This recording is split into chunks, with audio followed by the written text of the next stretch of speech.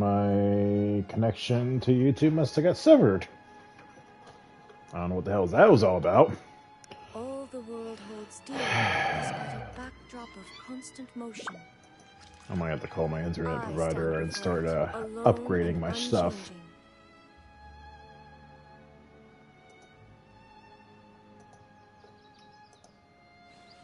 I don't know what the hell's going on.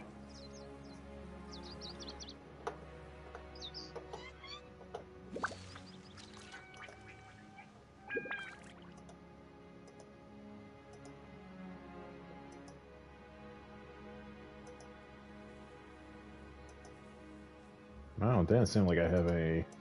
I don't know. Maybe it's just random. But... Okay.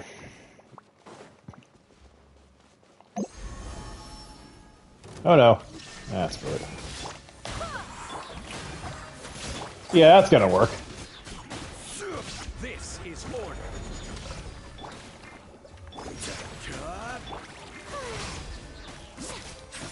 Illusion shattered. I swear by my sword. I'll take those, thank you.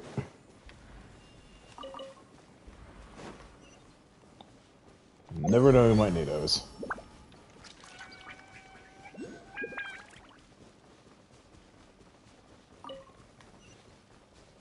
Yeah, I don't know what the hell was going on with my internet. How it just said, blip! Yeah, that YouTube's being YouTube.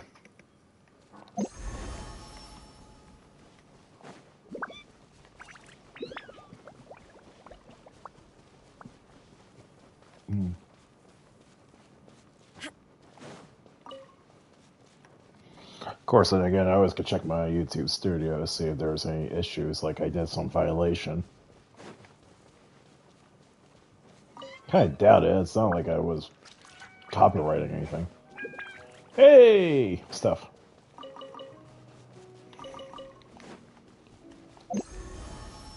Like...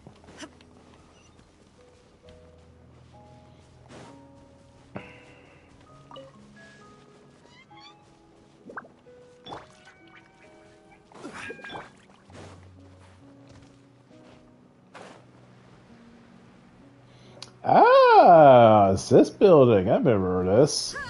Wasn't it like locked out to me? So, are these the ruins Yeah. the knave was talking about? Whoa, talk about old. They seem to be pretty ancient, all right. Let's go in and have a look. Just be careful.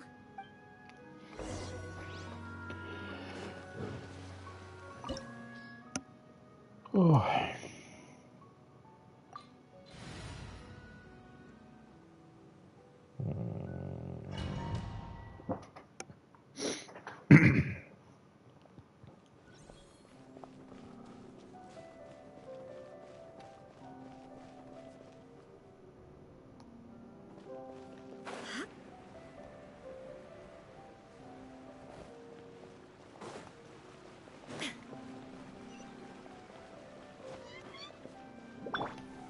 Solidify. Shower me with praise. Shine down.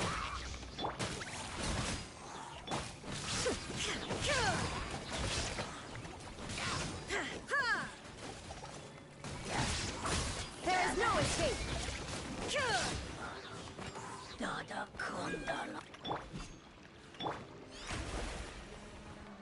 The show begins.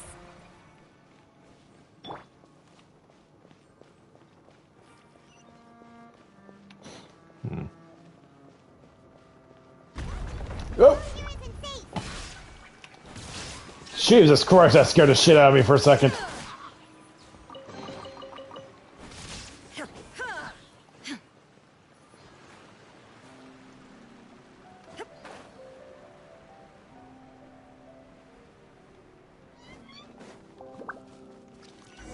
Of all the buttons I had to press, I had to go plunge attack. This place has also been contaminated by primordial seawater.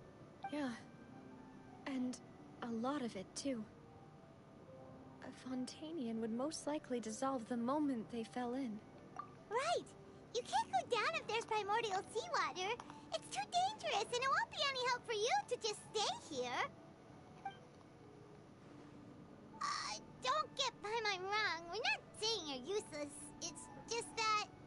too dangerous for her. You're right. I can't do anything in this situation. I'll leave this to you.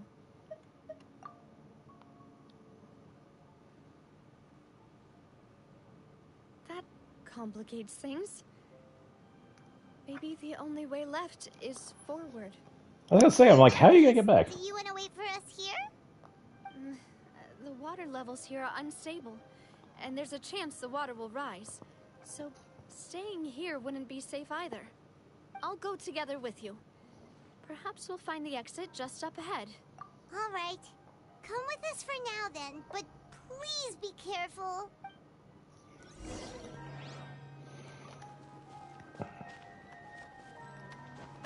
Oh no, it's a dead end! Let's try climbing over from the side.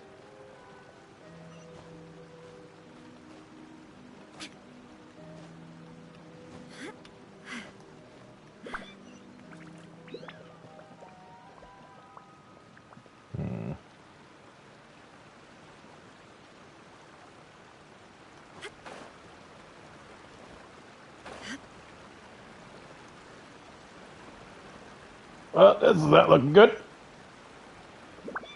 Nope, nope. And died.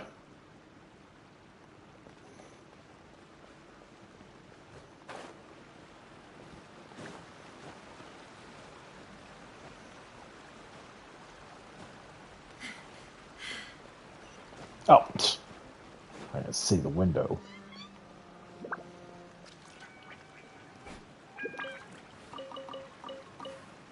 Who wants rotten cabbage and potatoes and wheat?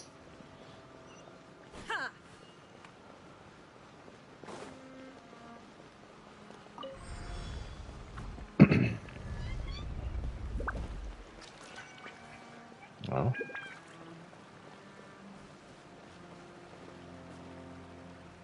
Oh, it's starting to give me a little flashbacks of Ikmi.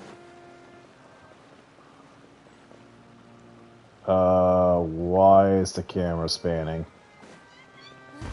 Wait, there's something wrong with this bridge. I like to run for it! Oh, I saw this from this small snippet of the trailer.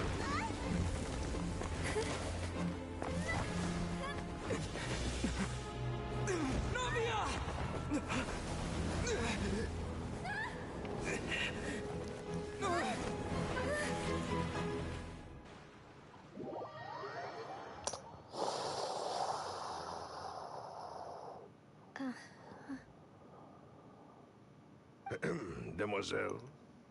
Huh? Demoiselle, what are you doing here by yourself? Would you be standing here till dark if I hadn't come to get you?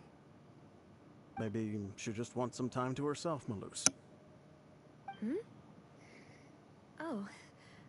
Was I sleeping? Yes, it would appear so.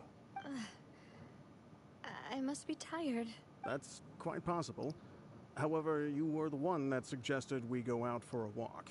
Oh, right. I nearly forgot. It must have slipped my mind when I dozed off. I haven't had a nap today yet. Have I?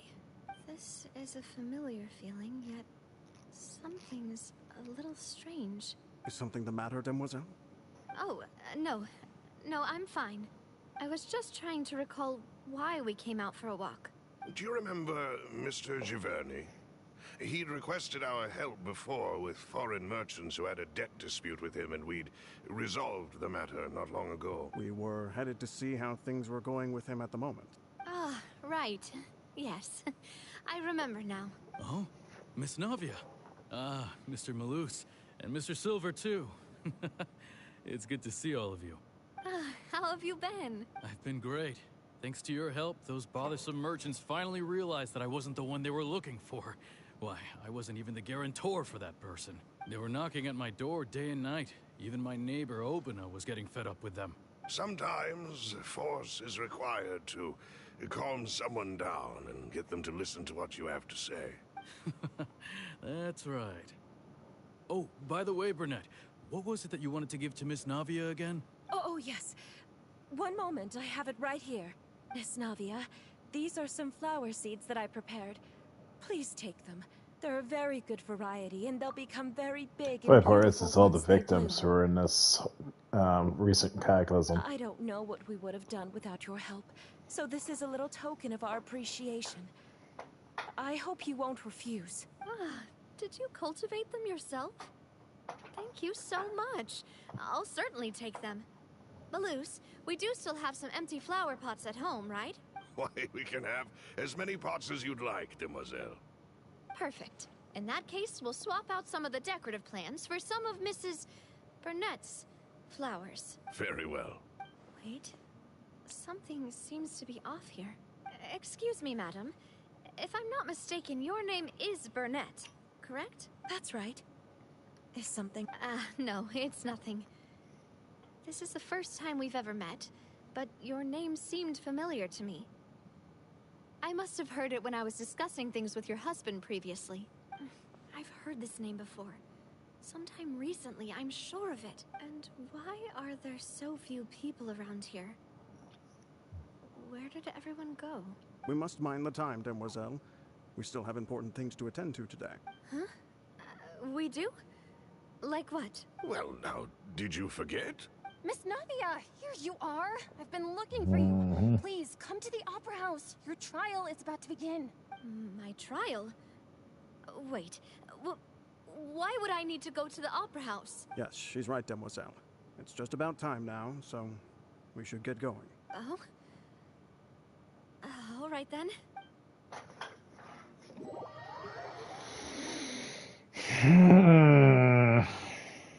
Look, it's Navia. She's here. And her two attendants are with her. Goodness, everyone's finally here. Mm-hmm. There sure are a lot of people here to see the trial. And they all seem to be oddly excited about something. I even know some of these people. Karina, Desiree, Joyville, Jolien, Essen. Why are so many people here? And why do I have no recollection of this case? And as for the judge... huh? Where's Monsieur Neuvillette? Please sit in the defendant's seat. Don't worry, Silver and I shall accompany you. All right. But are you sure you can stand behind me? Typically, it wouldn't be allowed, but today is an exception.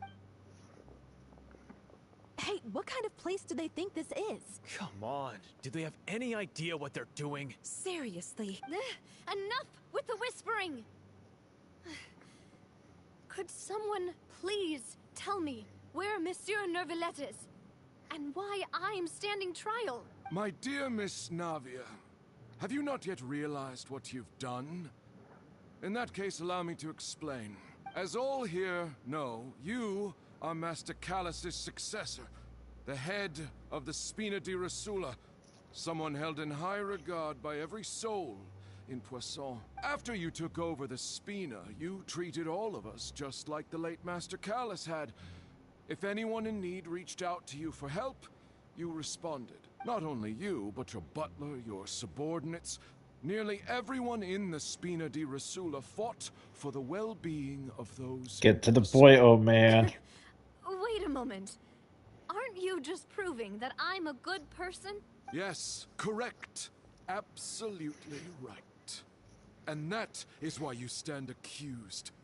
You have helped so many people get through so many difficulties. You are one with us. We are inseparable. So, okay, let's assume that she fell in the ooze, got dissolved. She's being absorbed in the massive collective consciousness of the water.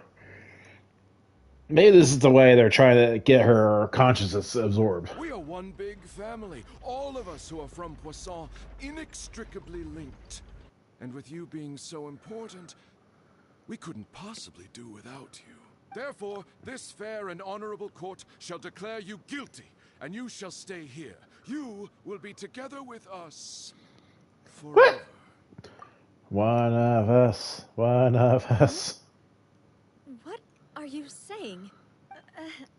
Everything you have said is correct. I have indeed done a lot for my hometown, and I would be willing to be with you all, but what is the purpose of having me stand here like this? What is there to discuss? Ah, well, if that's what you think, then I have no further comments. How wonderful, Miss Navia! I know all these people. Why are they laughing? I seem to remember now. Yes, I get it. This trial is... Wait just a moment. This isn't right! They know. Malus? What was that, Mr. Malus? Our conclusion is very clear and unanimous. Let the court judge her now. She's guilty! Stay here, Navia! You're one of us! One of us. Demoiselle, don't admit guilt. This trial means to keep you here forever. I wish to exercise my right to defend Our Lady. Mr. Joinville, you only know of Navia's goodness, but nothing of her utterly independent mind. She was born a free and independent spirit. She has never been tied down by anything. Indeed, even the death of Master Callus couldn't stop her. Her actions cannot serve as proof that she identifies herself as part of any group. She merely acted as an individual, extending her hand to help others. Please do not mistake her actions as being otherwise. Really? As an individual, you say? Don't forget, we are all Fontainians here. This is the nation of justice, the nation of Hydro. Even if Miss Navia only voluntarily rendered her assistance, that doesn't change the fact that her beautiful soul must return to everyone. Water accepts all, blends with all. It will surely accept her kindness. Everything is measured here in the nation of Hydro. And in the end, everyone shall meld together. Thus, when a unanimous opinion emerges, that opinion represents justice. Now, I speak for everyone. Our opinion is consistent. Navia should stay. We and Navia are one. And you would call this justice? Preposterous. You are merely jealous that Demoiselle still has a chance to... Have you forgotten how much you all once longed to become individuals? To become independent? Do you mean to defy our justice? Jesus! Zombies! Justice is flawed, then why should we acknowledge it? As you said, we can also have our own justice. Silver and I shall defend Demoiselle. And that is how we will enforce justice. My head... It hurts. Demoiselle. Silver, it hurts. My head is spinning. All I can see is stars swirling in front of me. I remember now. Everything that seemed odd from the very beginning.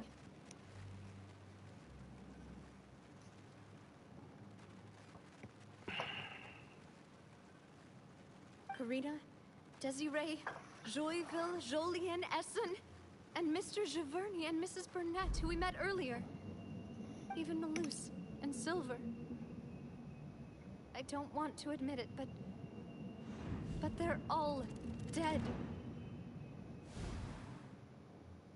Don't be afraid, and don't admit guilt. We will protect you to the very end. Absurd! Who are you to say that she cannot be judged? We are the majority, and in the nation of trials, the majority is absolute justice. We are the will of all. Don't let them escape! We shall keep Navia here with us! Mr. Malus and Mr. Silver, must you be so stubborn? How could the two of you possibly hope to stand against the collective? Do not resist. This judgment is fair and just. Navia belongs to us. After all that happened, she should not be... Oh shit, there were nodes. What are you saying? No more excuses! She says we're jealous. Jealous? How could she possibly be an independent individual? What's with these people? Who's jealous of her? She belongs to us. Miss Navia, she... Silence. Even that. How did he... He must be suppressing it. Monsieur Neuvillette! Such commotion is prohibited in the court. The accusations you just presented are nonsense and cannot constitute a proper trial. The court will adjourn for the rest of the day. In this, I shall hear no objections from any unauthorized party. Our thanks, Monsieur Neuvillette. Please leave with me, Miss Navia, while there is still time. But... Go on now, demoiselle. This is your only chance to leave this place. What, can't bear to leave us behind or something? Malus. My apologies.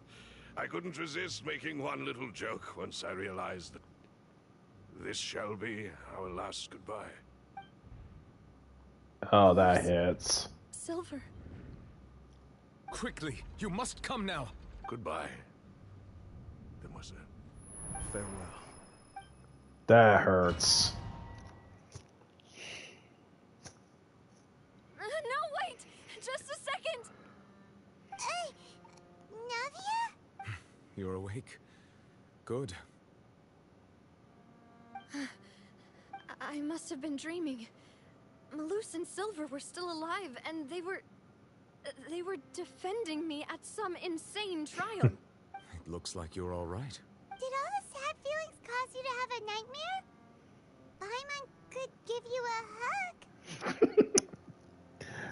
Ah, The ruins you Paimon. were exploring suffered a cave-in. When I arrived, I found you falling toward the water. You were just about to be dissolved within, but I...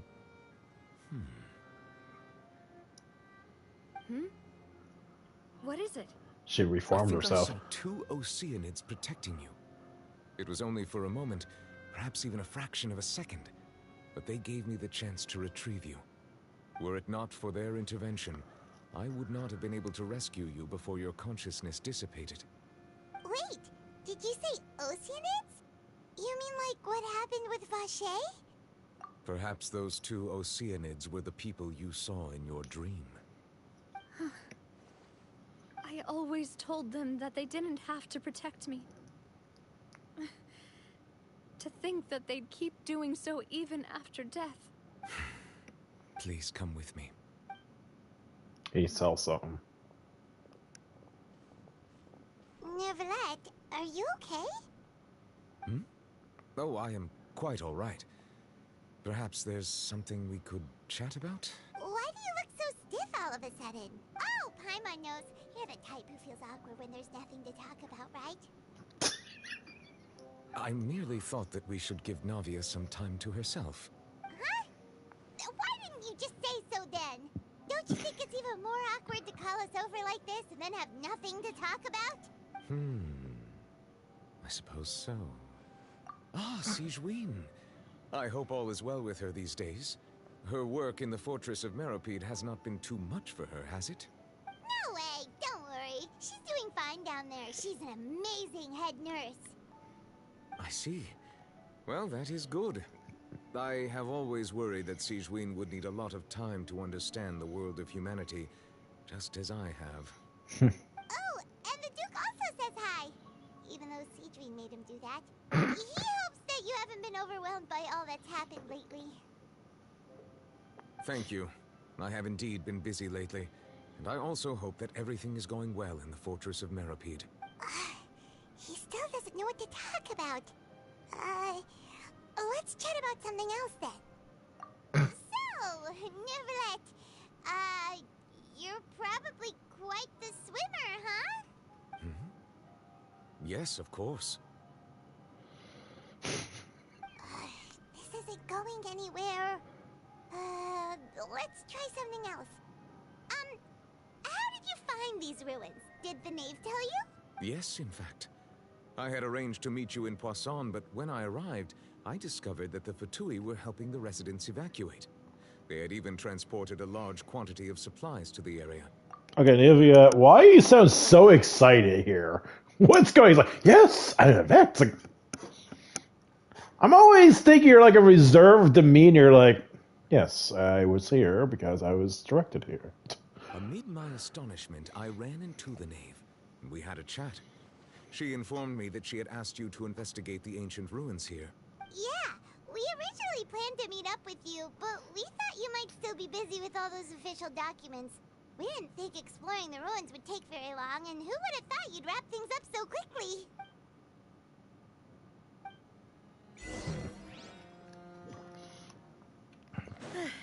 I'm sorry to have kept you all waiting like that. I'm feeling much better now. I guess we should get going again. Will you come with us, Monsieur Neuvillette? Yes, if you wouldn't mind my company. All right! Another one joins the party! Let's get going then! Illusion shattered! Strike a pop! Wait, hear me!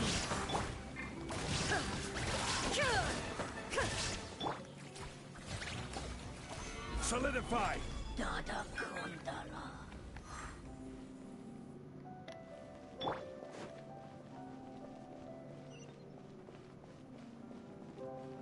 Uh-oh. Why is the camera angle moving out? Oh no, another unstable path. Watch your step.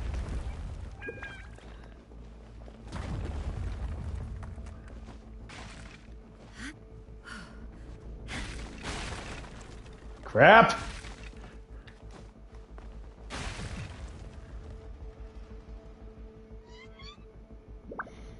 I am not moving until I get my stomach back up. Jesus Christ. This is some Indiana Joe crap baskets. Stabilize! Shower me with watch out!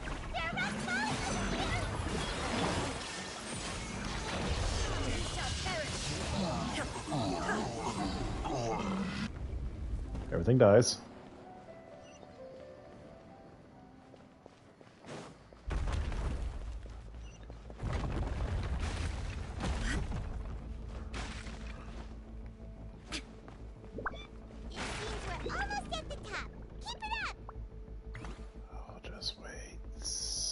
And go.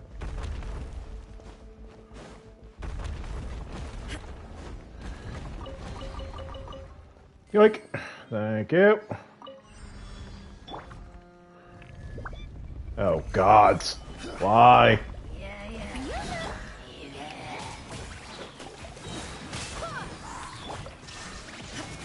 Torn to oblivion!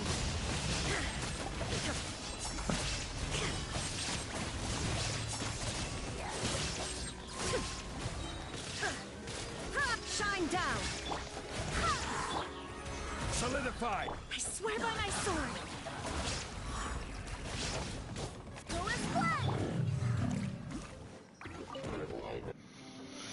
Whew.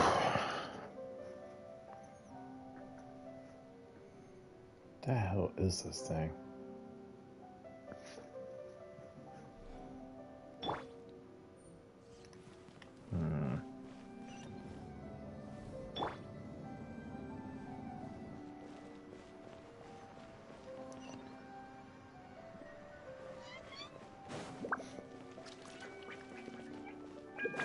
Sure, there's something else hidden here.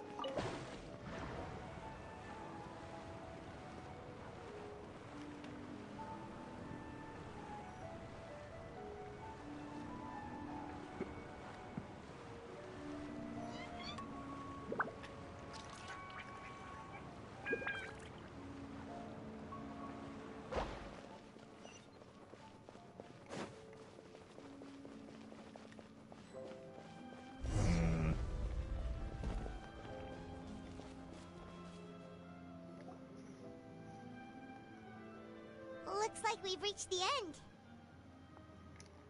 This is the place. There should not be any other hidden spaces in the vicinity. The path sure had some twists and turns, but it turns out that this place isn't actually that big.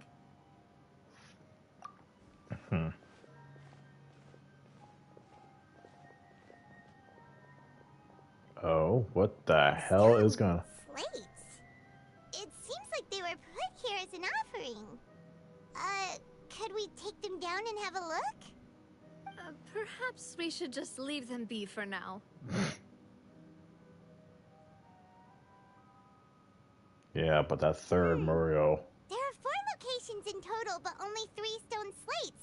The slate that should be in the first empty spot is missing. The surrounding walls also show signs of damage. There's something written below. Let Paimon see. Reason dictates that this nation be destroyed. I shall record the history of its future here in its past. Say what? It feels like someone left these slates and these words here for a purpose. But does he mean that Fontaine should be destroyed? That would fit the circumstances dictated by the prophecy, yes. Indeed, the slate's contents correspond to it. Take the second slate, for example. There's a person kneeling here. She seems so dedicated. And there's a whole bunch of other people behind her doing the same. She's facing this... what is this? Some kind of island in the sky? Is that Celestia? Is that Lady Farina in the third image? Did the Hydro Archon fall into the water? And is that a ring of people around her? Paimon doesn't quite get it. Are they all in the water? The fourth image. I know this one. This exactly matches the content of the prophecy. The people will all be dissolved into the waters, and only the Hydro Archon will remain, weeping on her throne.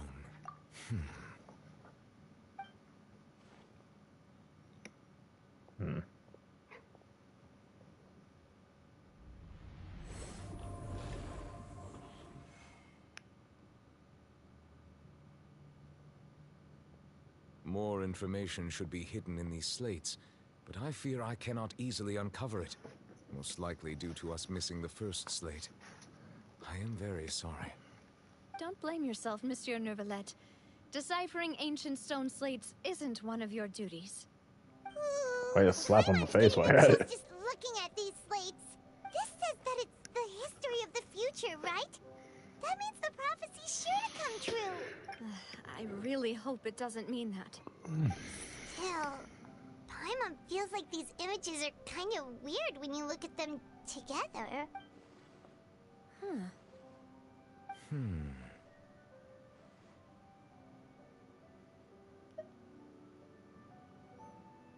That's right! If the images are in chronological order, shouldn't the fourth, the waters drowning Fontaine, come before the third, where the Hydro Archon herself falls into the water? And yet the order is reversed here.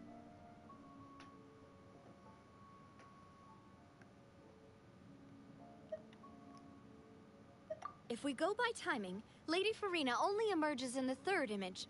That means that the person in the second image might be the previous Hydro Archon. Egeria, then. I had never met her, but her appearance here does match the records.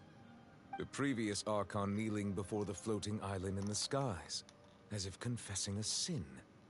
Did she herself commit that sin? And if not, why would she be in such a posture? Also, I'm still wondering why these ancient stone slates are here at all. Judging from their contents, could this place be the origin of the prophecy? Does that mean that someone, or some people, once saw these slates? But who would have created these slates and left these words here? Indeed. Neuvillette? It seems that any further clues will have to come from Farina. In that case, there's no time to lose. There's nothing else to be gained here, so let's head back first. Yeah, we better get somewhere safe for now.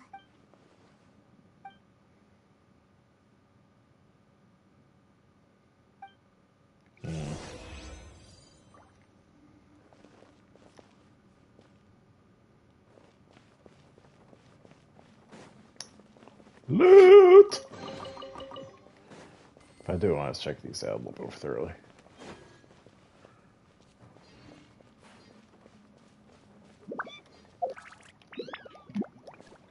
I wish there was like a first-person mode.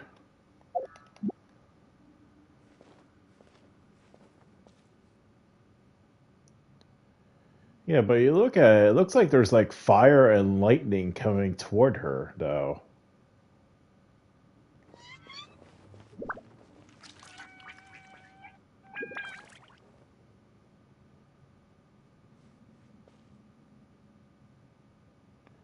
And I feel like this is like a reincarnation. Like we're praising the new god.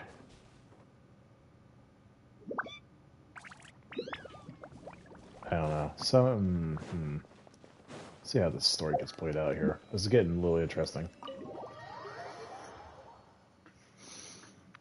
Uh-oh. Let's split up here. I'm going to check on what's happening with the Spina. You know how it is. There's some things you just need to be there for yourself. You still have energy for that, Navia? Paimon's already beat. That's you, Paimon. Just head back to the Fluvsandre and have a rest then. Thanks for keeping me company all this time. I'll depart as well. Thanks for your hard work today. Rest well, everyone. Traveler, I will go talk to Farina tomorrow morning to ask about the stone slates. I'm sure that you're concerned about this matter as well. If you have time, drop by my office. I will share the results of our discussion with you. Are you really gonna talk to her about this directly? Will that be a problem? Paimon's getting a little scared now that it's come to this. She has long been harboring secrets and will not give them up easily. Which makes it all the more my duty to ensure that she understands the present situation. Alright, we'll leave it in your hands then. You're probably the best person to talk to her anyway. I will be carefully considering my words tonight. Traveler, Paimon, our safe house at the Fluvsandre is always open to you as ever. So please don't think you're an imposition. Alright. I'll be on my way then.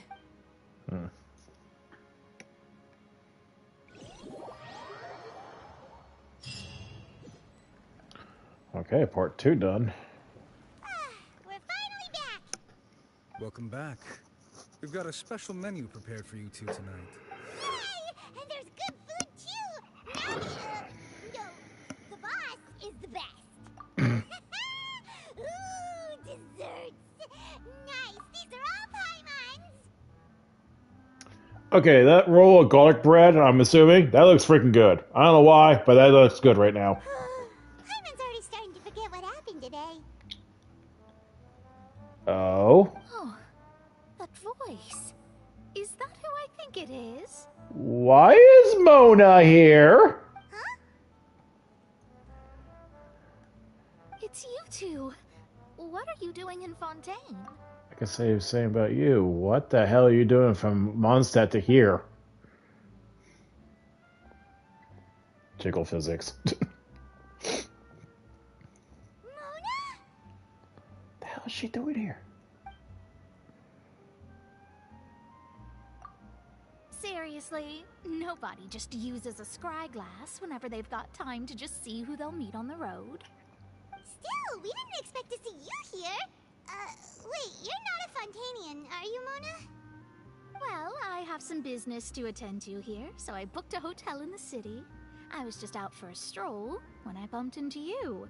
Quite unexpectedly, if I might add. Why did you think I was from Fontaine, though? Is that because Magistus doesn't sound much like a Mondstadter surname? Yeah, let's go with that. Well, I used to have my own surname, which was, well, some other thing. Either way, the old hag told me when she took me as her disciple that the first step to being a great astrologist's pupil was to change that name. There was nothing for it, really. She really is amazing at astrology, so I changed my name to what it is now according to her wishes. To my surprise, however, Magistus is not the name of some ancient house or clan. It isn't? Nope. Although it is used by us in place of surnames, it generally just means great.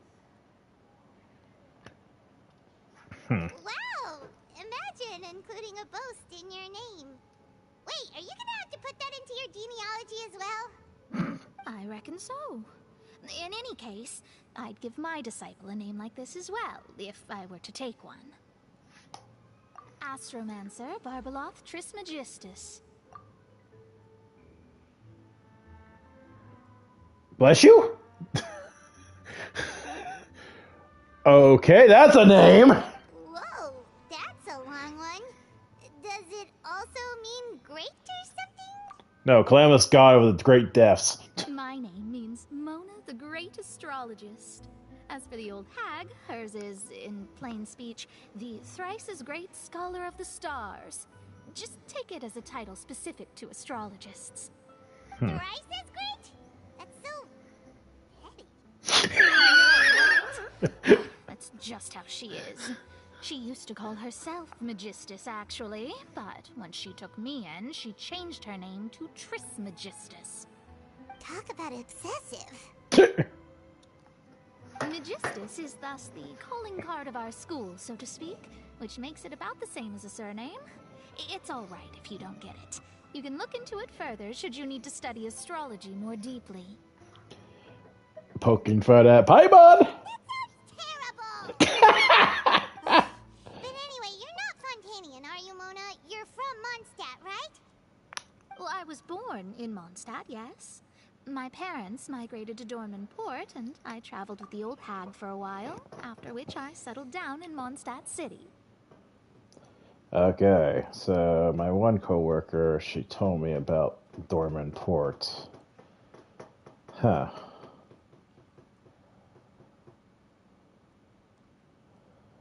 Interesting. Okay. Oh, that's a good thing then. At least we know you won't be dissolved by Fontaine's waters. Speaking of that, I'm sure you're aware that a bunch of things have happened here in Fontaine, right? I know you're not a local, but I'd avoid getting too close to any water that looks strange all the same. There's something ominous about it. Well, the water, I mean.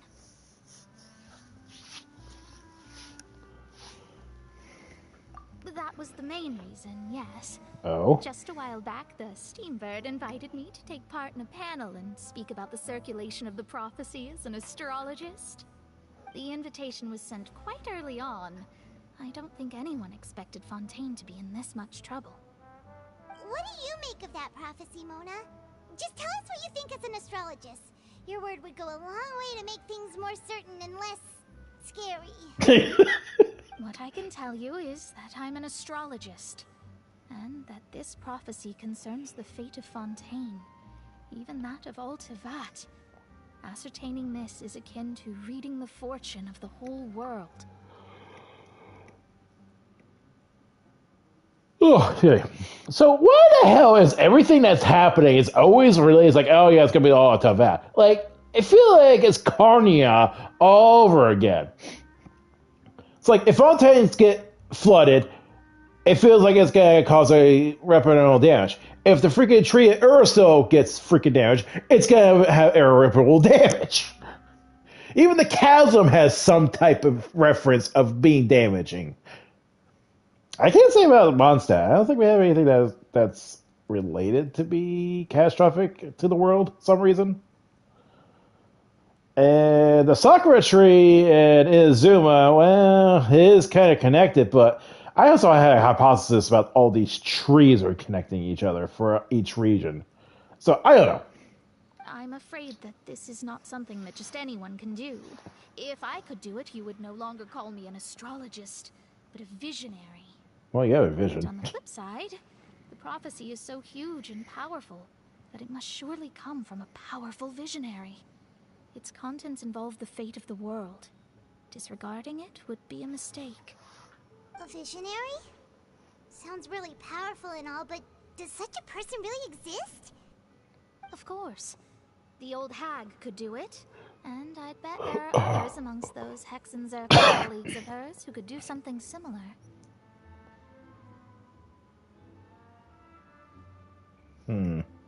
Huh? Are you sure? All right, I'll help you. It isn't often that I see you with such a serious look on your face. I'll tell you once I hear back from her. This is really interesting to see Mona. You're amazing as always. Oh, well, this is something only I can do after all. So yes, your praises are quite welcome. That's the greatest of astrologists for you! Of all the people we know, you know the star's the best! Indeed, indeed. That's the spirit. Oh, sorry. I came to see what all the commotion was about. If there's anything you need, do not hesitate to inform the Spina di Rosula. Oh, whoops. Guess we were getting a little too carried away there. Well, I'll go tend to my own business now. If I receive any news, I'll be sure to come find you two again. And there she goes, quick as rushing water. And here we are with the Spina guy giving us suspicious looks. Right, but we were able to recruit Mona's help, didn't we? Our Fontanian friends will thank us someday. Good morning. To be honest, Paimon's still feeling kind of sleepy. But it's time to get up, Traveler. We agreed to go see Neuvillette, so let's pack it up and get going.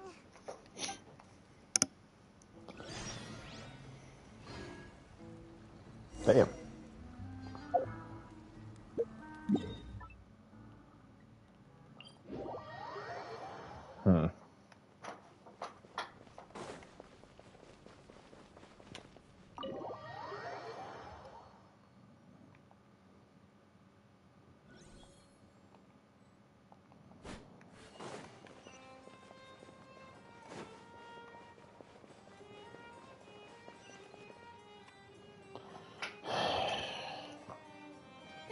You're here! Finally! Something wrong? Is something wrong? Monsieur Neuvillette and Lady Farina, they seem to have gotten into a dispute. Please go see for yourself. Oh, this ain't gonna end well.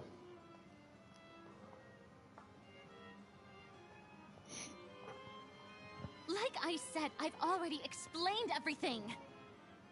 And yet the problem has not been properly solved. There is little space for excuses between us. It is not my intention to offend you, but please, tell me where you stand. You are the Hydro Archon Focalor, are you not? Look at this. This is a list of the victims from the recent Poisson incident.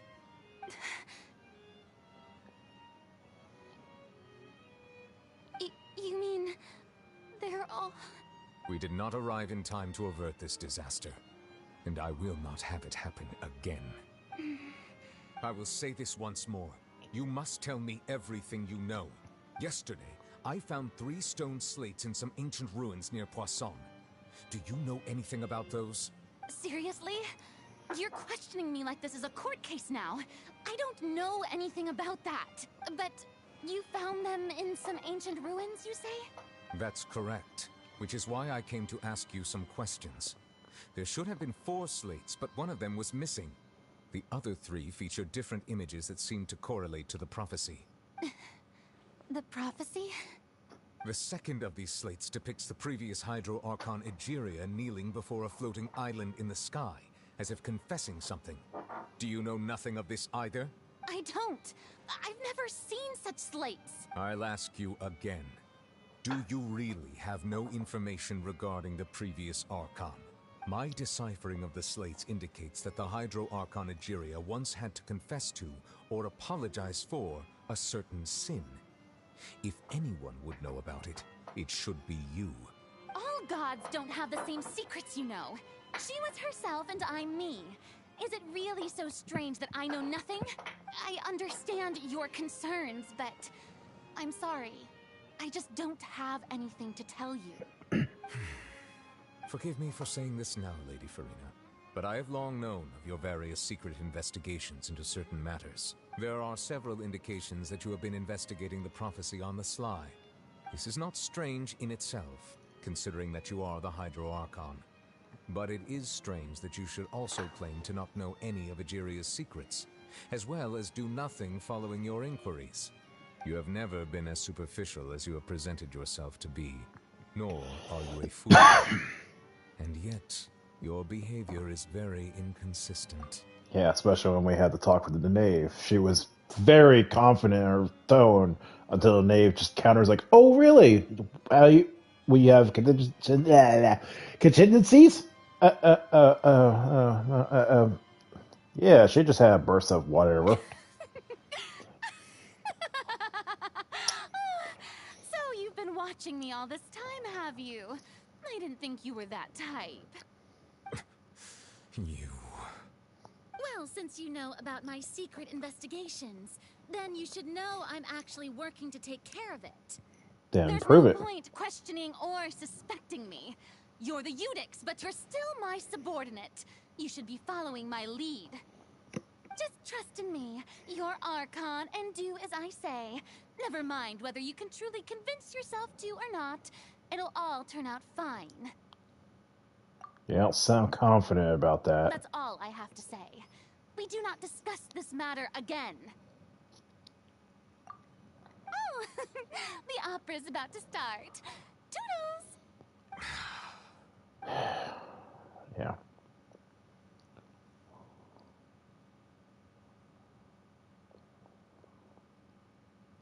Did Farina not notice us standing by the door?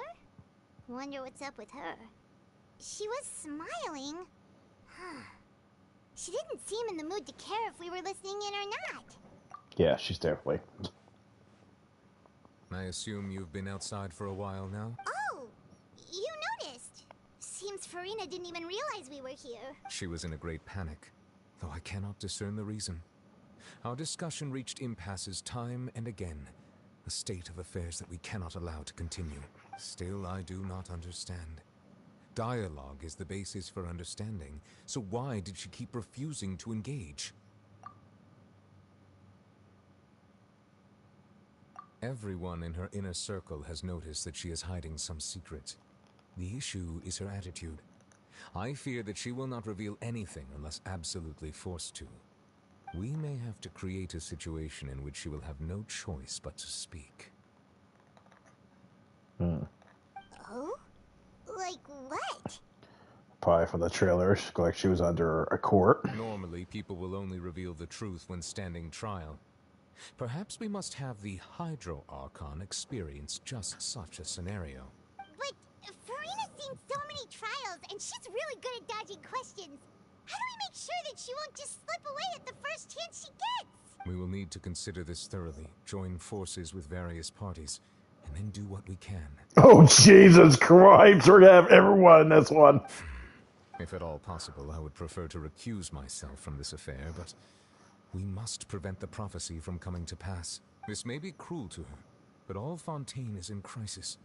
The information a god possesses is too precious, and so we must take a chance on this. But who will lend us their aid to do such a thing? The knave.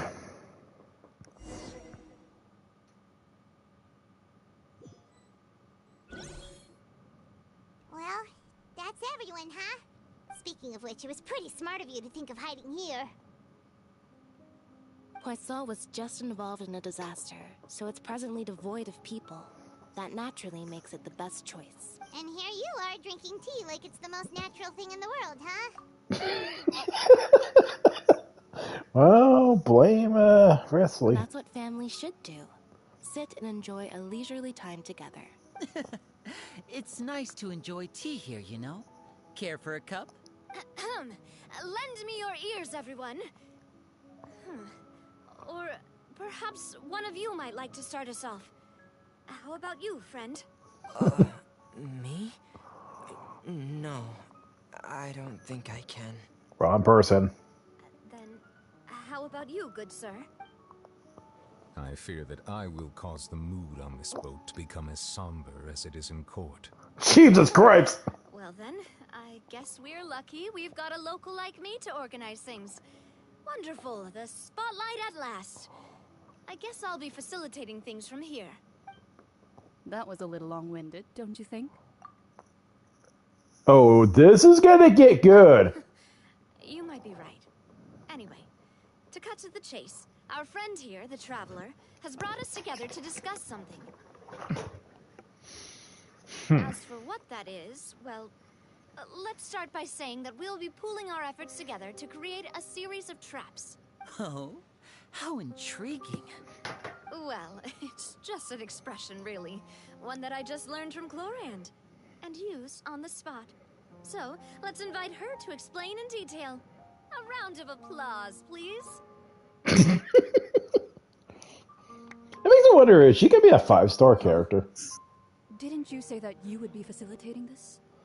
Oh, come now. Your work doesn't involve much public speaking, right? This is a good chance to practice. You might even pick up some fancy oratory tricks to impress your boss with in the future. I see. And what does my boss say?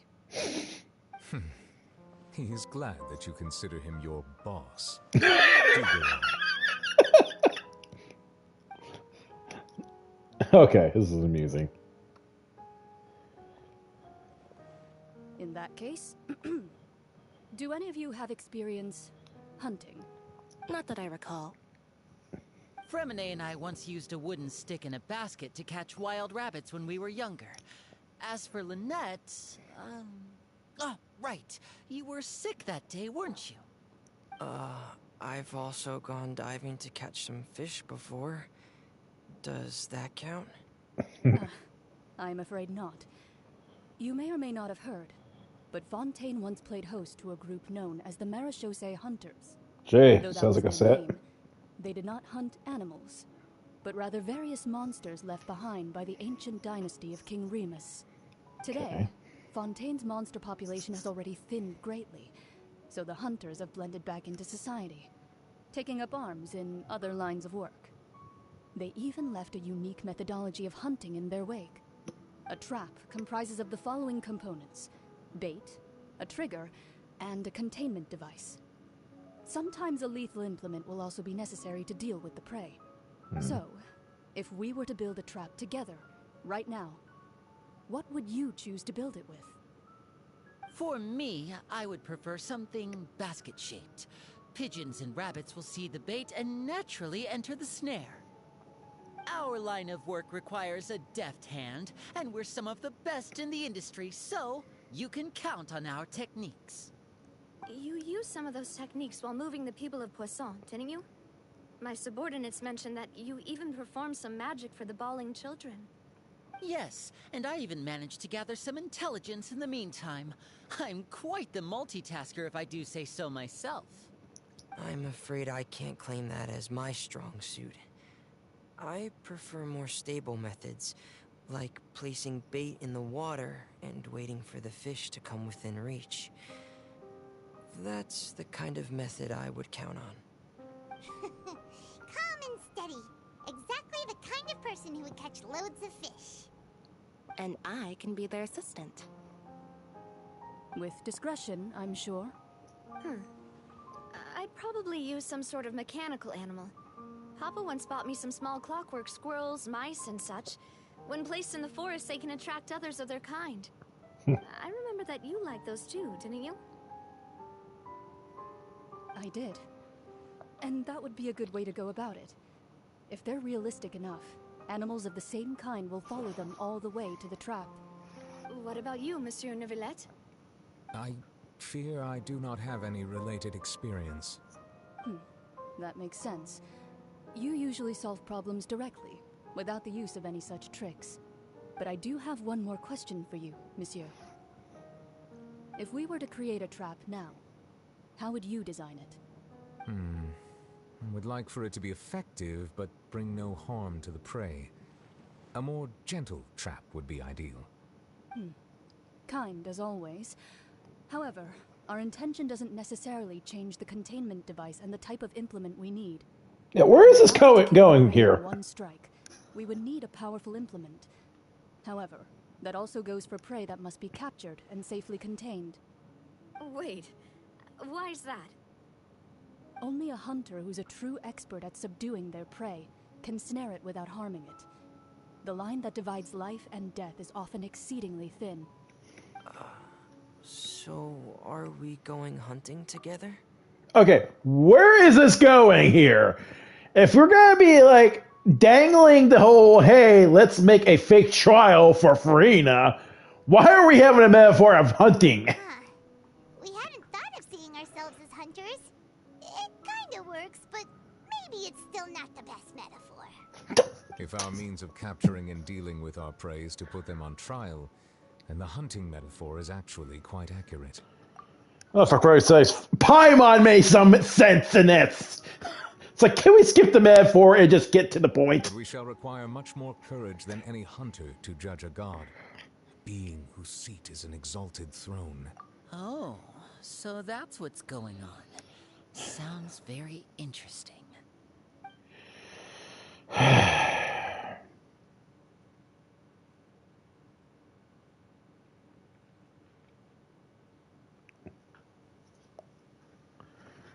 Okay, I don't know that. Okay, the metaphor bullshit of like, okay, I don't know if they're trying to say, hey, we're not gonna say, hey, Farina's our thing, but Farina's our fucking target. Uh,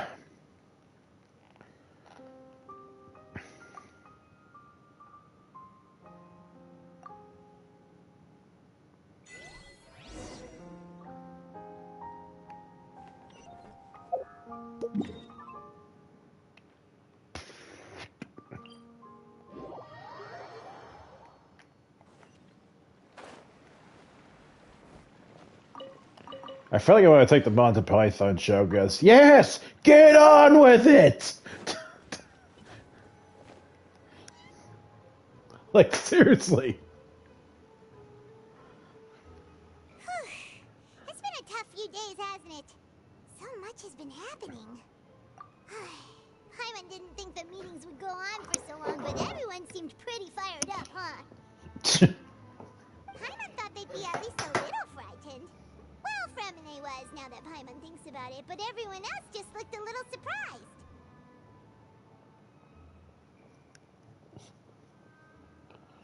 Well... It's hard to say. Paimon doesn't have any experience with this sort of thing. But with you around, Paimon sure will do great. After all, you're the most reliable person in the world, aren't you? Did you just pour some tea? Paimon didn't notice you doing that at all. Oh crap. Hi. Paimon's never seen that cup before.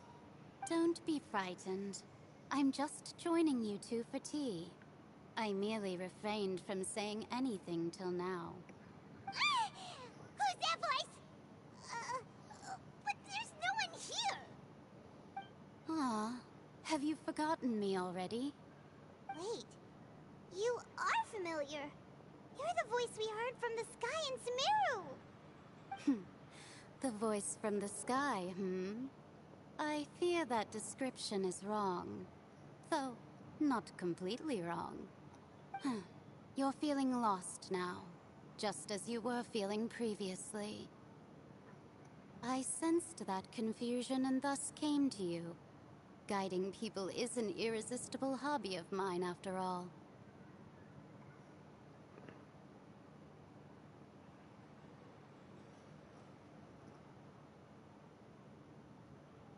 Is that Yi?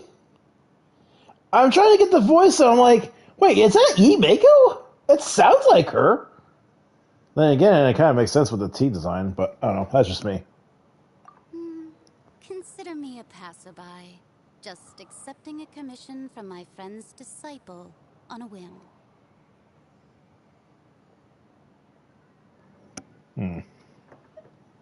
The prophecy. Yes, what has been prophesized will be fulfilled. You may view such things as the history of the future. Oh, it sounds like her. Then is there any way we can stop it? I believe you have witnessed a failed attempt with your own eyes. Can everything in Tevat so easily be changed?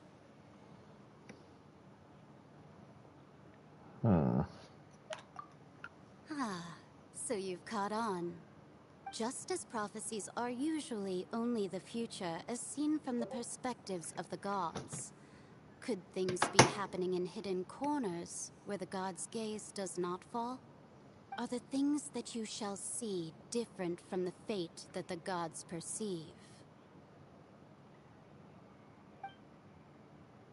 What is she talking about? It all sounds really impressive and important and stuff, but it also sounds kind of scary.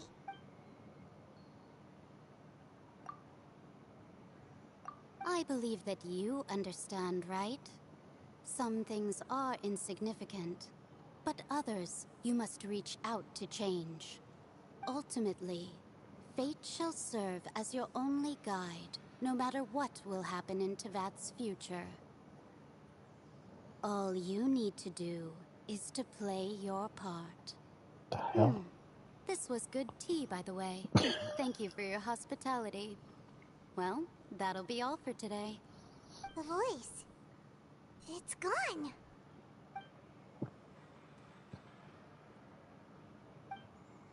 The hell? I am confused. I want to hear someone talking.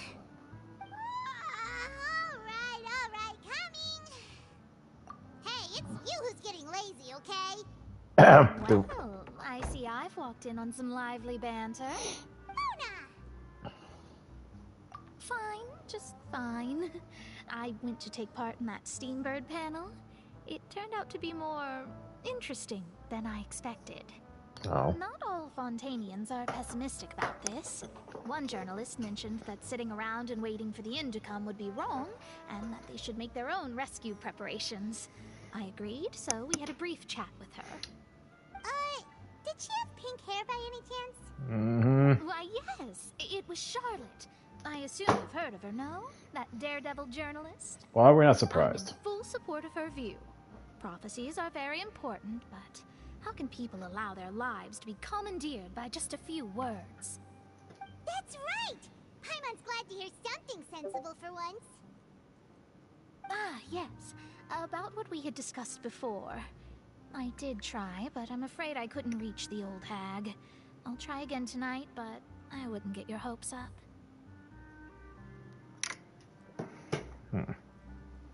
Huh?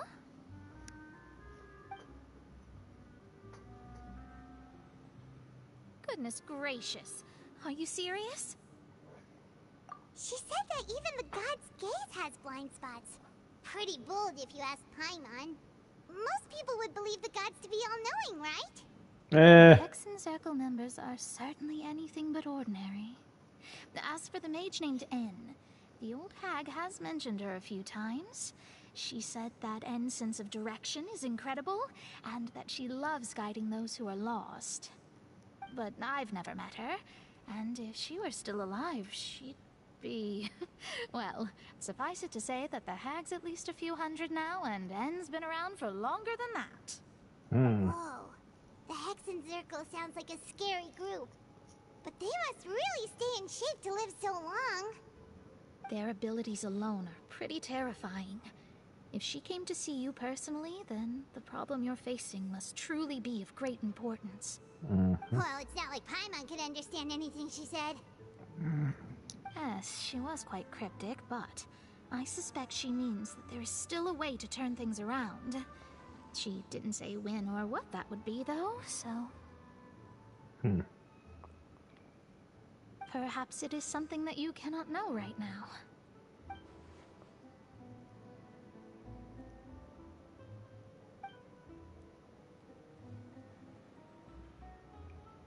Traveler, Paimon, are you two all right? Oh, we're fine.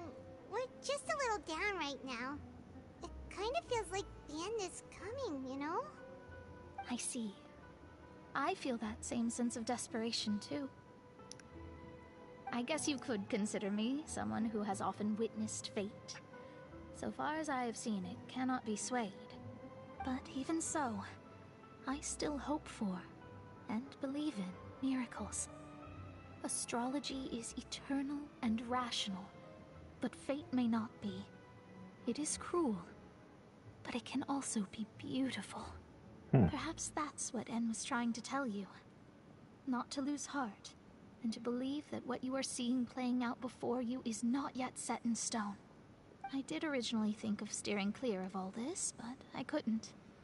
Even if this is all futile, I still wish to help everyone. If we don't struggle to the last, then how can we face the end when it comes? Huh. You do have a point. There I go, talking about astrological principles again. Sorry about that. The moment I start talking about work-related stuff... I need to get going. You know, Mona has changed a lot from when I did her story quest. I feel like she has changed her personality a little bit last time I met her. But it's also kind of ironic that how Mona is here in Fontaine when Farina is her new successor of water travel. Just saying. It just feels ironic that how she's here. It's like, hey, I'm here for cameo. Remember? I actually used to walk on water. Farina took my job, you fucking bitch. That's what it seems like to me. It was worth trying to comfort you, even if only a little. I believe that you'll help those who are struggling in the same way I did. I suppose that might be why we always seem to meet by coincidence. I still made my 5-minute cameo. Kind of moved by what Mona said, but also kind of sad too. Hey, traveler, Paimon suddenly feels like going outside for a walk. Let's go. Let's walk around the city, shall we? There's a few spots we always like to walk by.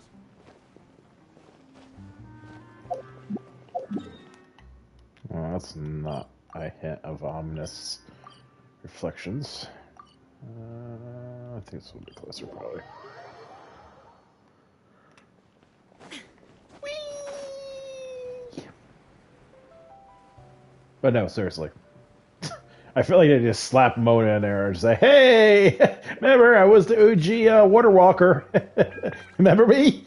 Right, guys? Remember me? Huh? Our names are written in this newspaper. What's going on? Let Paimon see. Oh, jeez. The underwater stronghold, the Fortress of Meripede, has continued in its noble autonomy, but that does not mean that others cannot interact with it. My recent attempts to enter the fortress bore little fruit. Huh. Guess Charlotte still hasn't given up on that.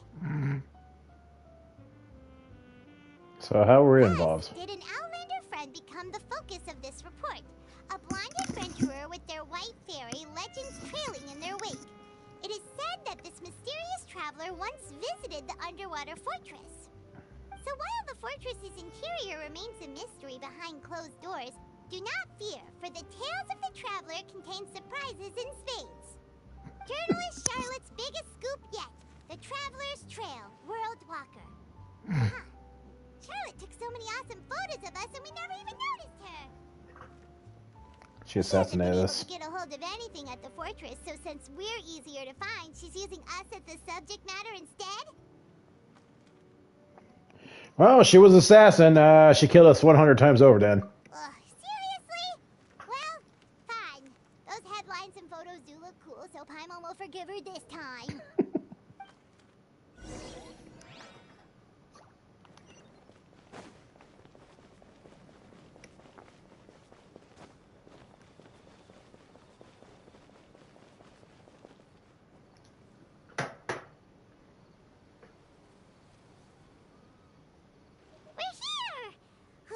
Paimon's hungry. Should we go in and get something to eat? Did you just ate? Never mind. I'm not gonna ask. I give up. She is the whale. Oh, cutscene.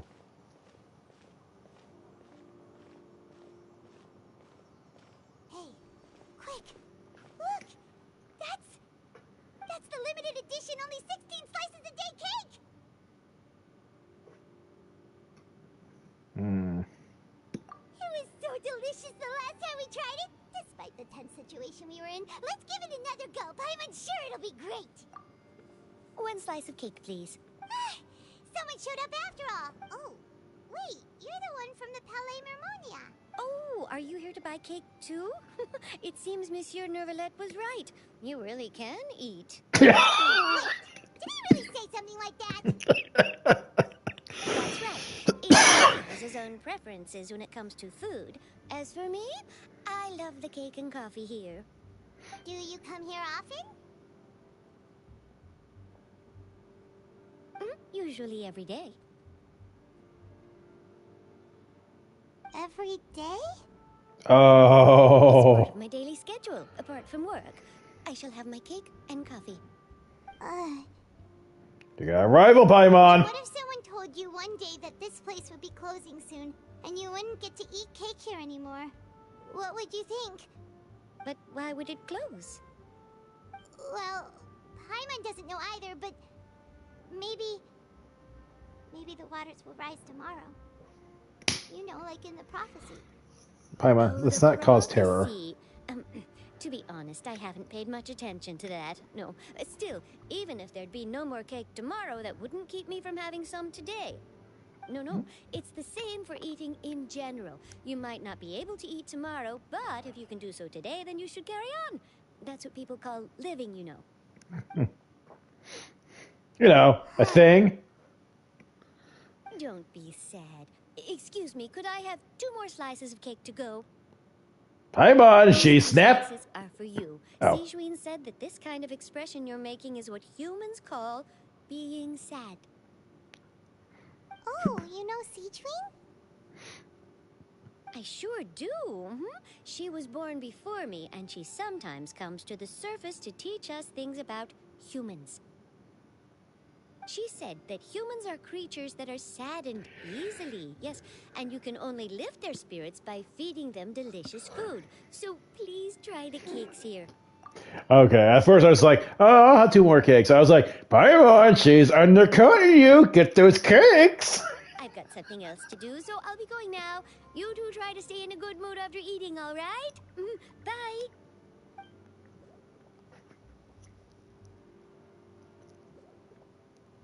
And there she goes. All right, let's dig in. Paimon's sure this cake will be delicious. Oh, it's making me hungry for a lemon meringue pie.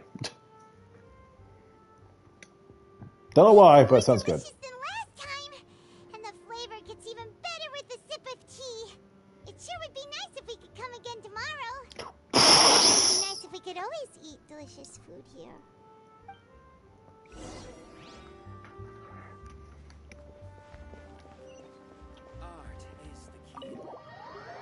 Oh, we're near the Seabird office. Let's go look for Charlotte and have a chat. Let's have a chat. You didn't get my right side, Charlotte. Wow! If it isn't the Traveler and Paimon! Oh, have you seen the article I wrote about you? Ha! You've got some nerve. You just used them to make some quick mora. Oh, you needn't worry about that. I heard that you were in Poisson some time back, so I sent you a letter to discuss just that. It appears you didn't receive it, though. It's all right, though. I set aside the amount intended for you. I've even set the table with some food. Yep, the negotiations broke down.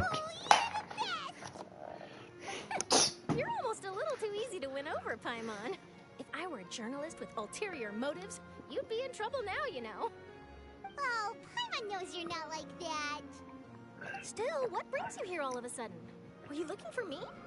A friend of ours met you a while back, and when she mentioned it, we thought of coming to see you. Her name's Mona. Ah, so you know Miss Mona as well. She's a guest columnist for our paper. A really good one, too. She's so young and already such a brilliant astrologist. Well. So she mentioned me? What did she say? She said that you're a real daredevil of a journalist.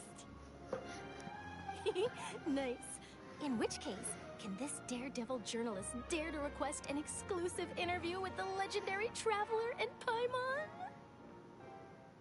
No pictures, please. So your article in the paper today doesn't count? Oh, of course it doesn't. That was more like live photography. What I'd like to do is dive deeper and ask you to talk about the things you've seen and experienced. Yeah, are we even qualified enough? Why not? If I say you're worth an interview, then you're worth it. But not right now, of course. I'll need a few days to prepare. Oh, in that case, we'll just chat when you have the time then? Oh, so that's a yes? Ooh, splendid! I'll tell the editor-in-chief immediately. I'll have to apply for lighting, a venue, some props, and... Whew, so much to get done now. Talk to you later. Wait, okay. Paimon's still got a question for you. And what's that? If, just for example, Fontaine were to be flooded tomorrow, what would you do today? Huh. That's the prophecy you're talking about, isn't it? I mean, I do hear about it often, but I've never once thought that the day could be tomorrow.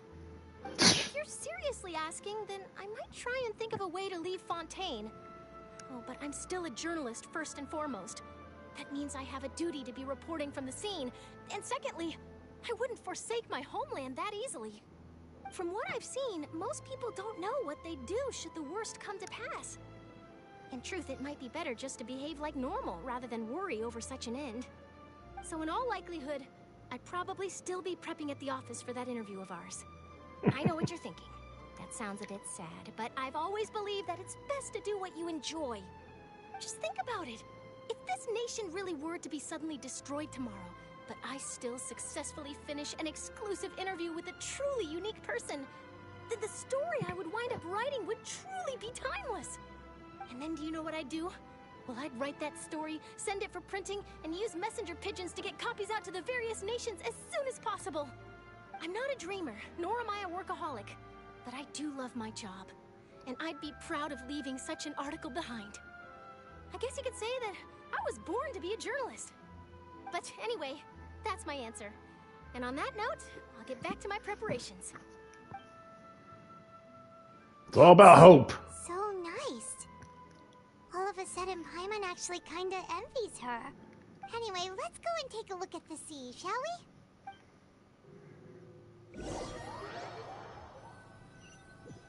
Okay, getting teleported. The sea breeze and scenery can be a pretty soothing combo, huh?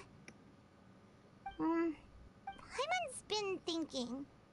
If it wasn't Fontaine, but all of Tevat that would be destroyed tomorrow, where would we go and what would we do? No, Paimon should ask, if you could choose, what would you like to do? Fuck this place, I'm out. We've always been moving to the next destination, so we haven't spent much time thinking about these kinds of things. We didn't have to either, with us always being on the road and whatnot. You mean, still traveling?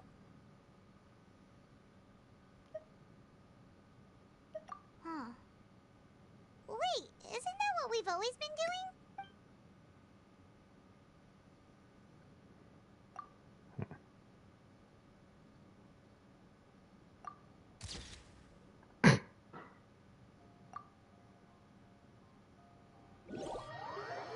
Blinded by the light.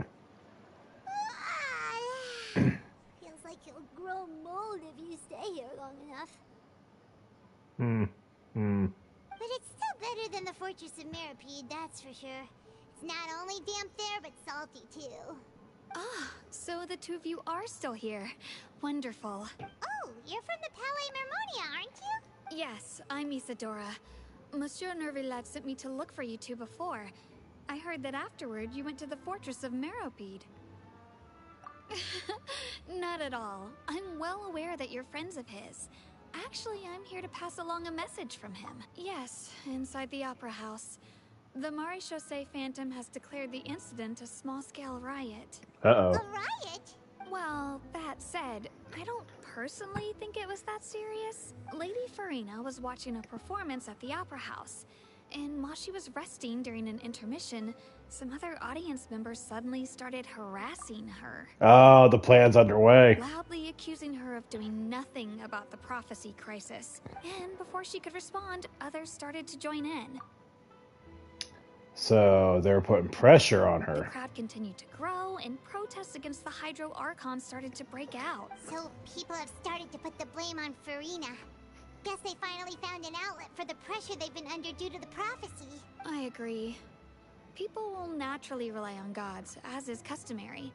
But the moment people feel threatened, gods are also the first to be blamed. So what happened after that? Is Farina okay? Seeing that the situation was spiraling out of control and that further argument was pointless, she claimed that she'd gotten tired of this and left in a hurry. That's such a Farina moment. The Maréchaussée Phantom had their hands full maintaining order and did not catch where Lady Farina had gone. Only when things had stabilized did we realize that she had gone missing. So, You mean she's still missing? That's right.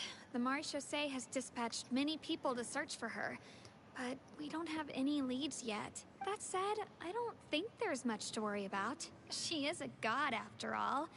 Even if she were to fall into the hands of rioters, what could ordinary people do to her? Good.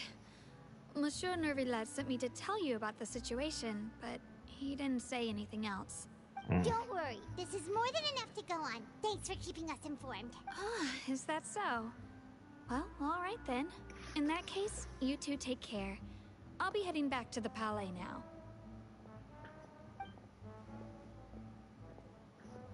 Well, sounds like we should hurry over to Poisson then. If we know Farina, she won't try to fix things in this situation. Instead, she'll look for a place to wait out the heat. And, as we also know, she may be loud and dramatic, but she doesn't have a heart of stone. When Neuvillette was talking to her in the Palais Mermonia, and she heard about Poisson, she couldn't hide her sadness and remorse. It would be hard for her to ignore being accused by the public today. Paimon thinks Farina's probably taken the opportunity to slip away to Poisson and try to relieve the sense of guilt that she's feeling. Huh. Well, what do you think? Paimon knows the answer, of course, but Paimon can do the analysis to back it up, too. Cool, huh? In that case, there's not a moment to lose. Poisson? No, we found Farina. She's right here.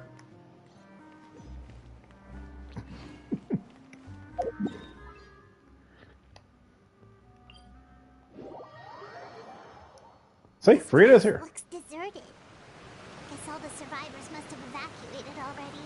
All that's left here are signs of devastation. Could Farina really be here? Let's try to find her as soon as possible.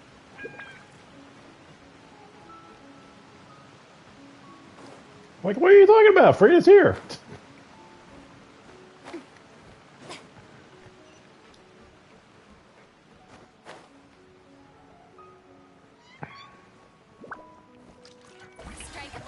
Oh wait, there's an imposter among us.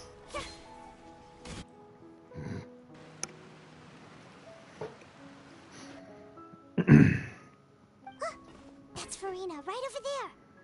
She really is here all on her own.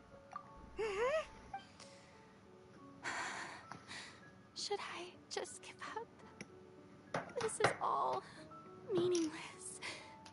What was meant to happen did happen after all. Everyone's dead. I'm sorry. I am so sorry. Give up, Farina. There's no point in holding out. I'm sorry. But what can I even do other than to repeat meaningless apologies over and over? Who's that? Don't worry, Farina. It's just us.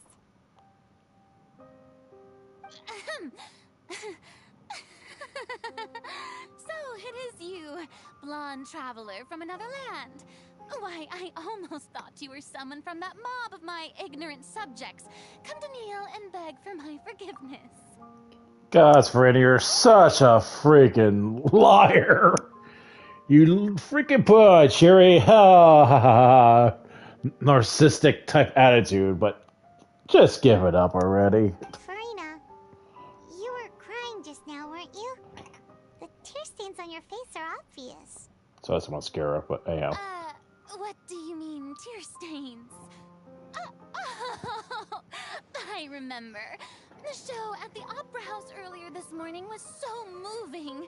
I'm still trying to process it. Uh-huh. Who did that uncivilized rabble think they were? Disturbing my enjoyment of the arts. They even dare to tout their Archon. I must teach them a lesson. I can just imagine their twisted and frustrated faces once they realize that I'm nowhere to be found.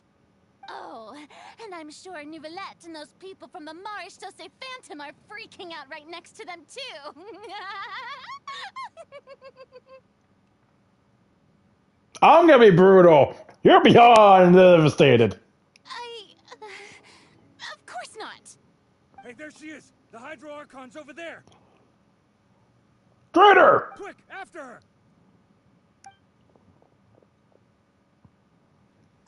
Farina, those people seem to be after you. They are? They're just some rabid fans who want to cut the line because they haven't been able to meet me in person, aren't they? Farina, just give it up. That's against the rules. I can't let them get their way. Farina just ran off. Quick, we have to catch up with her. Running away from your problems is not helping, Farina.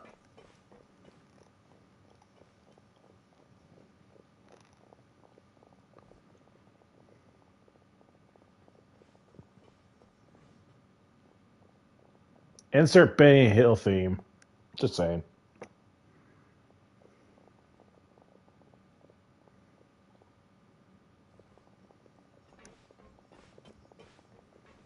This should be the place, right? Hey, Farina! There's a good hiding spot over here. Quick, come to Paimon before the rest of them catch up to you. What is this place? Hurry, they're almost here. Fine. I suppose haste is warranted. Lead the way. Oh, we're gonna give her a divine intervention, aren't we? Smooth. If that's the case.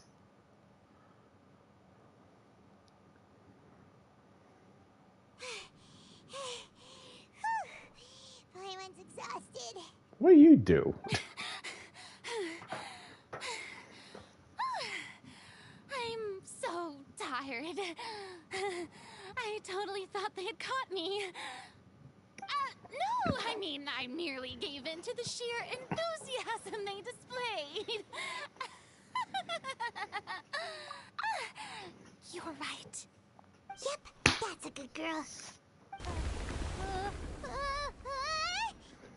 That's not part of the plan. What's happening? The ground's shaking. Is it an earthquake? Yeah, a quake of this kind preceded the flooding in Poisson, didn't it?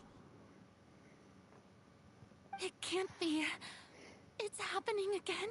Well, there's no need to worry too much about that. Neverlette's made some emergency plans, so the evacuation should go a lot smoother this time. Yeah, I hope you're right. But the people of Poisson, they've already...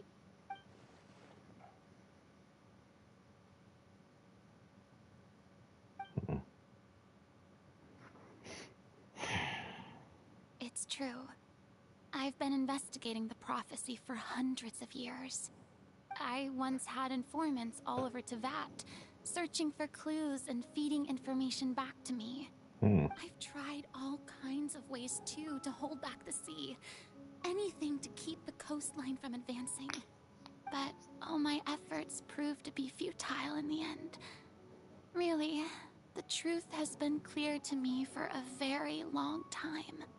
We cannot make an enemy of the divine. No matter what we do, the will of the heavenly principles will have its way, and the prophecy shall be fulfilled. Give up. I do love the sound of that phrase.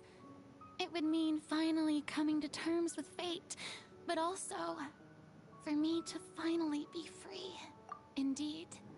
I've thought about giving up so many times, especially after we almost lost Poisson. Fate is really unreasonable, isn't it? It has no heart and obeys no rules. The prophecy has only just started to come true. The story has many been. people have already lost their lives. But just now, it all became clear to me. I still don't have the right to come to terms with fate on behalf of everyone else. As long as the final moment hasn't come, it's still not too late. Don't worry. I will keep hope alive for everyone until the very end. Well, that's enough for now. I got the impulse to play the stricken maiden, but honestly, considering my rank and station, that wasn't a good fit at all. Oh, Jesus Don't Christ. take any of what I just said seriously. How could I possibly let Fontaine fall to the whims of trivial prophecy? Come on! Paimon could have sworn you were actually being honest just now.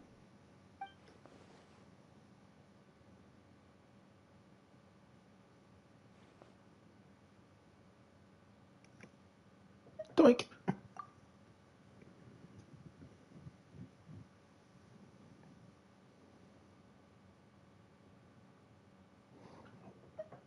Doink. Share my burden. That's impossible. It was fated right from the start that this would be my duty alone.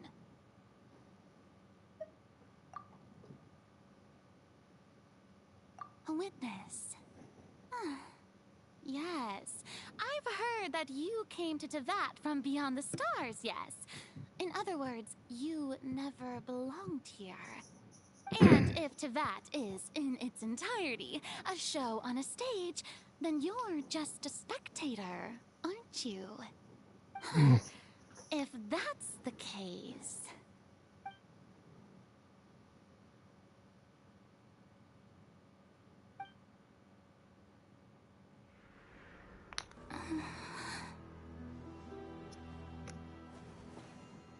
I...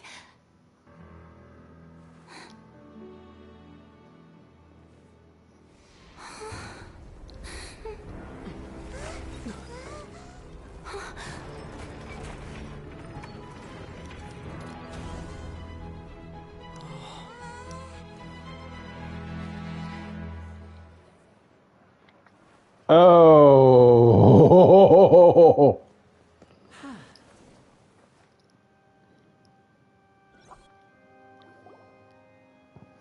Ladies and gentlemen, this concludes my opening performance.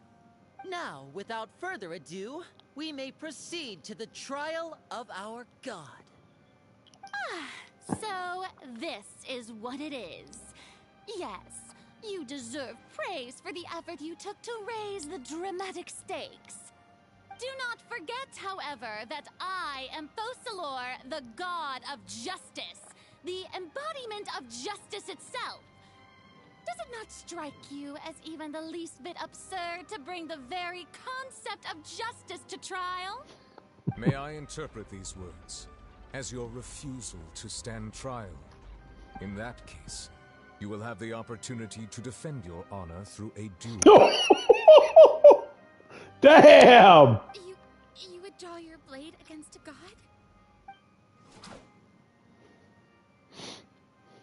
I see. It seems like you have made up your mind.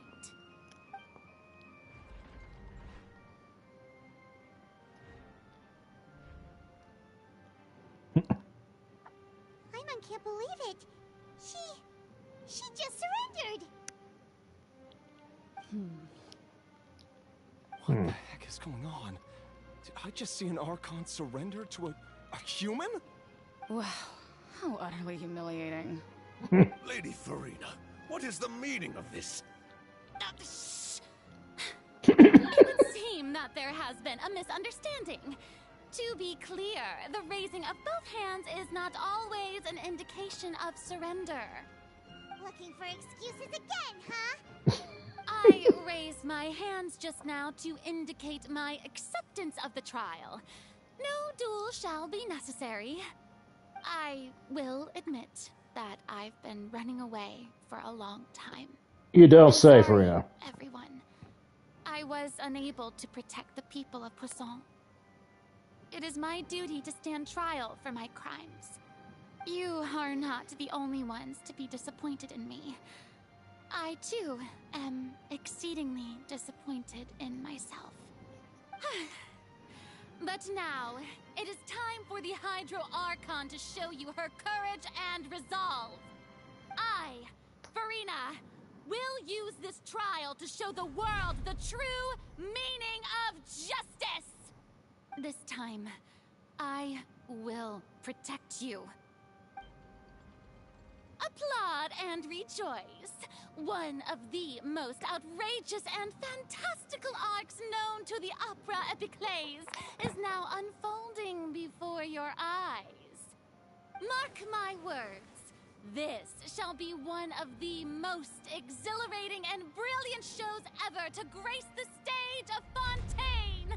The trial of the Hydro Archon, Focalor, will now begin! Woohoo! God. Now we're making history. Why does it feel like Farina just took over the whole thing? Like, come on! Didn't she just get forced to stand trial for her crimes? Also, even though she's still acting super dramatic, she is taking this seriously this time, right? All right, then. Who will be my opponent in this trial? Objection! The court asks the prosecutor to please take the stand.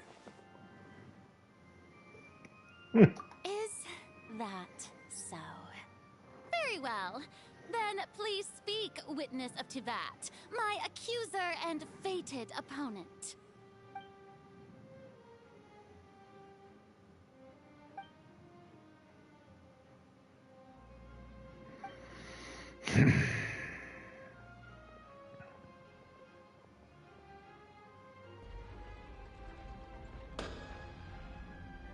Also, please allow me to ask, as a final question before the trial begins, just how much work did you do to force me onto this stage?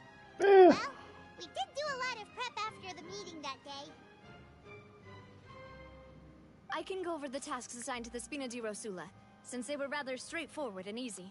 Navia, the president of the Spina di Rosula. Most of the people who participated in the disturbance this morning were my subordinates.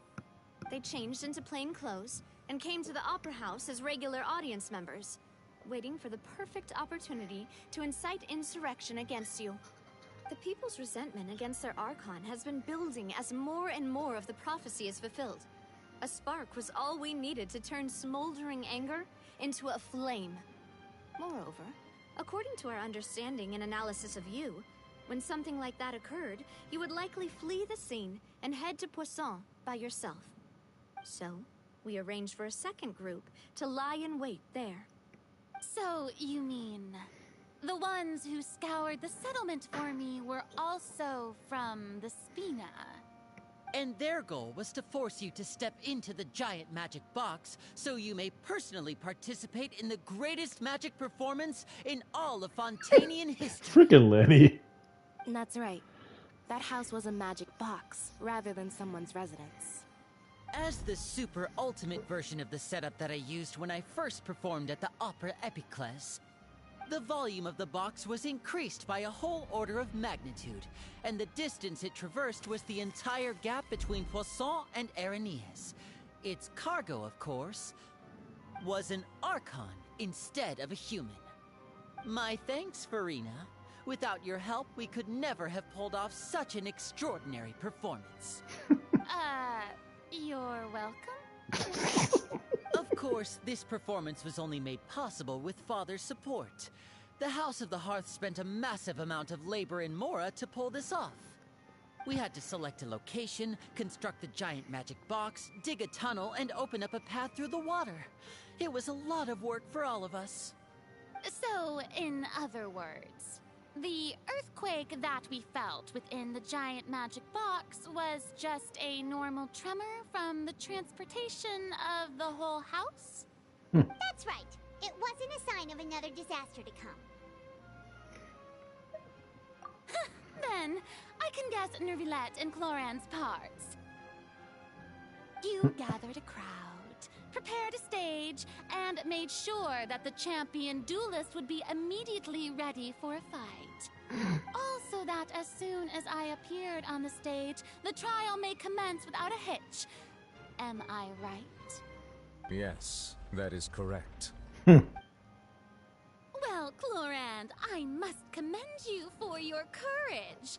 Only the most outstanding champion duelist in all of Fontaine would accept a duel with an Archon without flinching. Thank you. As for you, Traveler, I suppose your role was to keep me distracted with conversation once you found me in Poisson. You'd make sure that I didn't notice anything amiss before revealing yourself as my prosecutor once we'd arrived onto the stage. Oh?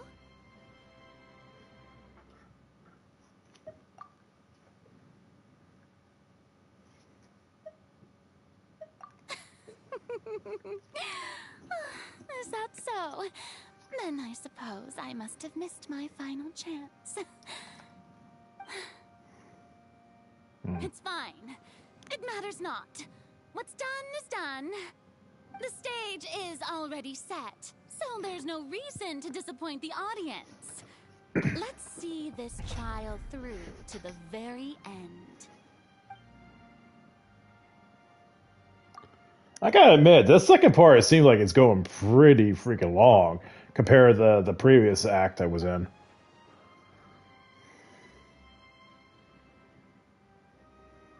Sir Prosecutor, please allow me to pass this along. This is a document that Miss Charlotte applied for and received permission to share with you during the trial.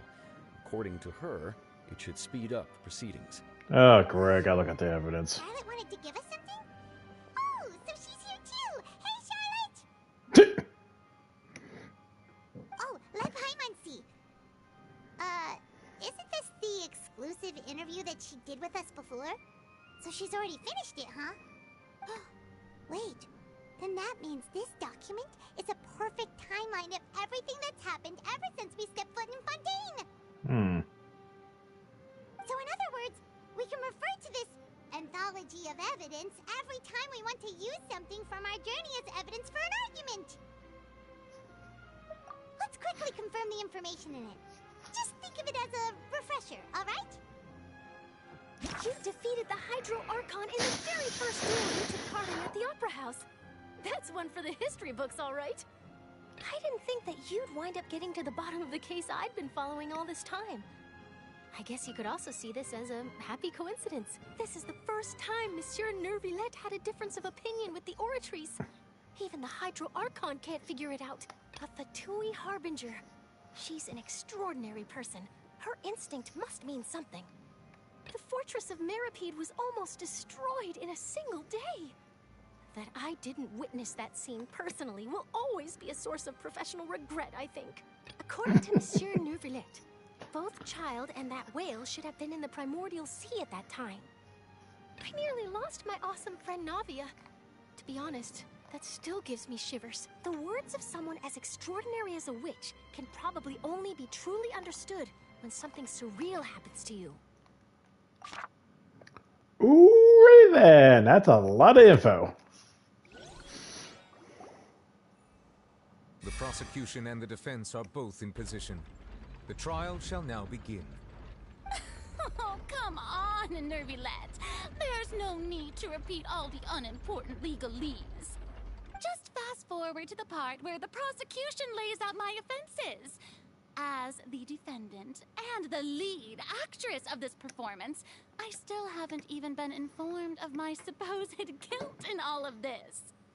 Of course, it is only natural for humans to struggle to understand the actions of a god. However, you will need more than that to convict me of a crime. That's true, but my charge here is unrelated to your conduct as an Archon. Instead, I would like to charge you as a fraud who's never been the Archon in the first place. Wait, what was that? Lady Farina's a fraud? Hey, I came here thinking that we were going to try the Hydro Archon for forsaking her duty, but did I hear that right? She's not our Archon at all? Charge accepted. Lady Farina, do you plead guilty to the charge?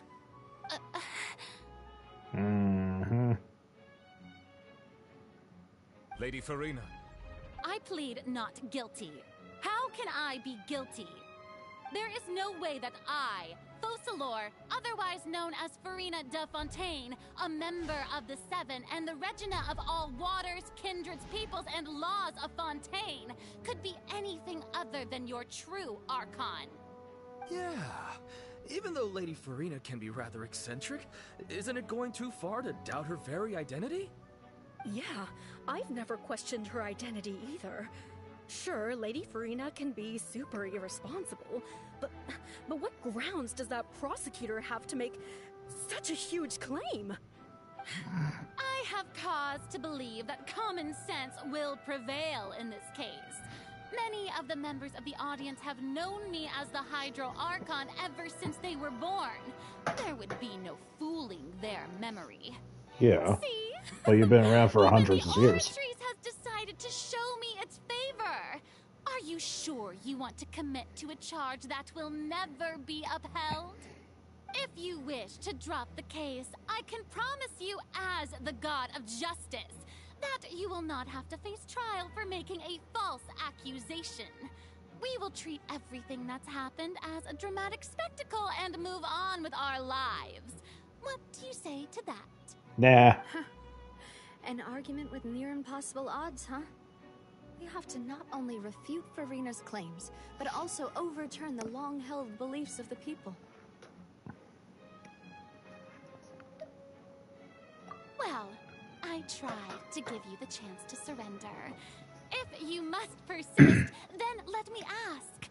If you believe I'm not the Archon, then what manner of being do you think I am? And if I was not the Archon, then how did I manage to live for over 500 years?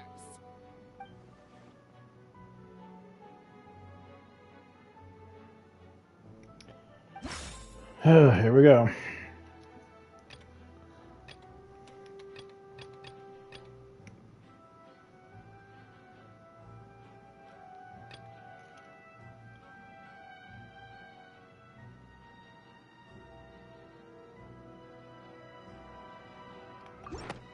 There. First of all, you may be a member of another long-lived race, which would allow you to naturally possess an extended lifespan. And second of all, even if that wasn't the case, there could be other ways to extend your life.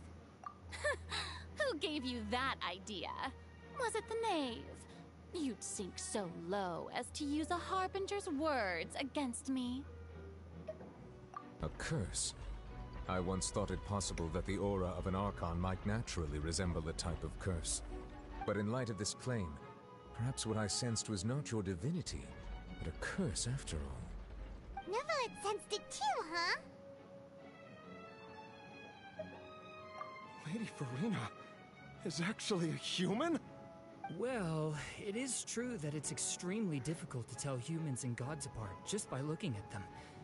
It's not impossible. Oh. Well, don't start celebrating too early now. Even if I have been carrying a curse like you said, how does that prove that I am merely a human being? You kind of freaked out. Everyone knows that the main difference between a human and a god is the possession of authority. Gods can do what humans cannot. That's why they're worshipped as gods. For centuries, manifestations of my authority have served the nation of Fontaine. One need only to turn their eyes towards the Oratrice Mécanique d'Analyse Cardinal in this very opera house, or consider the endemnitium that is used in every aspect of life. Okay, I want to say something. For the voice actress, I wonder how many times she actually had to repeat that line. Or just my case, let's see, Cardinal. It's like, say that two times fast. Jesus.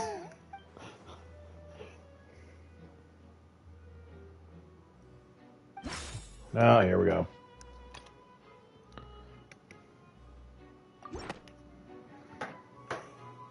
You tried to reference the Oratrice, but weren't you as confused as all the rest of us when the Oratrice declared Child to be guilty without any proof? Otherwise, you should have come up with a good explanation for that by now. Didn't I make myself clear at the time? The decisions of the gods are naturally difficult for humans to comprehend. There is no need to provide an explanation. Sorry, Farina. Rules for thee, not for me. Doesn't work. Apply here. Lady Farina, I believe a reminder of your current circumstances is in order. While the court is in session, the principles of justice and the law must come before all else. While you are an Archon, you are also first and foremost the defendant in this trial. You will prove yourself unable to defend against the prosecution's charges if you continue to withhold vital information against the rules of the court. I never thought you'd use that kind of rhetoric against me. That was no trick of rhetoric, Lady Farina. I've merely reiterated the rules of the court. Rules that all should respect and follow. So, you neither knew why Child was declared guilty, nor did you understand the structure and operations of the Oratrice. Instead of having been created by you, the manifestations of authority you mentioned have been made by the real Hydro Archon, haven't they? The real Hydro Archon? Well, now you're really losing me. It is true that I did not know why the Oratrice gave out a guilty verdict that day. But the Oratrice handed out that verdict unilaterally, and it has been operating independently ever since it was first created. You can't argue that just because a divine creation is flawed, that the god behind it must also be no god at all. She's still throwing out all kinds of excuses. Seems like she's confident that we won't be able to produce proof that she has no power over the Oratrice.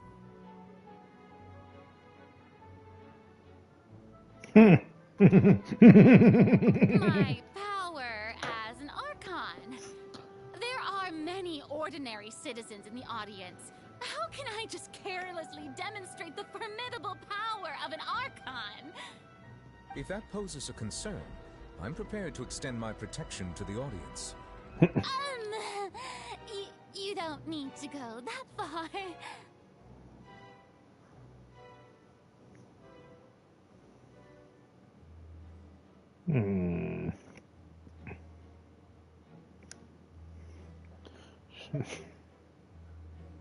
Oh, yeah, okay, this is gonna lead to the Coloried. Aren't you the Hydro Archon? Or is it that you can't even wield the power of Hydro, much less the authority of a god? Indemnitium! Yes! It's all because of Indemnitium! All Archons derive their power from the faith of the people, and I've converted the people's faith in justice into Indemnitium! Thus did I give up all of my divine power to provide everyone with energy for their daily lives. Have you ever seen a more magnanimous god? Wow. Isn't that a huge stretch? Yeah, no. Yeah, no matter how generous an Archon can be, how could they give up all their power? Can a god with no power even still be called a god? It seems like nobody's buying Farina's excuse. Hey, come now, everyone. Please don't stare at me as if I was a liar. I'm still the same Farina you knew, right? The one that you loved. Shouldn't you want to believe in me? Please? You've got to believe me. If what the prosecutor said is true, she really has committed a grave offense. Did she deceive all of us? And all of our parents and grandparents too? And all of our ancestors? Ever since they were born? Enough. That's enough. Tell me then, if I'm not the real Hydro Archon, then who is? If you have no evidence of another Hydro Archon's existence, nor can you find anyone who can back up their claim to be such, then what grounds have you to say that I'm not actually the real deal? Wow, she came up with yet another argument. How can we refute her now? Seems like she really doesn't want to give up.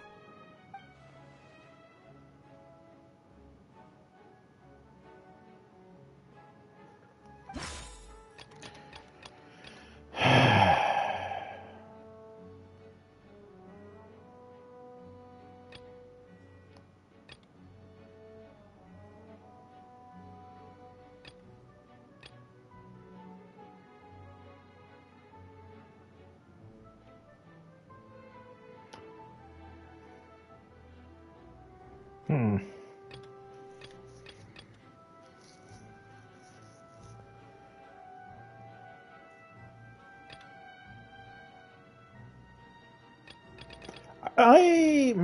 I don't know. Let's see. Go with Navia because we were at the cavern.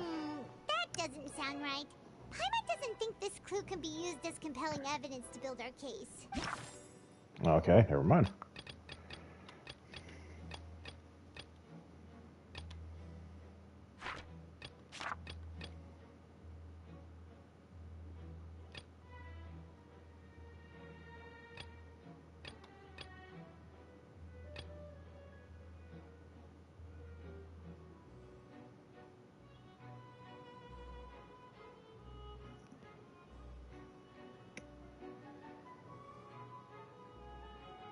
Okay, I'm gonna far-fetch this one. Let's pretend we use the primordial water on her.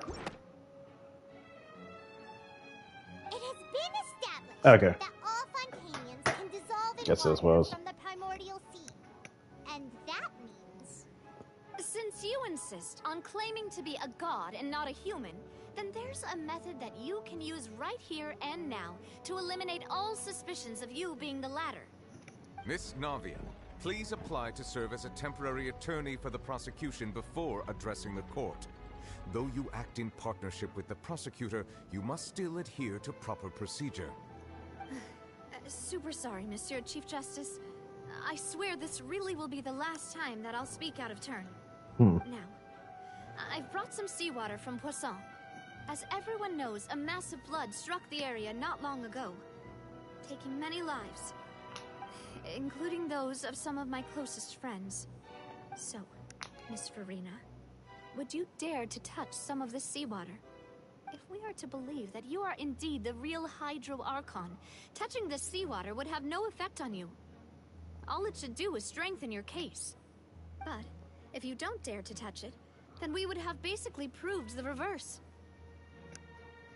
Oh, and I must remind you that after the disaster at Poisson, nobody wants to see any more people dissolve. I do hope you'll act prudently and choose the simpler path of admitting guilt. Navia from the Spina di Rasula. The Spina has governed Poisson for many years. I guess her suggestion is valid. If Lady Farina is indeed just a human, she's probably Fontainian like all the rest of us. Would she really dare to try? Say why I will, because I don't think that's gonna affect her still.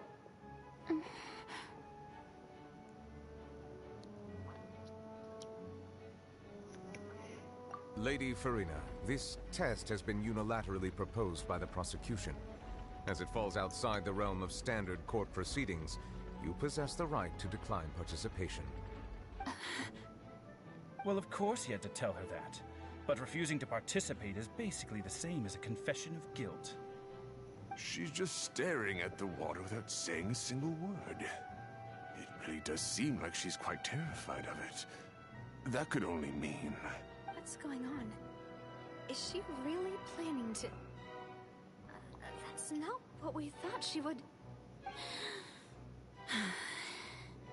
Due to the inherent risk of the test, Lady Farina, you may...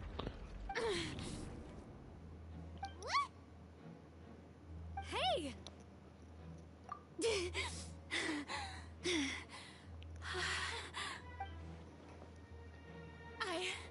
I'm fine! Look at me, everyone! My hand is still here!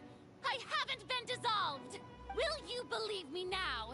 I really am your Archon! I'm nothing like a normal human who would fall apart as soon as they touch this water! Really? Was this not the most obvious thing in the world? Miss Siegewin? If you're present, Miss Siegewin, please come forward and Oh! attend to the defendant. Siegewin? Oh, this is gonna get interesting. Don't be nervous. It'll just take a few seconds. Let me see. That should be enough. Please announce the results of your evaluation to the court, Miss Siegewin. As everyone doubtlessly saw, Miss Farina was displaying symptoms of hyperventilation and flushed skin. These indicate that she was experiencing the adverse effects of exposure to primordial seawater. The extent to which she was affected is the same as other humans when exposed to primordial seawater of a similar concentration. Thank you, Miss Siegewing. Lady Farina, you may return to the defendant's stand. Oh, wait. What did she just say? I didn't get dissolved. Shouldn't that be enough to prove my innocence?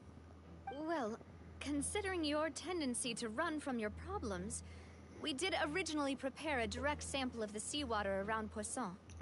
However, after extensive discussion, we exchanged it for a sample that is not concentrated enough to dissolve an actual human. After all, on the off chance that something entirely unexpected might occur, we don't want anyone else to lose their life to the sea. Yeah, so out of regard for Farina's life, you secured a low-concentration sample and asked the head nurse to serve as an expert witness. Oh, nice. It's a great thing that the direct sample wasn't actually used. Farina could have... I can't believe... You...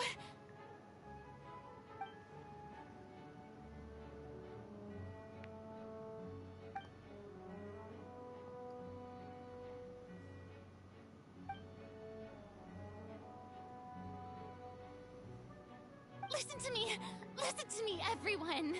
Please don't give me such cold and disdainful looks. What happened just now didn't prove a single thing. Think about it. How can you conclusively prove that an Archon can't also be affected by the primordial seawater? Also, if I was really just a human, why would I dare to just put my hand in that kind of water?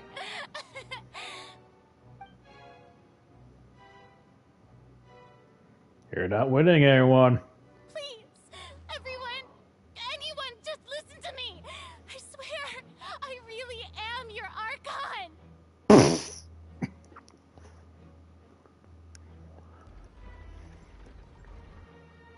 Tilt it.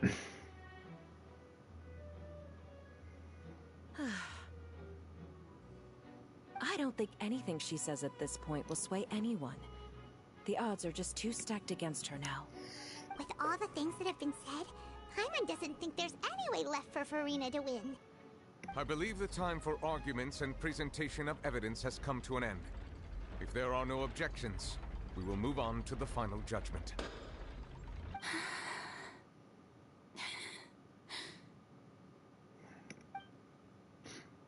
I don't think anything she says at this point will sway Yeah, she's gonna break.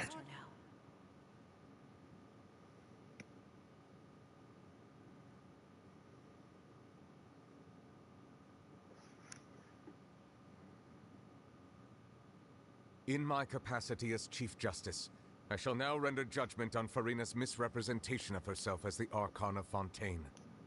As a human who knowingly deceived her fellow citizens, Farina is... guilty.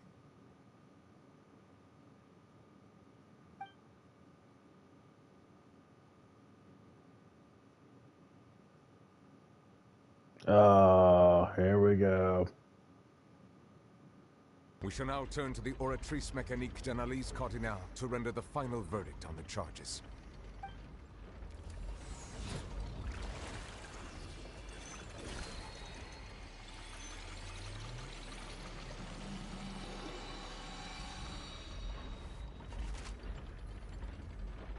According to the judgment of the Oratrice Mécanique d'Analyse Cardinale, Farina is... No, not guilty. Well, what's wrong? What's the Oratrice's verdict? No. The Oratrice also displays a guilty verdict. But why... Correct then? However, the exact wording of the verdict is thus. The Hydro Archon, guilty to be punished via the death sentence. The death sentence? The hell? It's actually one of the available sentences? I've always thought that it was just a myth. The one and only time the death sentence has been handed out at the court, and it's been given to the very person we've worshipped as the god of justice? What an unexpected twist. That's effed up. Farina's been sentenced to death by the Oratrice?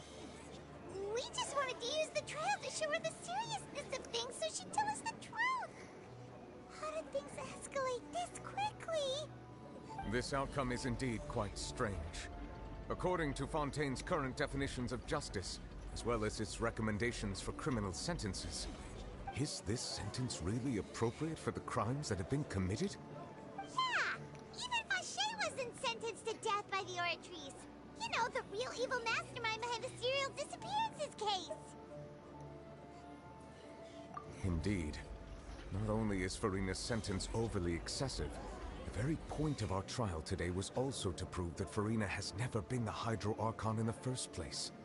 But now, the Oratrice seems to have deliberately invoked the title of the Hydro Archon. What does this mean? Is this thing being sentient about things? The hell is this thing? Excuse me, if I may interrupt. Is the trial still going? Yeah, because there's like a big tsunami coming at us. Different color. Just saying. Fremine, you finally made it. I assume this means you've completed your mission? I'm just waiting for that joke. Any mission Father assigns to me will always be top priority.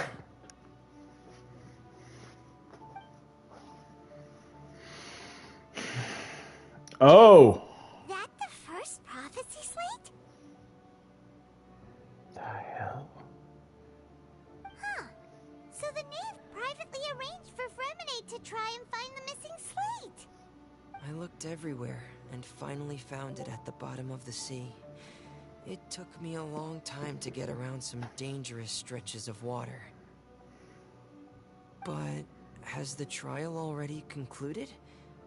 Then doesn't that mean I've come too late? Oh no. Father will be disappointed in me. Yeah, let's give him some little enthusiasm. Thank you for your hard work, Mr. Fremine. Please allow me to review the record left on the slate. Traveler, I believe that you have already seen the other existing slates. I would like you to come here and confirm their contents. Huh? So what do you see? What is it?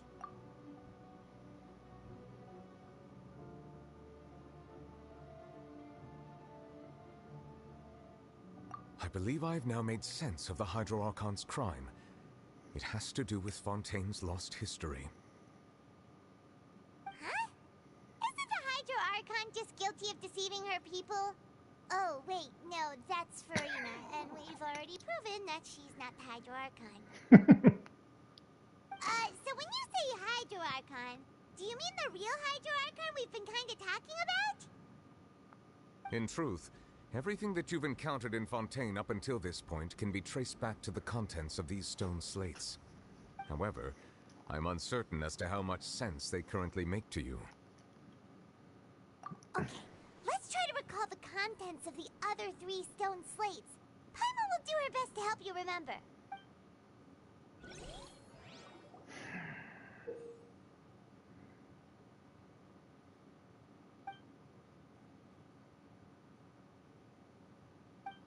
Mm-hmm.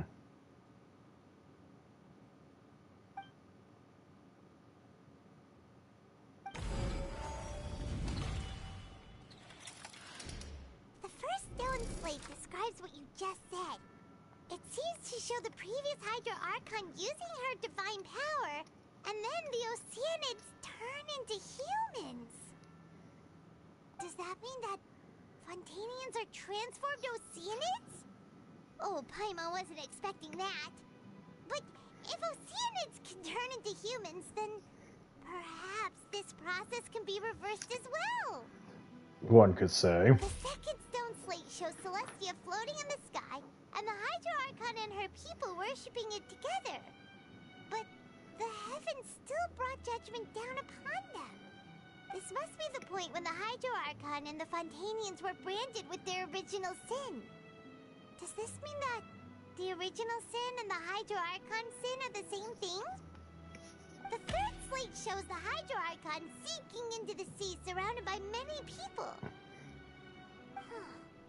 That reminds Paimon, didn't we also watch that happen to someone else? Well, the fourth slate is the prophecy the Fontainians have been talking about. People dissolving into the sea, the Hydro Archon crying on her throne, and so on. We didn't believe that such a crazy disaster could happen at first, did we? But after that incident, it was just a question of when and not if.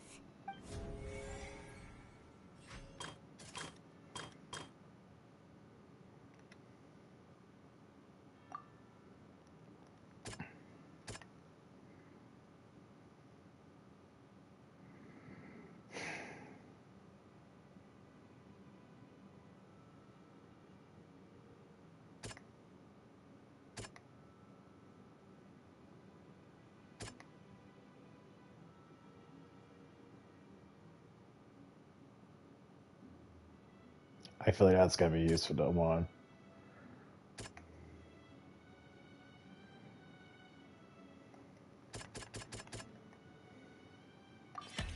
We know from the case of the serial disappearances of young women that Fontainians can be dissolved in primordial seawater, and the first stone slate tells us that long ago, the Hydro Archon used her power to turn Oceanids into humans. This might be the reason that Fontainians can dissolve.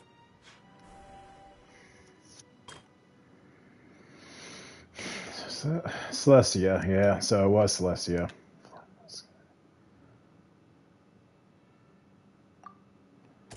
Which actually...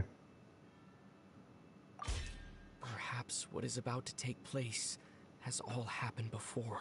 The true sin of the Hydro Archon that Nervalet mentioned, and the original sin cast down on the people of Fontaine by Celestia, has recorded on the stone slates.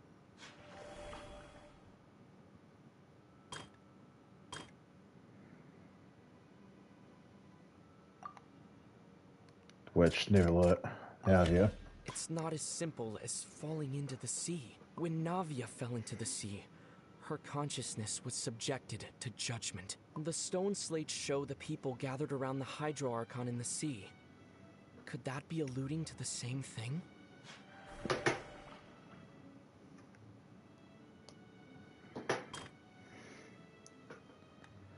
That's crap in the prophecy, circulating throughout.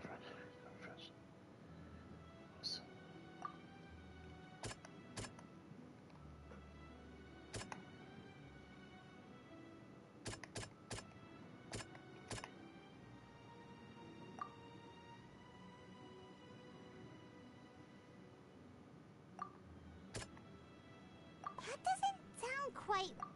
Okay. The prophecy from the stone slates found its way into society, but not many people believed it at first. The fortress of Meropede was nearly flooded with primordial seawater, which we know can cause Fontainians to dissolve. It seems increasingly likely that the prophecy may come true. If we hadn't dealt with it in time, things could have gone very badly. They'll dissolve into the primordial sea but won't cease to exist. Their essence will flow in the seawater, converge, and take the form of an Oceanid. The Hydro Archon was sentenced to death in court, shocking everyone present. Perhaps this means that her sin was actually Fontaine's original sin.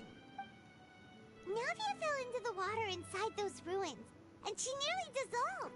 She was surrounded by the people of Poisson in a court within her consciousness, and was forced to take part in a trial meant to make her stay.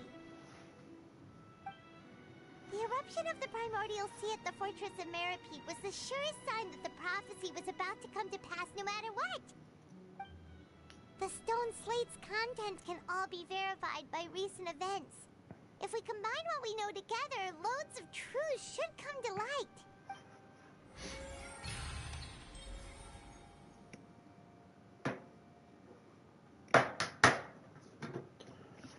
Okay.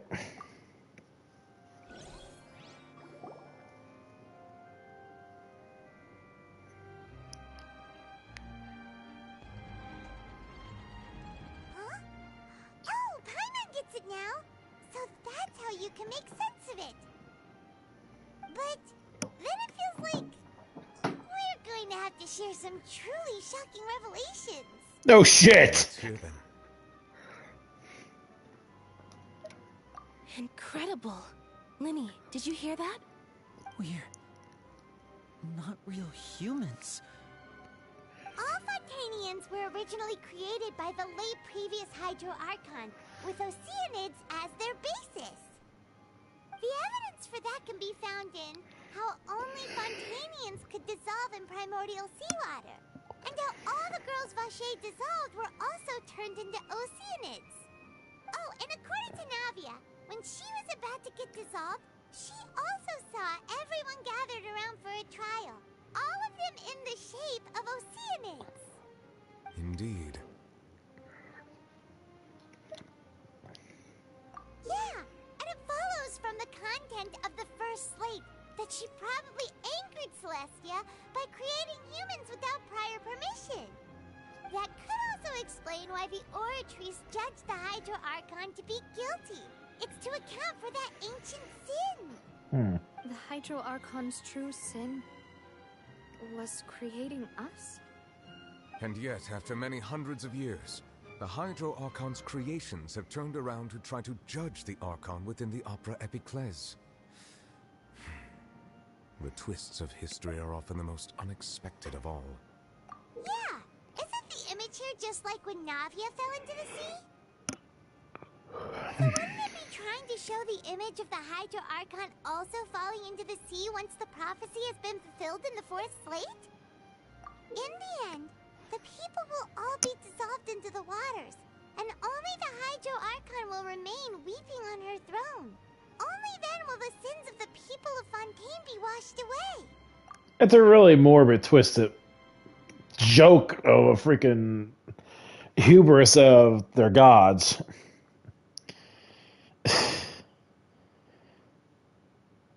I feel like it's almost like a Dante's Inferno type of style of satire, I guess. You've made some keen deductions. I must say, given how much you still don't know, it is impressive that you've already managed to connect so many pieces of the truth. However, while you were able to decode all the information on the slates, they've also been etched with an additional layer of hidden information using a different power source. Oh? When we were at the ruins, I tried to decipher the hidden information recorded in the slates. But since we only had 3 slates at the time, I was unable to come to a full conclusion. Now that the slate collection is complete, I shall make another attempt to decipher the narrative recorded within. If everything goes well, we should finally be informed of the unadulterated truth.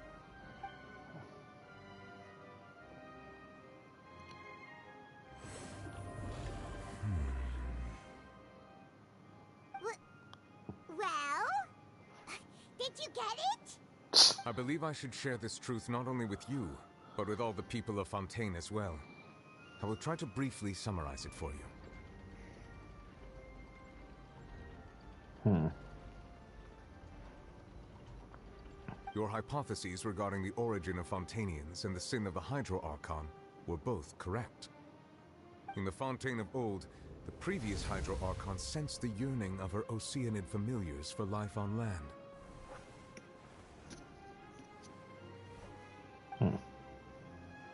The Oceanids were enamored with the beauty and romanticism of human beings, and wishing to have those experiences for themselves, expressed to the Hydro Archon their desire to become of a similar kind. However, even though water as an element is intricately linked with the power of life, the Hydro Archon, as one of the 7, did not possess the authority to create a new form of human life. Not one to give in, she eventually found a way to create permanent humanoid bodies for her familiars by appropriating the power of this planet's primordial sea. She poured primordial seawater into the Oceanids' blood vessels, creating humanoid mimics in the process. But if Fontainians were to ever come into direct contact with water from the primordial sea, the power within their bodies would escape these artificial restraints and return to the sea. As a result, their forms would collapse, and they would be reverted to their original forms as Oceanids. Of course, the Hydro Archon never received permission from the heavenly principles to create a new human race. And thus, The Hydro Archon and all of her creations came to shoulder the original sin of appropriating the power of the primordial sea. That is the true history of how the people of Fontaine first came into being. So we were all Oceanids before we turned into human beings? That's way too much information for me. I think I'm just going to pretend that I never heard a single thing. Just as bad as their friggin' Archon. Wait, but if that's the truth, we can't let the Hydro Archon be sentenced to death. After all, her only sin was creating us. This really might be too much information for your regular Fontainian, but it does answer a lot of our questions. Alas, your hypothesis regarding the third and fourth stone slates was inaccurate. The slates' respective positions are, in fact, correct. Yeah, what the hell is the third slate? The point of the visual on the third slate is how all the individuals depicted in the water are humans rather than Oceanids. They have not been dissolved, which implies that the water depicted in this slate is not water from the primordial sea. The nation of Fontaine is the nation of Hydro, as well as the nation of trials and justice. Instead of being the literal element, the water in the scene symbolizes judgment and justice. You may also recall Navia's experience. When she fell into the sea, her consciousness was surrounded by that of many others who intended to hold a trial to determine her fate. Therefore, So we did say of the third slate is what we just the did. people of Fontaine shall try the Hydro Archon at the court of justice. Oh crap! We just fulfilled it. Yes, it refers to our present situation. I think I'm following now.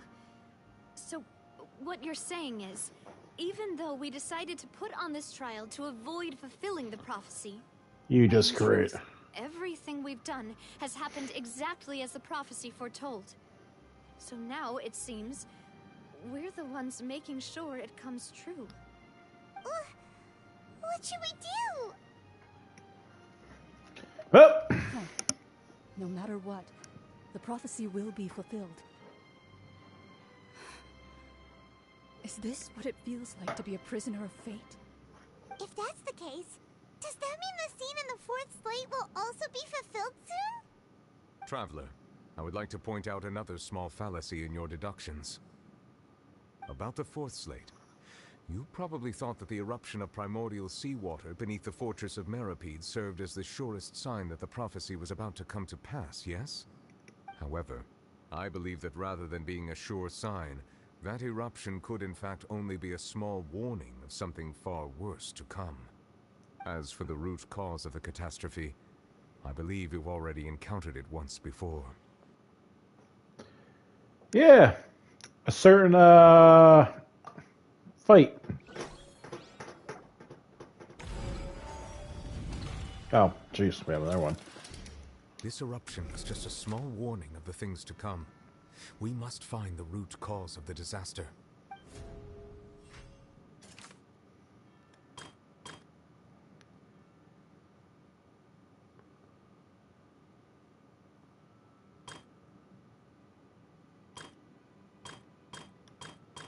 Okay.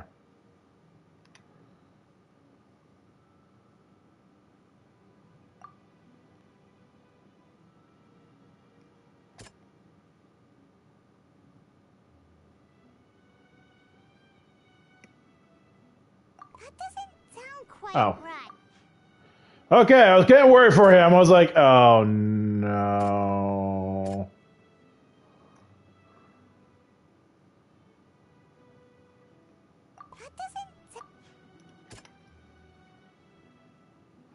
Oh.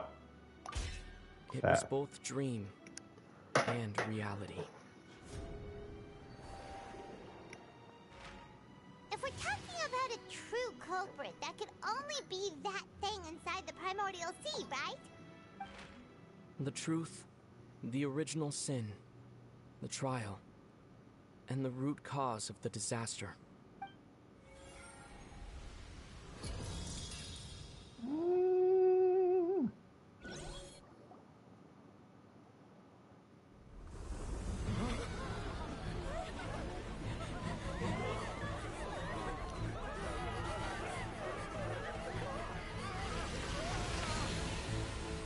Oh, great!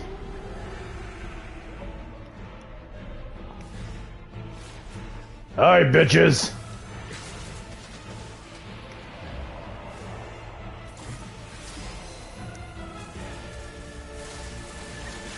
Oh, damn!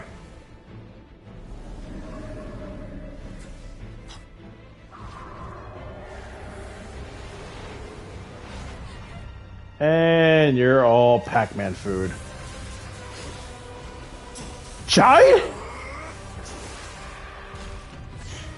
Holy shit! Oh, he's whooping ass. Finally, you got his moment to shine!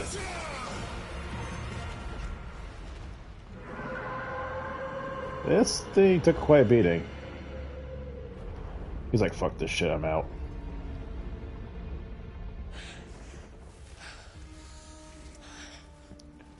You're looking a little rugged, dude.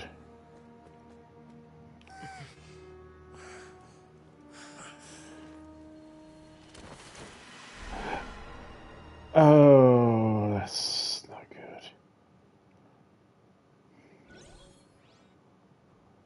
That was way too close! How did that thing just burst into the Opera House? Wait, was that the huge whale you saw in your dream? So we've met it at last. I understand very well why it has chosen to make an appearance here. No. That whale does not belong to Tevat. No shit! It's a monster that has traversed the stars, weeping all the while. Huh? It has been greedily consuming the energy from the planet's primordial sea, using it to grow. That is the main cause for the rising sea levels. So, does this make this another dissenter? And once it has finished consuming all of the energy contained within the sea, its next step will be... You said that when the Hydro Archon first created Fontainians out of Oceanids, she filled their blood vessels with primordial seawater. Precisely. That whale finds the blood of Fontainians nigh impossible to resist. I was kidding about the whole Pac-Man joke, but, yeah, that thing wants some ghosts. Therefore, when it left the primordial sea, it decided to make its next stop a packed opera house full of food. Food in the form of Fontainians. That's fucked up. We just barely managed to push it back, right? In that case, won't it come back to target the people again once it's managed to recover its strength? That is correct. Indeed, it is more accurate to say that we should thank that Harbinger for buying us some time. Without him, the whale would have likely come onto land far sooner. From the way he looked, he must have been fighting the creature for quite a long time. Yeah, he's... That battle maniac. We've always known that he had a special connection with that whale, but we definitely didn't expect it to help us out like this. Anyway, now that we know that this whale is the actual cause of the disaster recorded in the prophecy, all we need to do to stop the prophecy would be to find a way to beat it up, right? It is too late. It had already absorbed too much of the primordial sea's energy before we could notice it. At this point, it has become practically integrated with the sea itself. Even if the entirety of Tevat were to be destroyed, it could still survive and swim off towards some other world. That's not something I will accept. We've already done everything we can, and we even found the true culprit. We've come so far. You can't just tell me that the last hurdle is some impossible foe. That's just not fair. Indeed. That's not how a grand performance should end. I'll fight it to the end. No matter what. So the prophecy will be fulfilled no matter what, huh?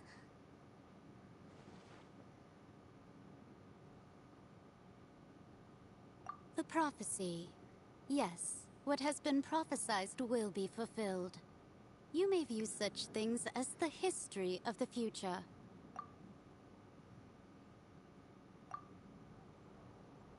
Yeah, I'm gonna bitch out of it.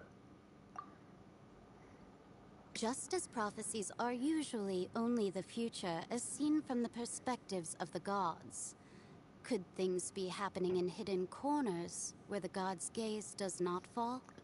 Hi, we're from another world. They didn't expect us. Ultimately, fate shall serve as your only guide, no matter what will happen in Tevat's future. All you need to do is to play your part.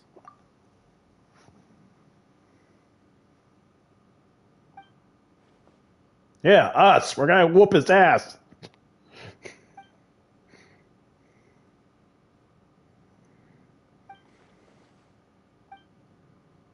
Oh, God, damn it. Uh-oh.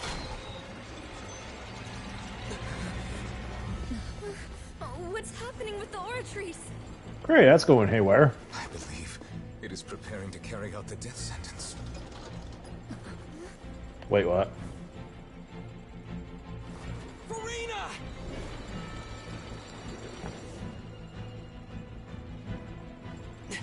No, I still need answers.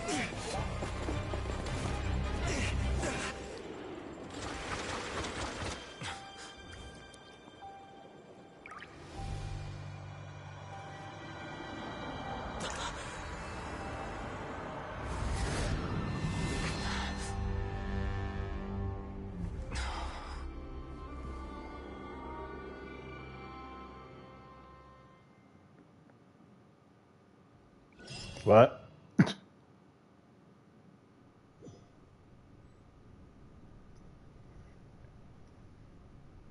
Hi, there's a sword over your head. That ain't good.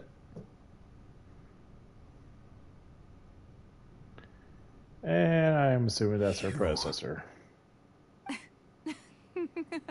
Farida? Nice name. Sorry. That shocked expression on your face is just too amusing. I couldn't help myself.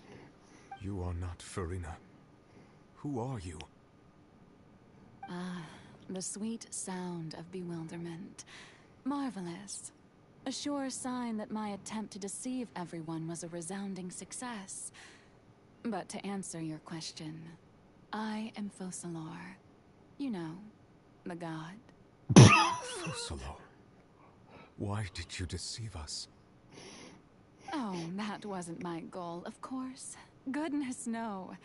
But I had to fool everyone else too, if I was to stand any chance of deceiving the heavenly principles.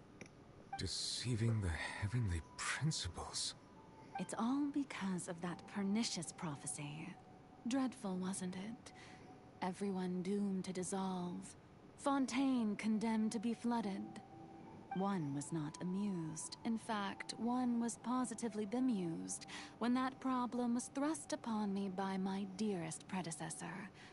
That's the former Hydro Archon Egeria, for uninitiated. It hardly gets more disastrous than a preordained national catastrophe, now does it? She knew full well that the prophecy would surely come to pass. And as one of the seven, she also knew full well that one defies the heavenly principles at one's peril. So yes, as you have no doubt surmised, it was a rather impossible situation that I found myself in. I spent a terribly long time mulling it over, alone on the ocean floor. And I was almost growing barnacles by the time I finally realized there was only one possible solution to this confounding conundrum. I had to outwit the heavenly principles, allow the prophecy to be fulfilled, ostensibly at least, while saving everyone at the same time. I'm a genius, I know. I can only assume that's why Egeria chose me as her successor. Although, looking back now, it was hardly the inheritance one dreams of. Between the task of saving the nation, the quotidian duties of the Hydro Archon, and not to mention the original sin of creating a new race of humans, I dare say she left me quite a colossal mess to clean up. That's one hell of a takeover. But one can only play the hand one is dealt. I did not choose this, any more than I chose to be one of her Oceanid familiars. So you were also once one of the Oceanids, transformed into a human by Egeria's hand. Yes, I was. I always dreamed of becoming human. And I still do, even now. In my eyes, to be human is to be part of the greatest opera ever known. After becoming a god, I separated my divinity from my body and spirit, leaving behind only a self that was as naive and bewildered as my past self on her first day as a human being. The me you see before you now is that divinity. And the human counterpart I left behind, I named Farina. She could feel joy, sorrow, and everything in between. She could be as vain and conceited, or as meek and vulnerable as she wished. So in a way, it's almost like a Dr. Jekyll, Mr. Hyde type of deal. Interesting. Her strengths were of a kind only a human could possess, as were her shortcomings. But in my eyes, Farina's humanity was what made her perfect. She was perfectly human in every way. The person I always wanted to be. Anyway, so then I cursed her. Oh yeah, I cursed her. The plan, of course. The plan to deceive the heavenly principles. Do you still remember the final scene of the prophecy? The Hydra Archon alone, weeping on her throne. In order that the prophecy might appear fulfilled, I invited Farina to be an actress, to play the part of the Hydro Archon in the prophecy. Under the curse I placed on her, so long as I, Focalor's divinity, continued to exist, she could not die. But nor was she free to live her life in the pursuit of happiness. Instead, she was forced to take the stage in the opera house, to embrace the role of leading lady, to forever play the part of the god from the prophecy, all to create a deceitful appearance of that prophecy coming to pass. I suppose now you probably understand why your court is called the Opera Epiclese. But Farina is only human, isn't she? Even though she has had a long life, her mind is no stronger than that of any other ordinary human being. I cannot begin to fathom what she has had to endure. It must have been torture for her. It has indeed. And although she is, in a sense, me in human form, I most definitely owe her an apology for it. It's been 500 years, and all along, she's been playing her part in the most unimaginably long, unbearably lonely, and agonizingly painful opera of all time.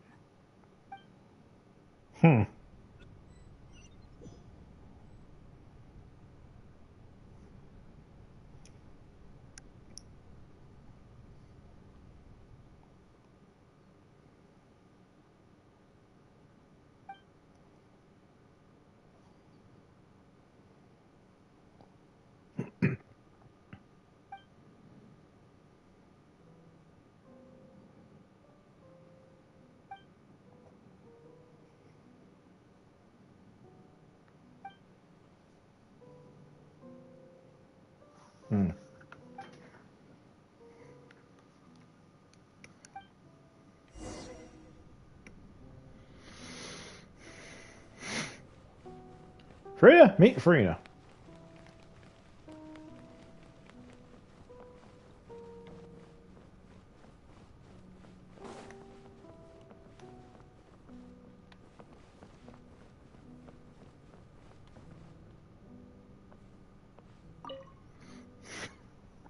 Just funny. Oh, who permitted you to come onto the stage? Now, I understand your admiration for my august self, but I must ask you to keep to the rules. All right. It is not my intent to reprimand you. There is no need to state your name. just be off with you. Do not distract me from my performance. Oh, do not jest. Can you not feel it? I am Focalor. The eyes of countless Fontainians are upon me. I must, at all times, display the utmost elegance and nobility.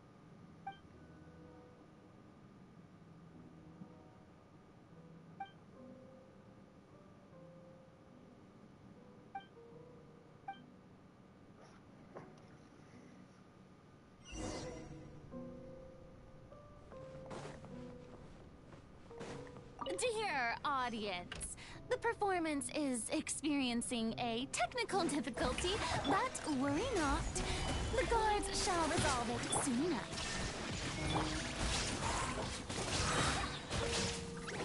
Wait, hear me.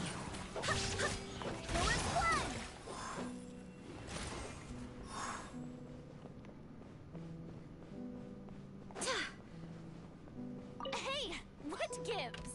The audience is still watching me, you know. Guards? Wait, where are the guards? Guards! Illusion shattered. Stabilize.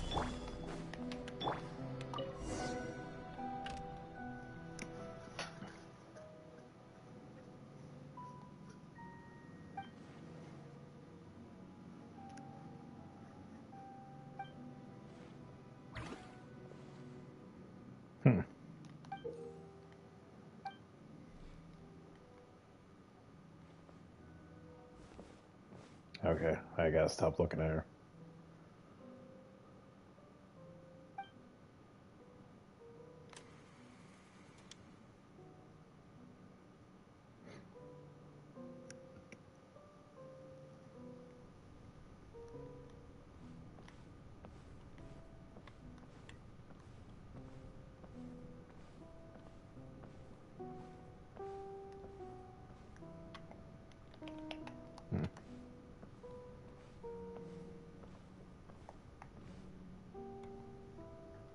Farina.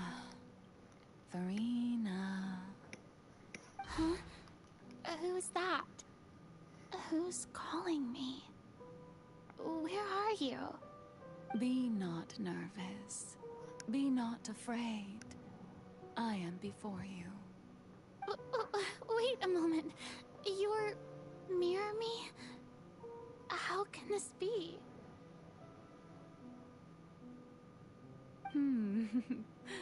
Mirror you, huh? You know what? That's not bad. Let's go with that.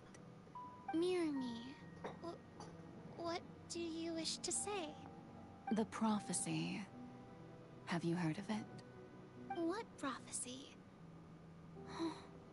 Wait. I know. I think. I don't know why, but it's in my head somehow.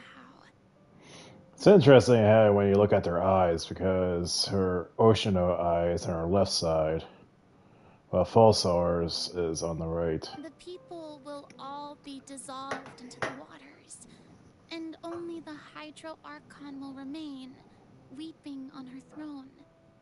Only then will the sins of the people of Fontaine be washed away. Oh, very good. You know it well. What's going on? I can't seem to remember anything clearly. The only thing I know for sure is this prophecy. Will it really come to pass? Yes, it will. And that is why I've come to you. Disaster will come to Fontaine sooner or later. Things will develop just as the prophecy declared. There is no escaping it. But doesn't that mean everyone will die? I'm a Fontainian just like them. Will I dissolve too? Oh, don't worry. Magical meetings exist in this world precisely to give people a chance to turn things around. It is the reason why you met me today. I will tell you how to save everyone, but you may have to suffer somewhat. That's great. Oh, so there's still hope after all. Goodness, you frightened me. You spoke so much and with so much certainty. As for the suffering, well, I will admit that the first thing that came to mind was, why do I have to be the one to suffer? But if the prophecy will come true, I'll also die anyway, right? So if I've already met you as my magical meeting in this world. Congratulations, Farina. You have became Jesus. Now you're gonna get nailed. And not in an awkward way. If there were scales, with all the people of Fontaine on one side, and my pain on the other, is it not obvious where the scales should tilt? You truly are the perfect human. My ideal. I suppose this would also be the justice that belongs to you. Huh? Don't worry, it's nothing. Listen well. Fontaine has just lost its Hydro Archon. I need you to play a role. That of the new Archon. Play as a god? That's right. You must begin a never-ending masquerade. You must never let anyone suspect your identity. If you can keep it up, then I shall have my way of defying this prophecy. But should your identity be revealed, then all hope will be lost. But how will I do this? A human assuming the role of a god without being exposed. Don't worry. What you must do is not to turn yourself into a real god. You simply need to play the role of a god as humans imagine them to be. Being a human yourself, I'm sure you already know what such an entity would be like. Remember, your true challenge will not be pursuing divinity, but contending against humanity. I'm still not sure I understand, but I'll try. I'll try to do this. So, how long am I going to have to play this? 500 years. To accomplish this mission, you will have to stay on the stage for many, many years. You will endure and not grow old until your task ends.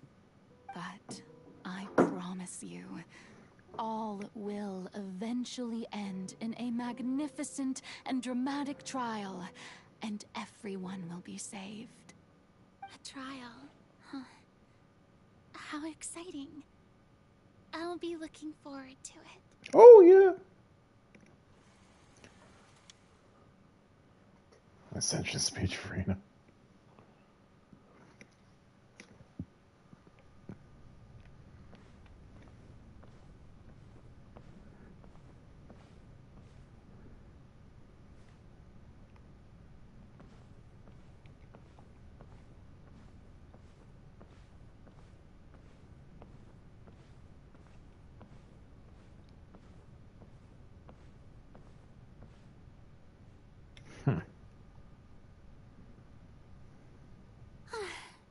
The Maison Cardinalise has announced my accession, but this is my first time facing the people.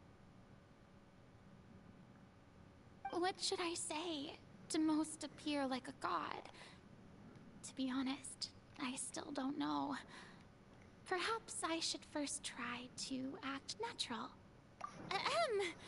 Ladies and gentlemen, good evening, and welcome to the Opera Epiclese. I'm sure you've all heard about how I have taken on the role of Hydro Archon. Indeed, I am Farina de Fontaine, your new Archon. In truth, I know little about becoming a nation's new god, but it will be my honor to guide you all. As the god Focalor, the god of justice, I shall do all within my power to lead you into an age of fairness and justice. Once again, thank you all for coming. If you should have any questions or suggestions, please send them to the Maison Cardinalise. The future of Fontaine will require us to work together, after all. This should do it. I thought I might stammer, but thankfully, I was able to convey my thoughts just fine. Okay, and next. That's the new Hydro Archon. Is this some kind of joke by the Maison? I would have thought that a being that surpasses humanity would be a bit more assertive. Hey, did you hear that? She even told us to send her suggestions there at the end. Shouldn't gods be all-powerful? She's being so modest. What's the difference between her and an ordinary person, then? If you ask me, perhaps the succession didn't actually happen. She might just be a Maison-back puppet. Wait, what's going on? Why is everyone suspecting me of being a fake? Oh, this is bad. If I get exposed here, there'll be no saving the people from the prophecy. Right. Mirmi said that I just need to play the role of a god as humans imagine them to be. Calm down, Farina. Think. What do the people want? How would they imagine a god to speak and act? Assertive, with a strong sense of presence. One who can dispel all doubt. That is the character I'm fated to play.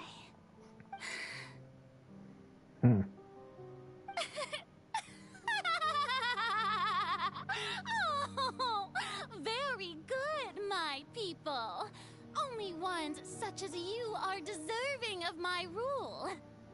Now, I was wondering, if some weak puppet were to one day come onto the stage and claim ownership of this opera house, would the children of Fontaine follow them? Well, it seems that you would all see right through them.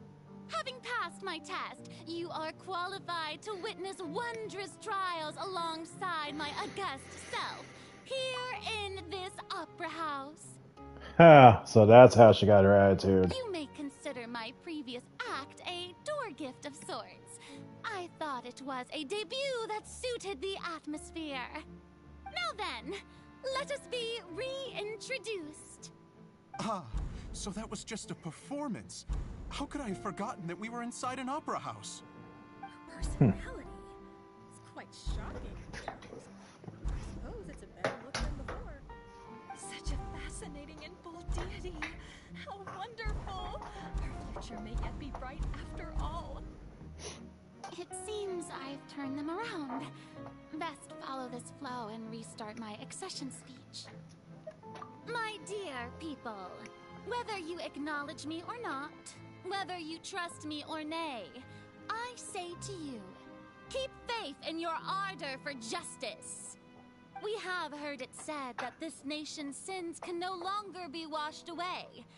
Well, I say that justice is most fragrant when it blooms amid sin. The scales of justice should not weigh heavy in the hands of its God. On one side, it must carry fairness and justice. And on the other, praise and applause.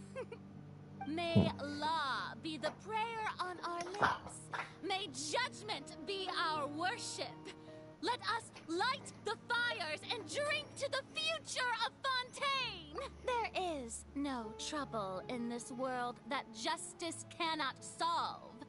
All that is needed is for you, my people, to believe in it, heart and soul.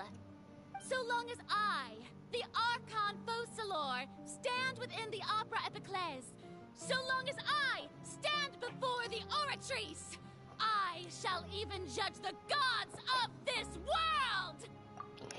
Yeah, wait until I finish this act, because I got three gods. Well, actually, yeah, three gods are going to question you.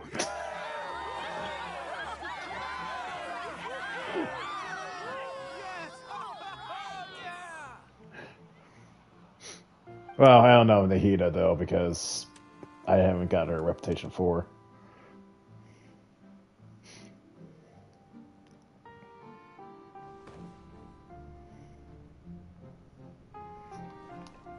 Oh, Ash, I could run! Yay!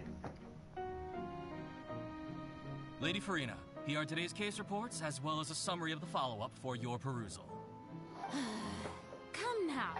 Was I not just at the Opera House in person? Leave these kinds of things to Neuvillette. Besides, none of these trials were the one that I'm looking forward to the most. If I may be so impertinent, what kind of trial are you truly looking forward to? A magnificent, dramatic, and wondrous trial. A trial to end all things. How could you hope to understand? So she was trying to find one to end her. That's true. I fear I lack the ability to grasp your divine thought, Lady Archon. No need for fright, and do not take what I said before too seriously.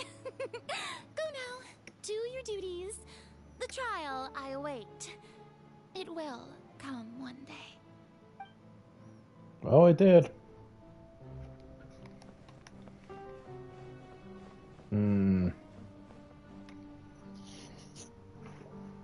Lady Farina, I don't know what to say. Thank you for agreeing to see me. No need to thank me.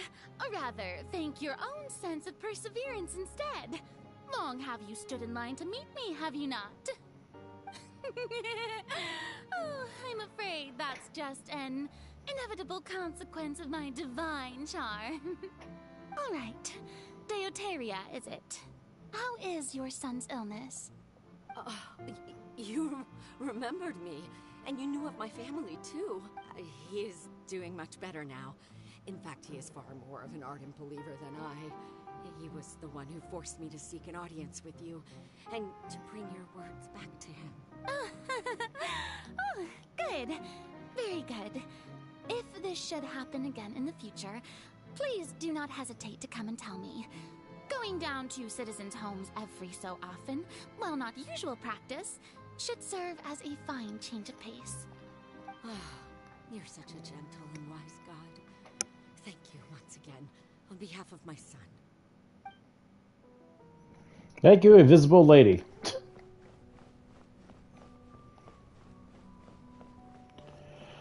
Whew. Okay, this is getting a little long.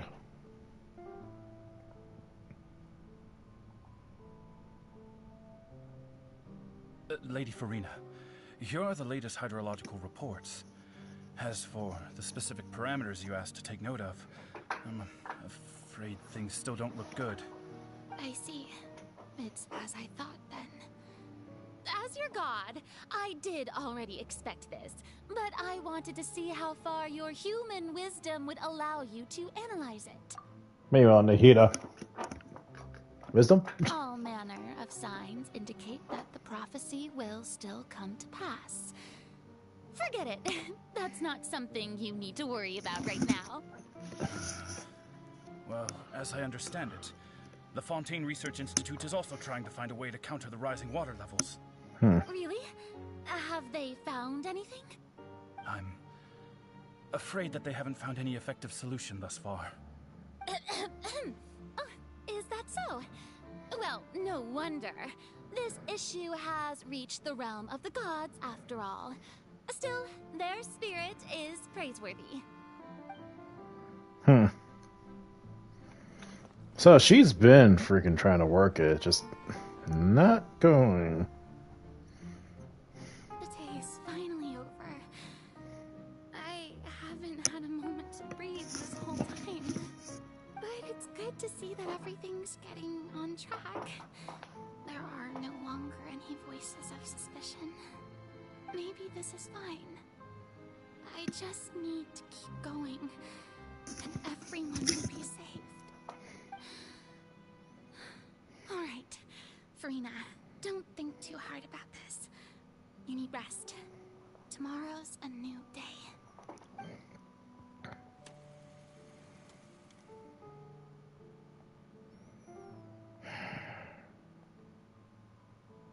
Lady Farina, here are the new trial reports for the latest cases, as well as a summary of the follow-up. There'll be no need for that. I've seen them already. There's no need to go back over scenes I've witnessed in person before. Lady Farina, I've waited so long for this chance to see you in this manner. Indeed, my dear, loyal citizen.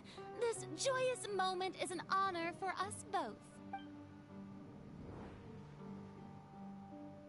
Lady Farina, we're detecting significant hydrological anomalies near Poisson. Understood. Keep monitoring. Keep me informed should anything come up at the Institute. I don't think I let anything slip today. I must show the people that there is nothing to worry about. I just don't know when these days will end. I feel utterly exhausted. Best to rest early today, too.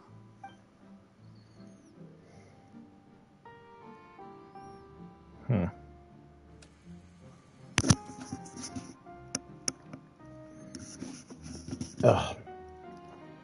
My headset's starting to annoy my ears. I'm not used to streaming this long for the day.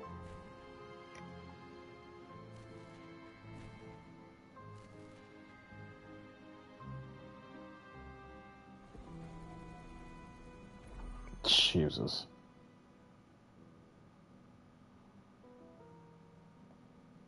Lady Farina, it's like a dream being able to speak with you up close like this. I've heard that the first member of our family who was honored to receive an audience with you was Madame Dioteria, almost 20 generations ago. And what a fine family yours is indeed. It brings me great joy to meet such a faithful believer, a descendant of a line most ardent. Surely you exaggerate, Lady Farina. My lady? What is it, good citizen? Are you crying? Oh, really now? I didn't even notice. This must be the overflow of hydro from my person.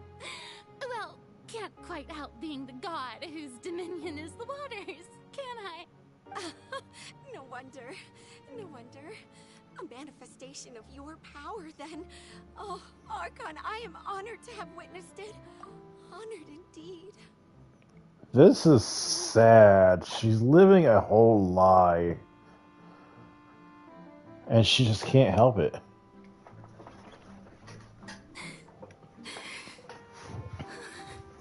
So interminable.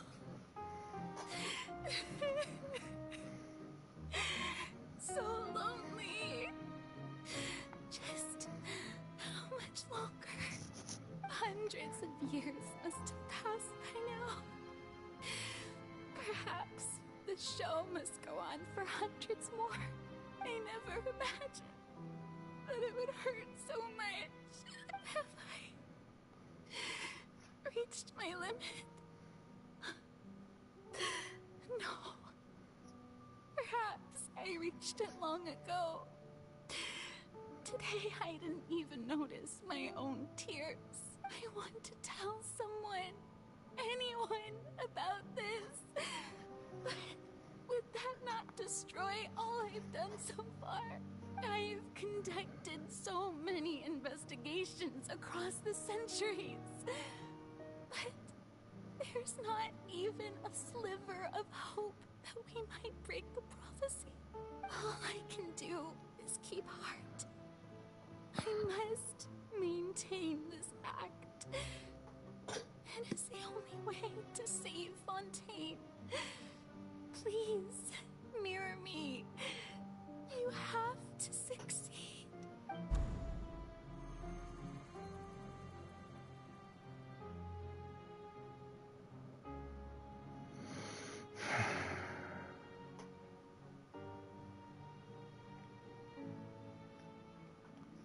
Farina, You don't have to shoulder this burden alone. Although I don't know what you might be keeping from everyone. Your people are more than willing to share your...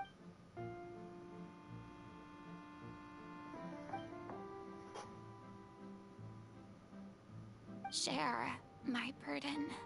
That's impossible. It was fated right from the start that this would be my duty alone.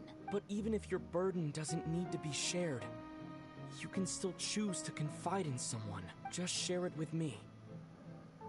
I'm what you'd call a witness. A witness? Yes. I've heard that you came to Teyvat from beyond the stars, yes. In other words, you never belonged here.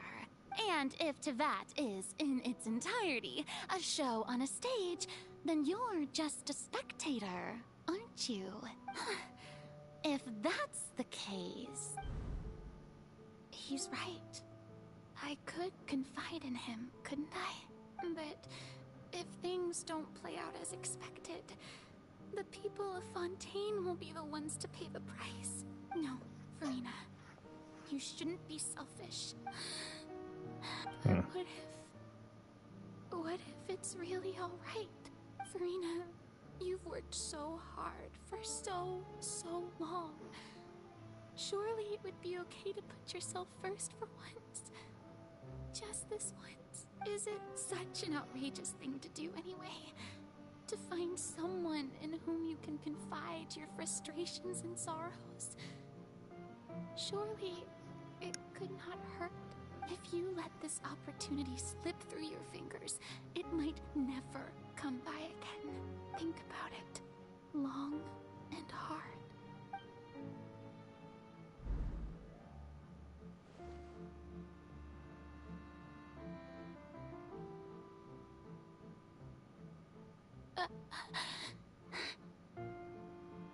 No, I have nothing to say.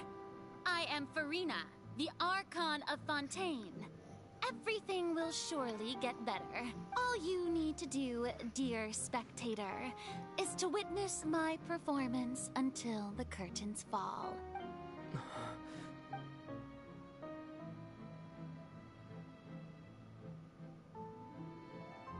Fine.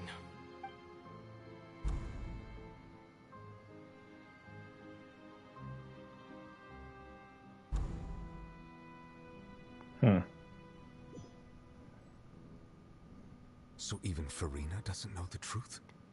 You've never once let her in on the full plan? Yes, it had to be done. To deceive the heavenly principles, you must first deceive yourself. She did very well. If she had let her resolve falter even once in these 5 centuries, Fontaine would have been doomed to the most tragic fate. It seems that trusting humanity was the right decision after all. I believe that I understand how your deception works. But that is only half the truth, is it not? How would you build on this foundation to save the people of Fontaine? That is the most important thing. Ah, good, good. Of course, the Iudex of Fontaine has pinpointed the crux of the issue. I'm sure you've long sensed that the Oratrice is no simple machine, yes? I've always suspected that it had its own consciousness. And Lenny did mention that he heard a human voice within the core chamber. It now seems that that person was you, hidden within the machine all along. Am I right? And then I became one with the Oratrice, taking Fontaine's gnosis with me. Yes, it would seem so, wouldn't it? I was gonna say, I'm like, her consciousness is in there, and probably her gnosis, and lo and behold. Alas, your understanding of this device still lacks sufficient depth. In truth, it is no enactor of justice. It is, in fact, a device created to kill the god of justice. I beg your pardon? Oh, you have it. And to be more precise, not only will the Oratrice take down the god of justice, it will also take down the divine throne upon which she has been placed. I mean, did you think I would be the sort to enjoy peaceful repose while Farina suffered?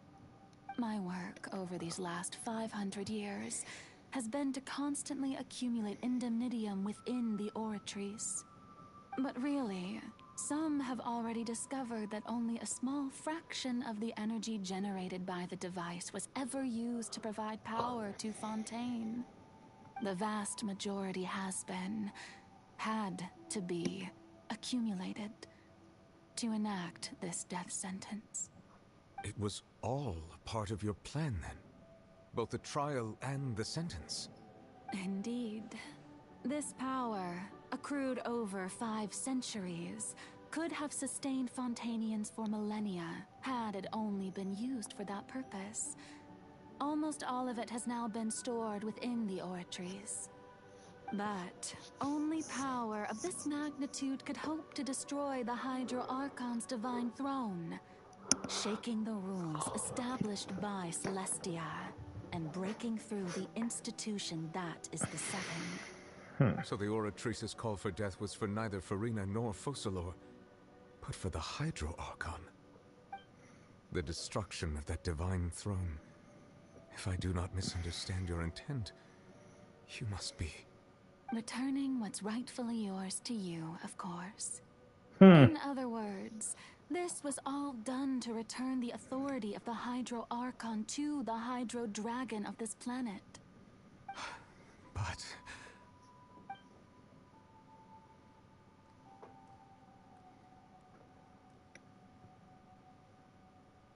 Oh, what?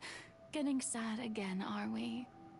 The authority of the ancient dragons shall soon be yours once more, O Hydro Dragon Sovereign. And this is the face you make. All you've done throughout the years is just so you can sacrifice yourself at the very end. I've never quite seen it that way, you know. Even now, I'm quite pleased at how well my deception worked.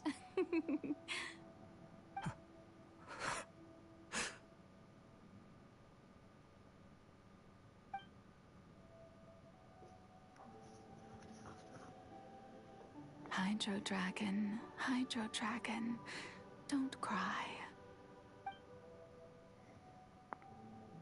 I must say, had it been within my rights, I would have loved to judge the heavenly principles themselves. Were they not guilty of essentially the same crime? Egeria stole the power of the primordial sea, and the heavenly principles stole the power you ancient dragons possessed. I, for my part, am the god of justice. And is it not just that your original powers should be returned to you? Speaking of justice, I have always believed that justice lies in the process of pursuing human existence itself. So, if the theft of the primordial sea's might was Fontaine's original sin, then, leaving matters of procedural right and wrong aside, the descent of the Fontainians as humans and their right to exist in this world would be Fontaine's original justice. In other words, existence was Egeria's justice, and to me, justice is the continuation of that existence. Defying the prophecy and ensuring that Fontaine's people shall live on, that should be the justice enthroned over all others. To this point, we, whether it be myself or all other Fontainians, have shouldered the burden of this sin for far too long. Iudex Neuvillette, the highest judge in our land, when you regain your full power as an elemental sovereign, what verdict shall you pass upon us? So when I was invited to the court of Fontaine to serve as Iudex, I see now that that was your idea too. At last, I now understand the true purpose behind this position. In the beginning, I was uninterested in human existence. But these 5 centuries of living alongside them have gradually brought about mutual understanding between us. And I have even attempted to feel as they feel. You are a devious one, Focalors. Things being as they are, surely you know that I could never declare them to be guilty.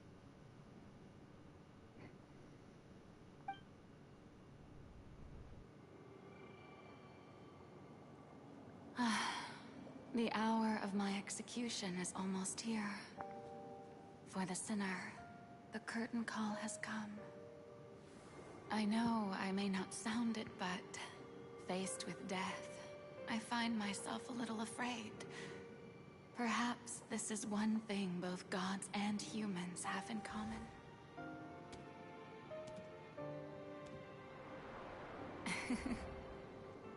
Farewell, Nervalette. I hope you've enjoyed the part you played these 500 years.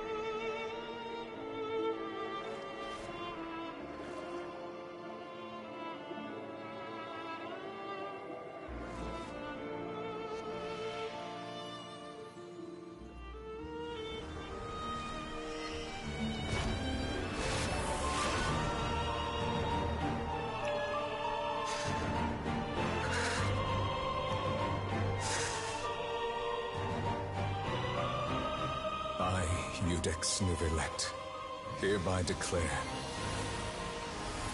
people of Fontaine, your sins are forgiven.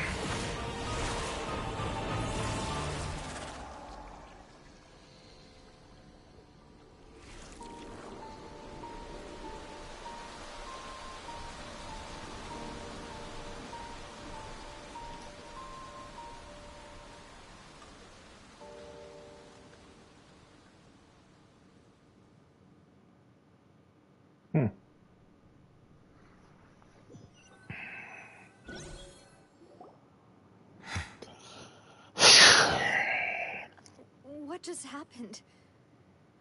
Has the death sentence been carried out? Was that bright light some sort of misdirection? I have a feeling that something huge just happened. But since we're all still alive and haven't been dissolved, I assume whatever happened was good for us. It's time to end this. We must mete out punishment to that beast. Jeez. Didn't you say just a moment ago that it can't be defeated? I have gained the strength sufficient to deal with it. Through certain means, I now have the ability to separate the power of the Primordial Sea from that creature. We should seize the opportunity to pursue our quarry. Traveler, now that the oratories can no longer function, I require an executor to help me mete out justice. The root of the calamities befalling Fontaine, the beast that enacts the prophecy. Its name is the all-devouring Narwhal. Come with me, traveler. The hour of execution has come. Ooh, here we go. Oh, I can't switch my team either. I was kind of want to go my Hyper Bloom.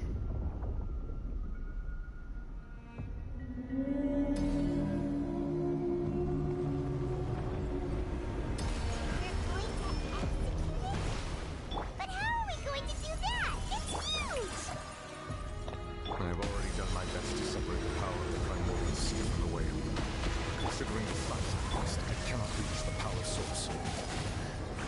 suppress, we can find a way to attack it from within.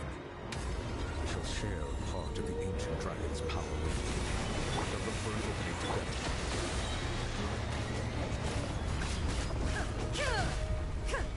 We can feel its sorrow turning into hostility. Stabilize. Illusion shattered, torn to oblivion.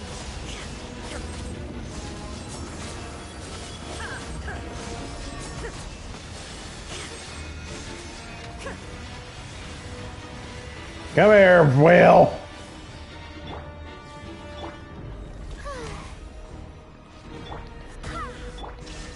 The all-devouring narwhal cannot resist its instinct to devour. Continue to trigger its hostility. A chance will present itself. Oh, damn it.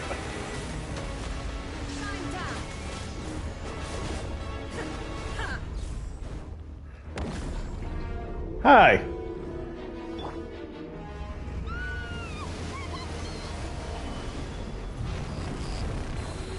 Oh, this funky ass stage.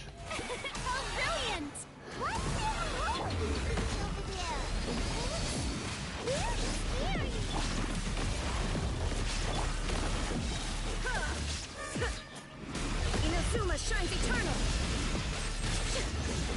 Shine down.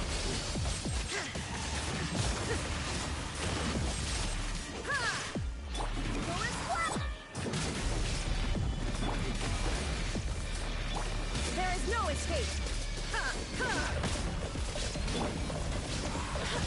I swear by my sword. Time to shine. This is order. I have granted you my protection. Do not fear. Seize the moment and use my power to suppress its root. Oh, thank the gods for Farina's ability.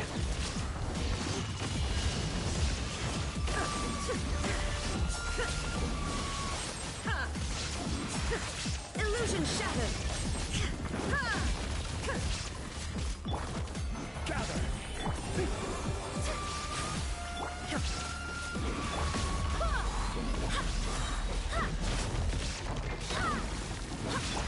The show begins. Crumble. There is no escape.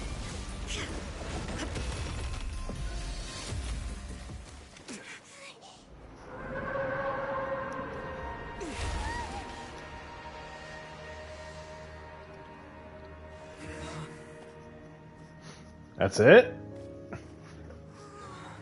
I can't tell.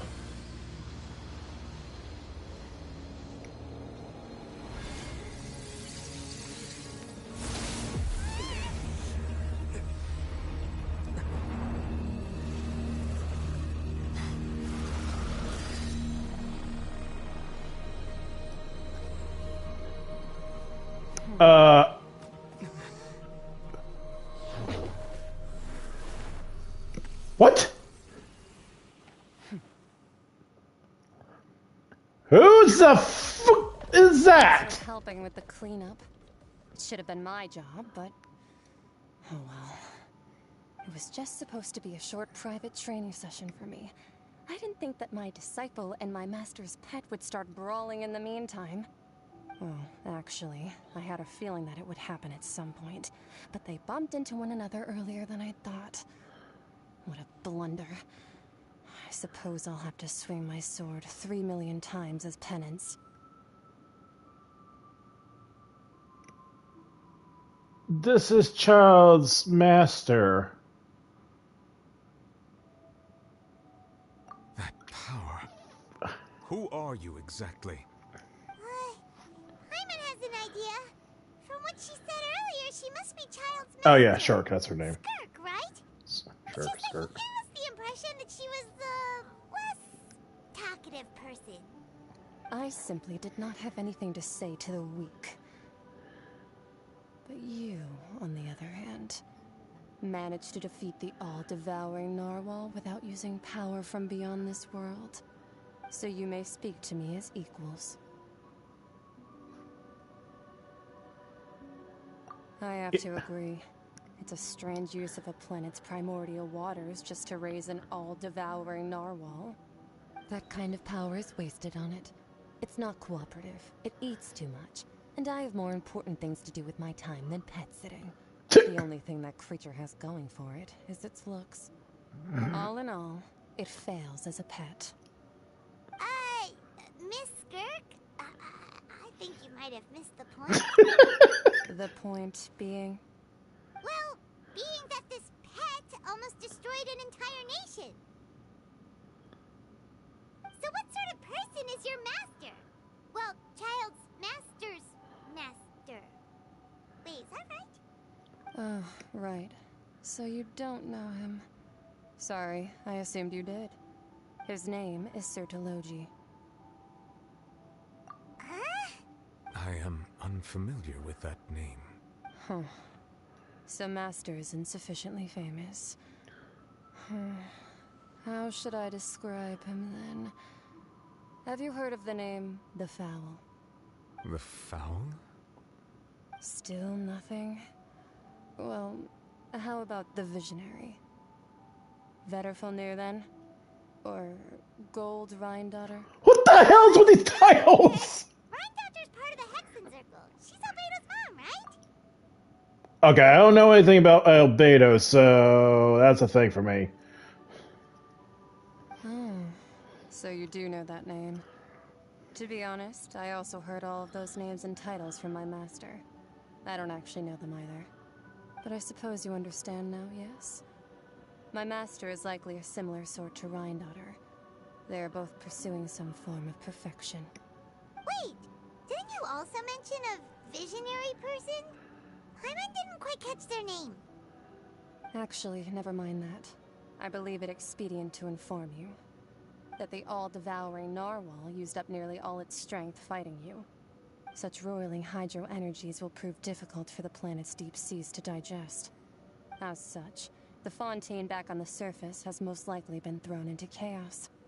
In other words, the prophecy that you've been fretting over should now be in full swing. What?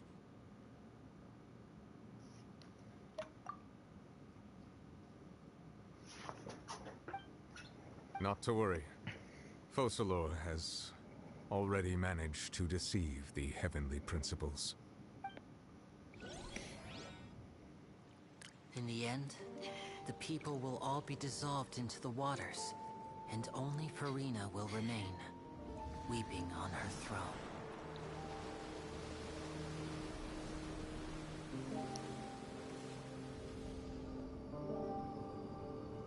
Only then will the sins of the people of Fontaine be washed away.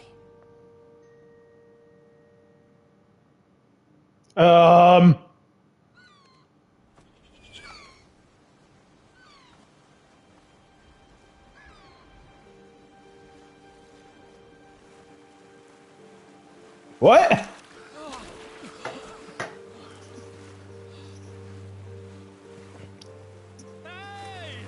Help! Over here!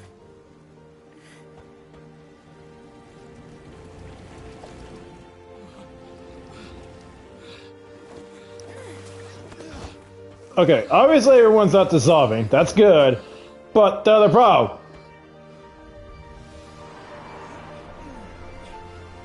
How are we getting Fontaine back?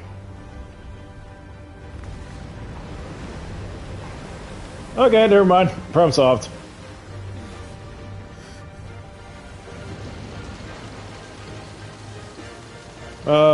Sort of. All hands, initiate emergency rescue!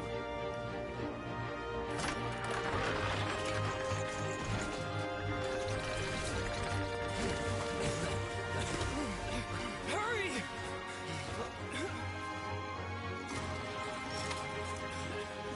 Hey, lend a hand!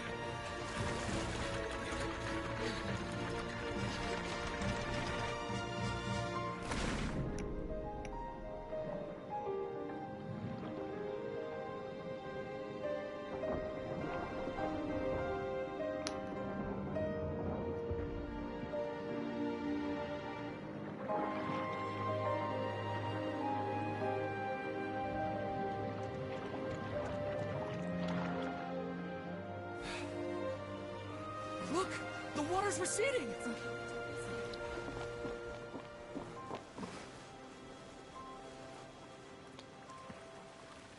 I was gonna say, I'm like, oh, am I going back to the hub areas? It's a miracle! Waters receding. We didn't dissolve. The prophecy was wrong. The prophecy was wrong.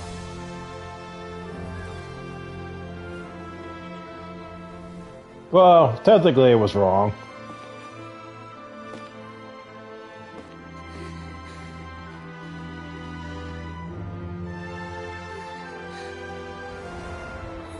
Are you alright? We're saved. The prophecy was wrong.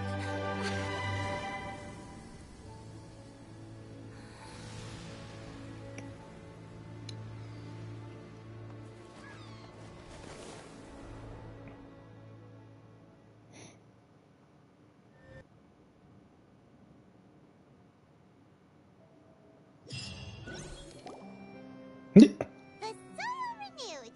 The Spina Rasula talks post-disaster rebuilding. I recently visited Poisson to meet with Miss Navia, spokesperson of the Spina Rasula, and we spoke about Poisson's present and future. Old soil can still give birth to new bloom, Miss Navia stated. Hope is like seeing a small cookie when you're starving late at night. You just need a little of it. Skyship Winglet, lunar brain of the Fontaine Research Institute. The various disputes that have arisen on account of Mr. Edwin have suddenly become a shield over the Institute, with Jurier turning out to be a once overlooked hidden gem. People always call the first researcher mad, but few know what to call the second. And should that latter person achieve a miracle, they would find it all the harder to find a word with which to classify him and his team. Wow! Paimon barely recognizes the people in the reports. Are those really Jurier and Navia? They sound like real big shots. What do you think? Pretty enthralling, huh? The Steambird's idea was pretty simple. With the disaster just having passed, we would print a free edition packed to the margins with good news to calm people down. The value for these big scoops lies in their inevitable follow-ups. We'll publish further reports and go into the stories behind those people. Edwin's assistant, Jurier, created a true flying ship, while Navia is leading people in the reconstruction of their home. I'm sure that these stories could draw even your well-traveled eye. Paimon's curious too! Wait a minute. Didn't we watch everything happen from start to finish? What's there to be curious about? And that's exactly why I'd like you to come conduct interviews with me. You're the best incubators of news, if you haven't noticed. And also, with you around, I'm sure I'll get to see that Duke. Are you sure? Hasn't he turned you down several times already? Oh, this time will be different. Come on! Let's head to Poisson first, and then make a trip to the fortress. There are some things you'll only know when you get there.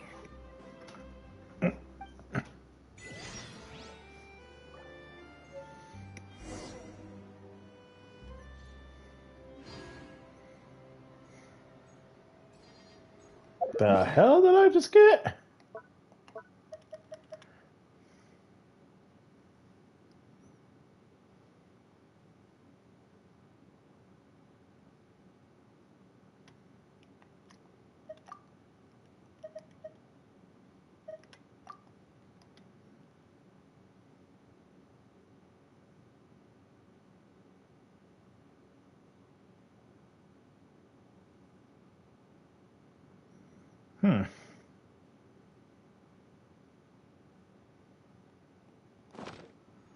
All right then.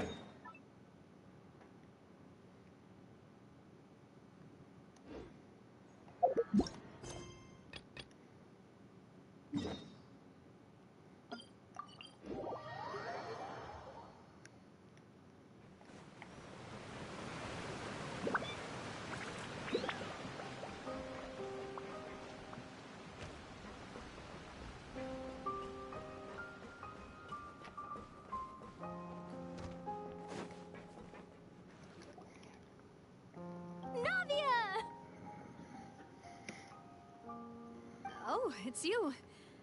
What brings you all here? Hey, we're just having a look around. I'm here to update myself on how things are going here. Oh, Oh, the Fatui are here too. Let me introduce you. This is Mr. Garunt Snezhevich. He represented the Knave in sending us a large amount of supplies, and is helping with our work. Our residents are hard at work as well. Thanks to everyone, work is progressing nicely. We've lost a lot of people, but we're moving forward. That will have to be enough. Hello, Miss Charlotte. I'm a big fan of yours. I especially like that article you wrote last year about Fontaine's stray cats. I came full circle. But if you don't mind, could you not emphasize our role too much in your report? It's not charity we're doing here. We just happen to share the same interests as the Spina. I get where you're coming from. I'll keep it as simple as possible. Or would you be willing to feature as friendly neighbors? That would be fine. Thanks. Oh, you're back too. How are things? We finished laying down the construction materials. It'll be another hour before the workers are able to go over there. Huh? You're here too, Clorian? Well, her reputation's greatly risen after that whole duel business with Miss Farina. So she's here in Poisson to wait out the heat. All right. She really came here to help me out. There's too much to consider in the reconstruction of Poisson. The Spina has need of more decision-makers. And, well, I do already happen to be connected to Mr. Callis.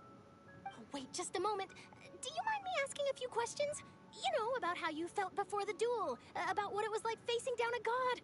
There's lots of exciting material there, I bet. Forget it. I'm sure you can find a better theme than that, Miss Charlotte. I see you're the same as always. Couldn't you do me a favor, for Navia's sake? Well, if we're talking about doing things for my sake, you might as well just take a few more photos of me. Or of the Traveler. It's better than wasting time persuading Chlorand at any rate. Of course I will. I'm not gonna let him off that easy. All right, then everyone who wants to be in the photo, gather up. And smile.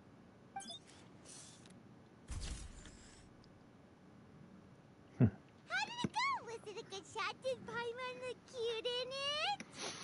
Not bad. Your addition really helped the composition of the picture. All right, hang on a moment. Let me snap a few more shots. All right, that should do it. I'll be back here later anyway, so let's call it a day. You're very quick. Speed is of the essence when it comes to the news, and freshness is the key. Also, not to brag, but I'm pretty good at building connections. Who knows? I might eventually get that interview with you after all, Miss Cloran. Wow, you really do have that never say die spirit. I'm impressed. I'll hazard a guess that this is how you got that interview at the Fortress of Maripede. Whoa, you're well informed. Let me make a guess too. I asked Sijuin, who told Monsieur Nervillette, and he told you, right? That's a very complete information chain. In truth, all Monsieur Nervillette asked me was, when did the fortress become so friendly towards the media? I told him that it was best not to speak too soon. There's no guarantee that Ridesley will make a personal appearance. You're right. I've got to treasure every moment I have with them. In which case, I'll be making a move first. Stay safe now. And tell me if you hear anything interesting. I'll treat you to afternoon tea in exchange.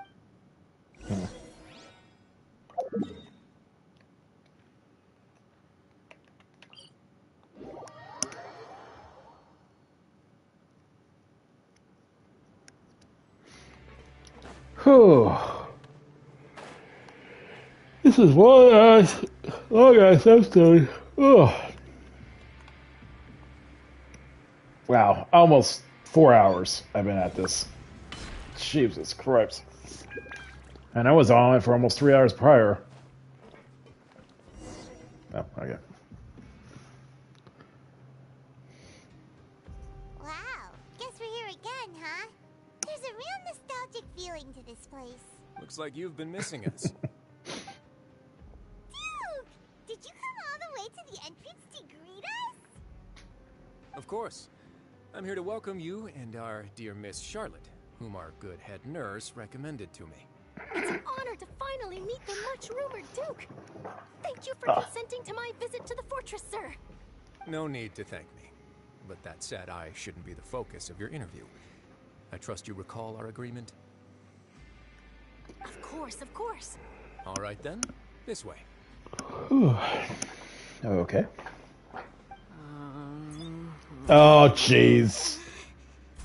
Hey, no need to be so nervous. I've already taken all the photos we need. Miss Charlotte, do these pictures really need to be published on the cover of the Steambird? It would seem that Miss Lorvine doesn't want her face to appear beside that of Mr. Jurier. Sir, please don't say things like that. But it looks like dear Mr. Jurier denies it. Might this interview be very important to you then? No, I just... This is my first time being interviewed, and I'm very thankful to the Steambird for... Now, I might not look it, but I actually did meet Mr. Edwin once. And I'll be honest, I enjoyed chatting with you more. You've definitely got more of that genius vibe going on.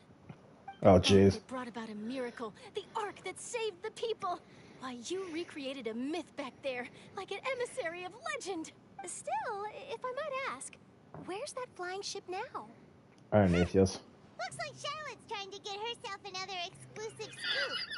I have to apologize, but that ship is presently in the bowels of our factory. I'm afraid it won't be easy for you to get a shot of it. Really? Well, then in that case, could I have an interview with you to make up for that loss? You already know my answer, I'm afraid. Best you interview our head nurse instead. Or perhaps you'd like to take another photo of this couple of researchers?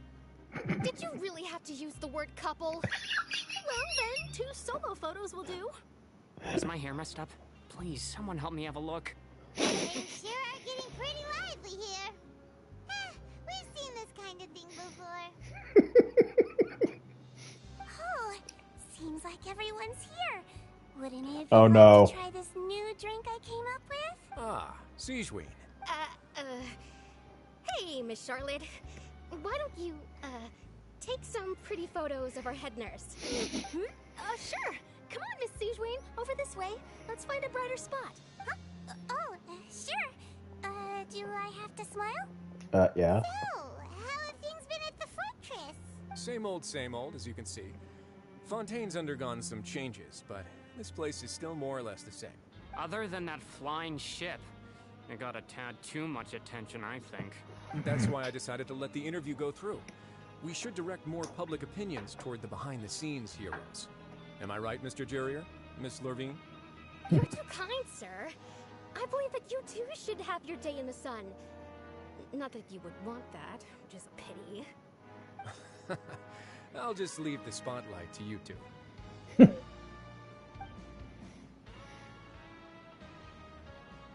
I see. Lots of things happened that day, huh? Anyway, regarding that Harbinger, I'm not sure you remember, but his 3 young followers are still waiting for his return. He sure did win them over, huh? I'll tell them that there's good news and bad news. The good being that their boss seems fine, and the bad being that they must face extended sentences for abetting his escape. Oh, actually, what about you? Are things gonna change for you too? What change can there be?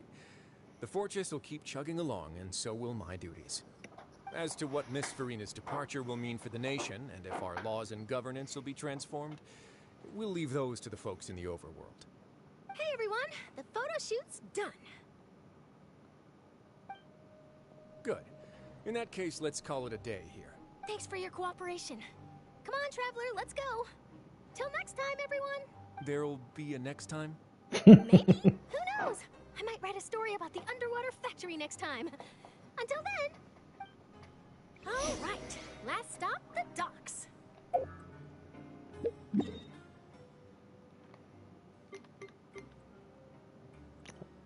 Well, we're definitely getting sent off.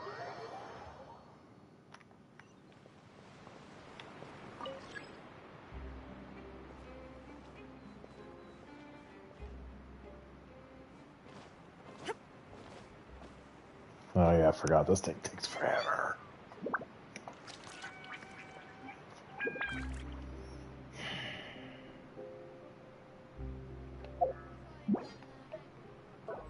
Would it be faster I just climbed up? Probably not. Oh, well, they're in the rest of cat. Or not.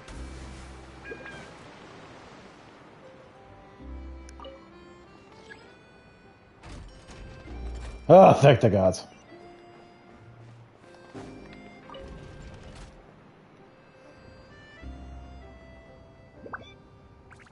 Oh, I could have fell down. Ah, screw it, whatever.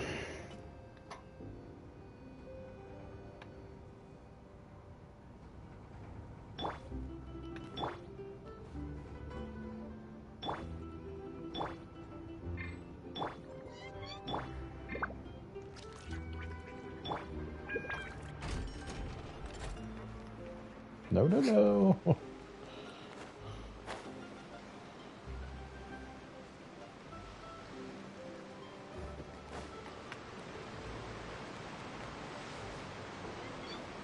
I see Lenny.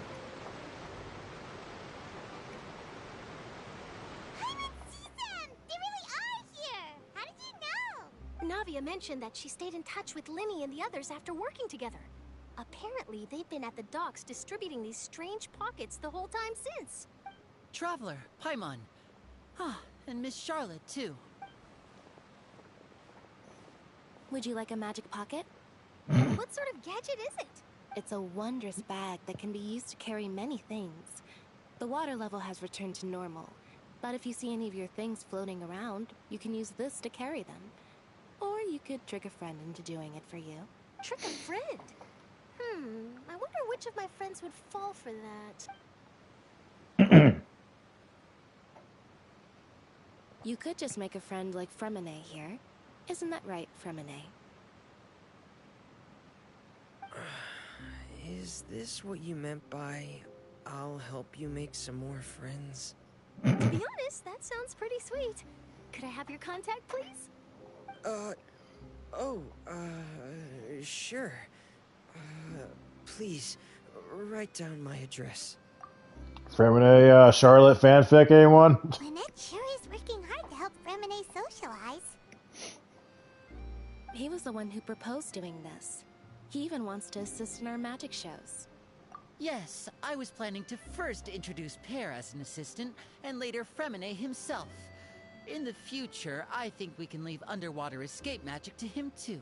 That said, would anyone want to see a diver escape underwater? Oh, it'll work out. Every journey begins with the first step. He'll become a part of our show eventually. Lynette, could you come over? Miss Charlotte says she wants to take a picture of us. Got it.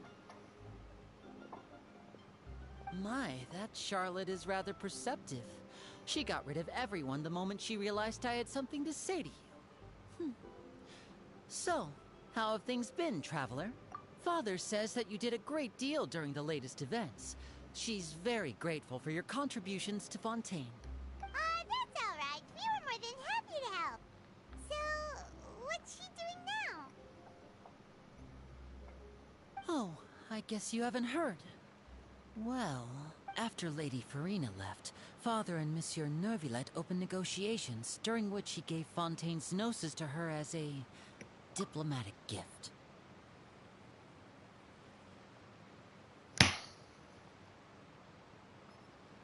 God fucking damn it. And not to mention, how has he had the gnosis? I thought we gave the power back to Neuvillette. Oh, okay, there might be more to this. Yes, I was quite surprised at first myself. But when I thought it over, there were actually a number of things going for it. It could have been done as an apology for the incident with Lord Child, or as thanks for his help in tying the all-devouring narwhal down. Furthermore, Father did also lend significant aid to Fontaine and Poisson. That's true, but this is a gnosis we're talking about. Doesn't this seem a bit irresponsible? I would agree, but I've also heard that it seems that Monsieur Neuvillette has had a significant change of heart regarding the matter. So there's some reason for this that only Neuvillette I suspect you'll have to ask him about that yourself. Ah, yes, speaking of which, I did see him strolling around the entrance to the Fortress of Meripede a while back. Okay, so in Mondstadt, we got mugged, lost Geonosis. In Leeway, it's been contracted in an agreement. In Azuma, we just traded for our lives. In Sumuru, we traded for information. Now we traded for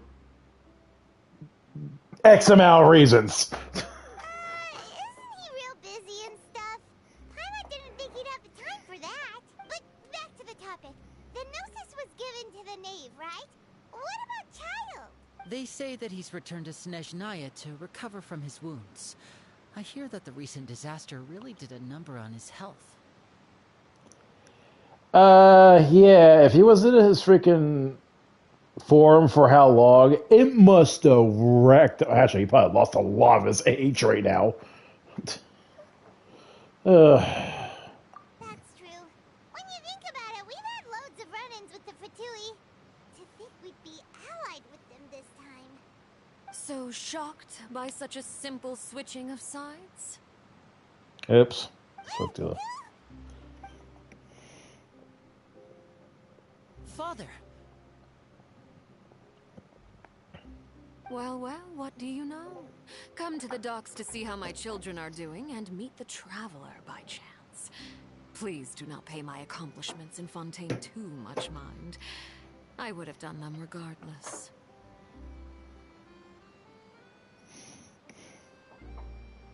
Are you going to take the Gnosis back to Snezhnaya?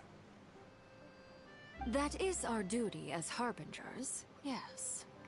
Don't be too preoccupied with sides. The goal of the Fatui concerns not a single place or person, but the entire world. With such a grand goal in mind, it is inevitable that we must wear many masks. Switching my masks is something I've always done. Well, that depends on many things. No one truly knows what the future holds. What good is honesty if you can't rely on it forever?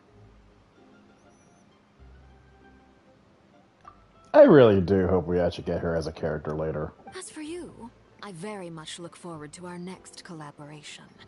Good things cannot be achieved alone, and you've proved yourselves to be great partners. A vision?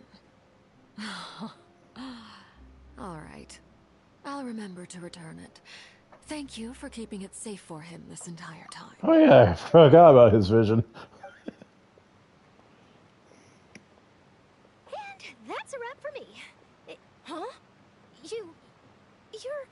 Greetings, Miss Journalist. Hello. If I'm not mistaken, there are diplomatic channels I'll need to report to take a photo of you. That is correct. So forgive me, but I will not be able to serve as a subject in your article. However, feel free to write as much as you'd like about our dear magicians and our upcoming rookie talent. I will. The sea breeze is quite pleasant. I shall continue my walk while the weather remains so agreeable. Farewell. Farewell, Father. Oh, she has such an intimidating presence. I didn't even dare to take a picture. Thankfully, I've already wrapped up all my pre-scheduled interviews. Thank you all. This'll be more than enough for me to write about, I'm sure. Don't be too nervous. Why don't you take a magic pocket before you go? Here, Traveler, Paimon, you take one too. And we're back to square one. That's right. Funny. I was giving out magic pockets when we first met too. And what do you know? I'm doing the exact same thing right now. So many things have happened, but the pockets are still the pockets. I guess this must be life. We will all follow our own paths, and serendipity will lead you to your fated friends. All right then. We'll be handing out pockets in some other districts later, so we'll get going now. Have a good day, you two. Well, guess we sent Charlotte off. Shall we go see how Neverlette's doing? As long as he's not so busy that he doesn't have time to chat anyway.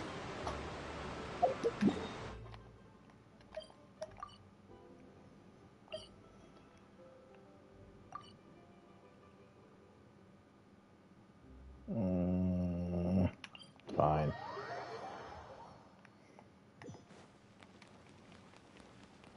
Actually, maybe I'll pump up the fountain because since it's been.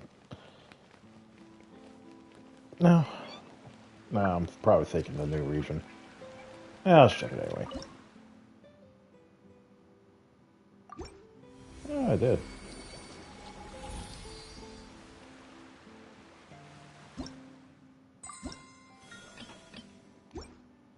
Okay. Yeah, I got crown. That put me at 14. No shrine deaths, huh? Boring. Isn't there anything else more interesting to do? Yes, for you.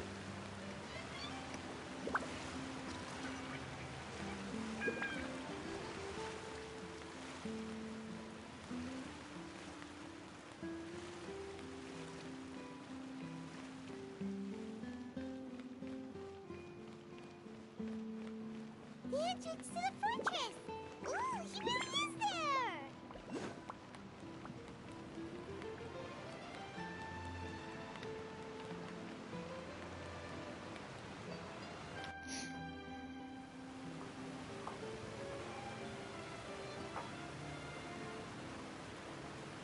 So, you really are here, Neuvillette!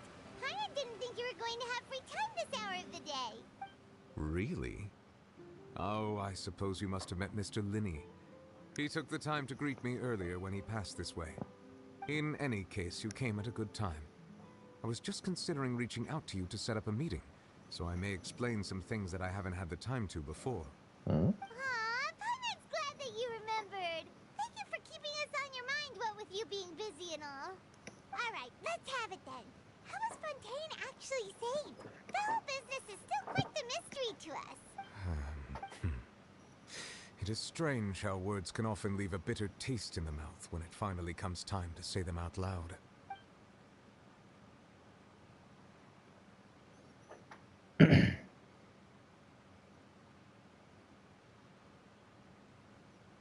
Whoa. So that's what happened? Focalor destroyed the divine throne of the Hydro Archon and restored your power to you, transforming you into a fully fledged elemental dragon sovereign. But Paimon still doesn't quite get what you did to save the Fontainians from dissolving. For me, the authority of the ancient dragons refers to absolute control over the hydro element. Fontainians were incomplete humans born of Egeria's use of the power of the primordial sea, with constitutions similar to that of mimics. But so long as those primordial energies remain within them, I could use the ancient dragon's authority to grant them true blood, after the fashion in which life was first brought into being on this planet. In other words, when I gave my verdict, Fontainians became true humans, and thus would naturally no longer be dissolved by water from the primordial sea. So they're immune now. Focalor must have counted on you to make that decision as well. Your verdict was the key to making the prophecy appear to have come true while saving everyone. Yeah, and in a manner of speaking, Focalor finally managed to fulfill the original Hydro Archon's wish to turn Oceanids into real people too! It seems from your expressions that you still have more things you wish to ask. Ask away. I will tell you the truth as I know it. I have investigated his case along many avenues, and I have learned that he once fell into an unknown chasm when he was young. There, by chance, he awakened the all-devouring narwhal. But whether it be by sentiment or reason, that should not have been enough to consider him the root cause of the disaster. At most, he would have had tangential liability. As for the judgment passed by the oratrice during the trial, whether it was due to that liability by association, or Focalor deliberately using him to buy time for us on the assumption that he would be able to hold the creature off, I cannot say. Guess Focalor had Fontainians in mind the whole time. In the end, it was thanks to her that they finally became real humans. Hang on a second. Paimon suddenly got another Oh, question. jeez. Back when Fontainians hadn't yet become real humans, were the children they had also transformed Oceanids? Life has always flowed like water. Do you recall how Fontainians would often come to the Fountain of Lucine to pray for children? Yeah, Lynette In truth, even those couples did not know that such prayers were no mere custom, but instead a form of ritual. Those Oceanids who were blessed within the spring water would later descend as new humans in the coming months. Paimon sorta gets it now. Either way, seems like this ritual won't be of any further use, but it'll probably live on as a local custom. Ask away. I will tell you the truth as I know it. Yeah, about that. Risley said Farina has already left. What's that all about? Ah, Lady Farina. The people are only aware that her death sentence has not been carried out. She abdicated the post of Hydro Archon and left affairs related to that title to me, before leaving the Opera House. I related Focalor's words to her faithfully and completely. After hearing them, she seemed neither saddened nor comforted. She simply said that she was tired and needed to rest. Having said that, she then packed her things and moved out of the Opera House, not unlike how an ordinary person might. But she's still got a place to stay, right? You need not worry. I will make arrangements to ensure that she will not want for food, clothing, board, or travel.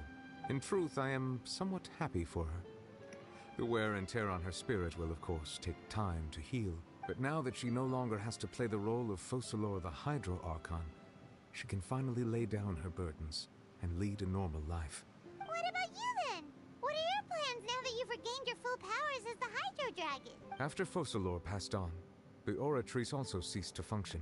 This matter will directly affect our trials.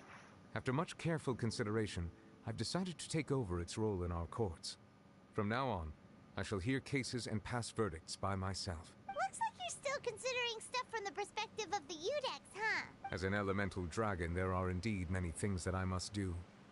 But this power and this duty, in a manner of speaking, you could say that both were granted to me. As such, before I attend to my other responsibilities, I must first and foremost continue to serve Fontaine as its highest judge. The duty of the Hydro Sovereign and the duty of the Udex shall coexist within my person. Additionally, the Hydro Archon's departure has brought about another problem, which is that the Opera House shall no longer produce indemnitium. That's true. That power was derived from the people's faith in the Hydro Archon, wasn't it? Wait, but the various mechs and machines in the city are all still okay. Where are they getting their energy from? We're gonna make a shit ton of dams. Because right now, we have one that could be make right here. As I am now, I have full command over New Musia, and it can serve as a complete substitute. Another reason why I cannot quite leave Fontaine immediately. So you're becoming a living battery. Congratulations. Wow. This ancient dragon's authority stuff is really quite useful, huh? Ask away. I will tell you the truth as I know it. Oh boy, here we go. Oh, that's right! They say you've given it to the knave as a diplomatic gift or something! Leaving aside their intentionality, the two Fatui Harbingers have indeed done much for us during this crisis. Their sole remaining goal in Fontaine, at least at this point, would seem to be the Gnosis. The Oratrice has ceased to function. The Hydro Archon's divine throne is now no more, and I do not need the Gnosis's power. As such, it has lost all meaning for Fontaine.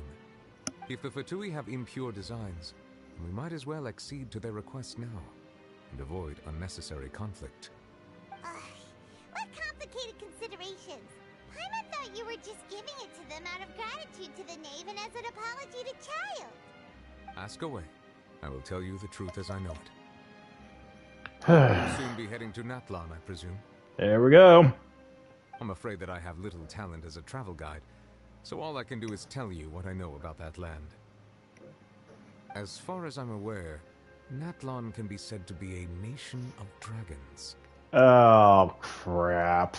A nation of dragons? You mean like you? No, I suspect that I would not find myself welcome there.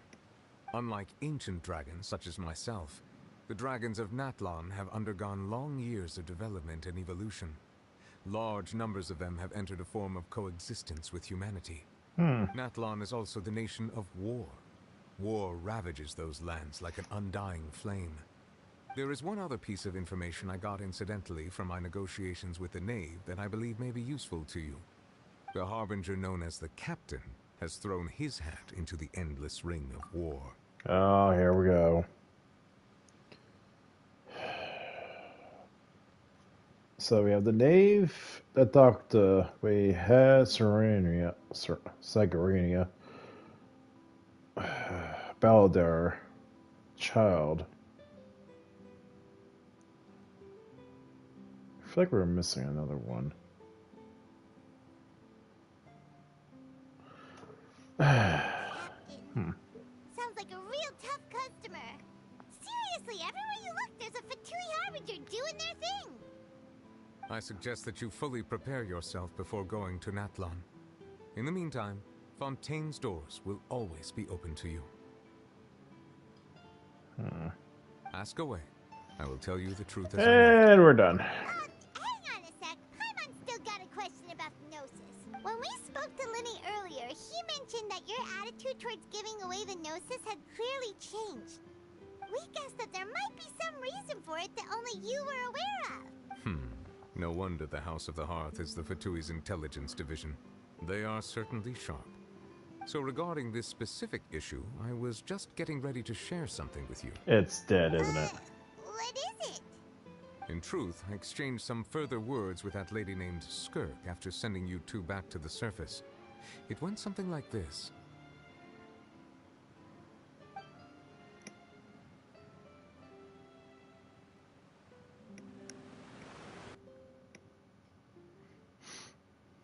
Loading. Well, we're going to head topside to see what's going on. You hurry over soon as well, all right, What next? The all-devouring narwhal isn't here, so I'm no longer getting any interference. I can finally catch the scent of your power, what it's made of. It is the authority of the planet's primordial dragons, but with something very similar to a god's curse mixed in. It's quite a novel blend. I'm sure I've encountered something like this before. What was it again? I do not know what you speak of. Ah, of course. How could I forget? You should have the remains of the third descender on your person, yes?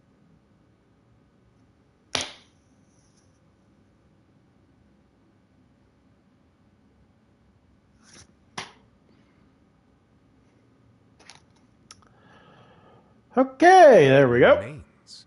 I've never heard of any such thing. Huh. According to your parlance, I believe it may be called a gnosis.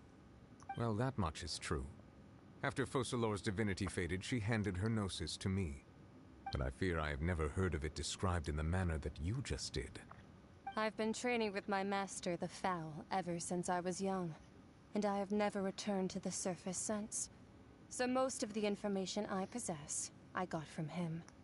It is only natural for those who are greater than humanity to possess a different sort of common sense, which is why there are so many problems in our attempts to communicate with humans.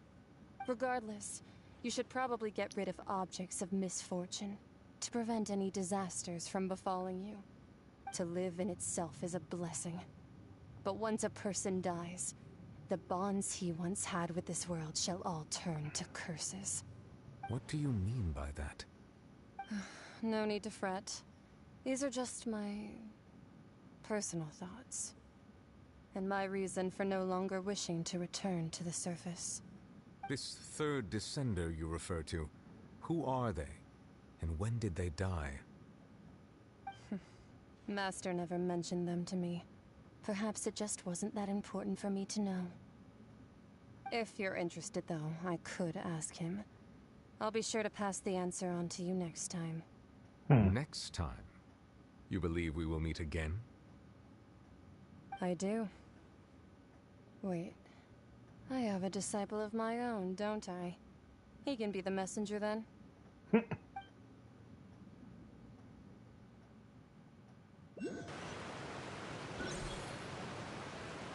That's what she told me.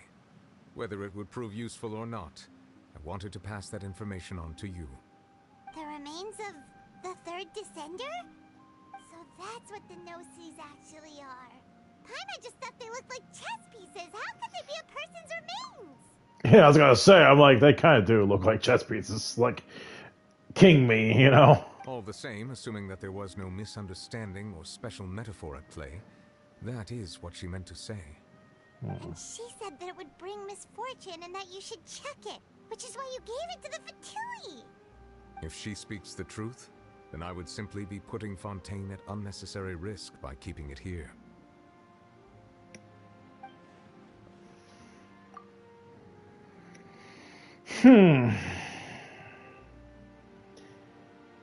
So it makes me wonder if the other gods, well, besides Venti, might have an inkling feeling about that.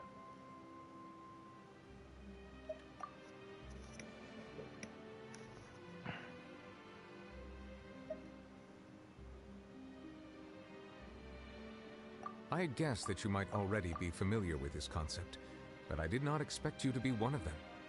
That means that the Gnosis, which are exceedingly element compatible and can even enhance elemental abilities, do indeed come from the third descender. I wonder, does your body also possess similar properties? Like being able to use elemental powers without a vision. That does sort of count as special compatibility, right? No, let's not think about this stuff right now. It just feels creepy. Comparing the Traveler to the dead third descender and all. That's what you say, but this topic still feels like bad luck. Once Child recovers, let's get some more answers out of him. Or go look for his master and get the answers that way. I too believe it unwise to make too many blind guesses when information is lacking. The same is true of being at court. Alright. Whatever the case, it seems like the crisis here in Fontaine's over for now. Yes. All of Focalor's efforts were for this moment as well. But she sacrificed herself in the end as a god, and she suffered through all those years as a human. Was that really what she wanted? I suppose that would be the mystery of a god's will. I suspect not. But once in a while, I too would guess that if wishes were like the clouds in the sky, they will one day return to the earth as life flows like water, and rain is the final answer. The water levels may sometimes tilt one way or another, but the rain falls fairly upon all.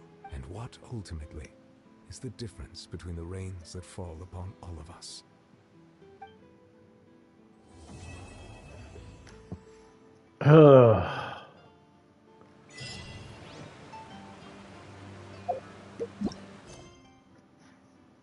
Done!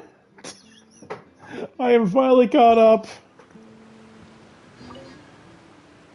It seems from your expressions that you still have more. Ask away. I will tell you the truth as I know it. I suggest that you fully prepare.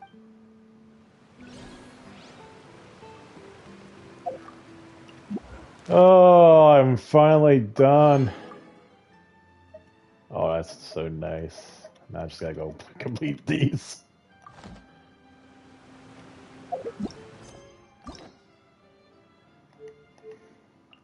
I have all these unlocked. Oh yeah, now, Farina! Does that get updated? No, I have to do with quests. God damn it.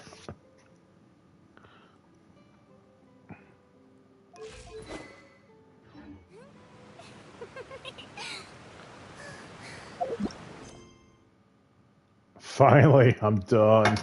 Oh my god. How long have I been doing this episode? Oh god, that's 4 hours and 19 minutes I've been streaming this episode. This was a long one.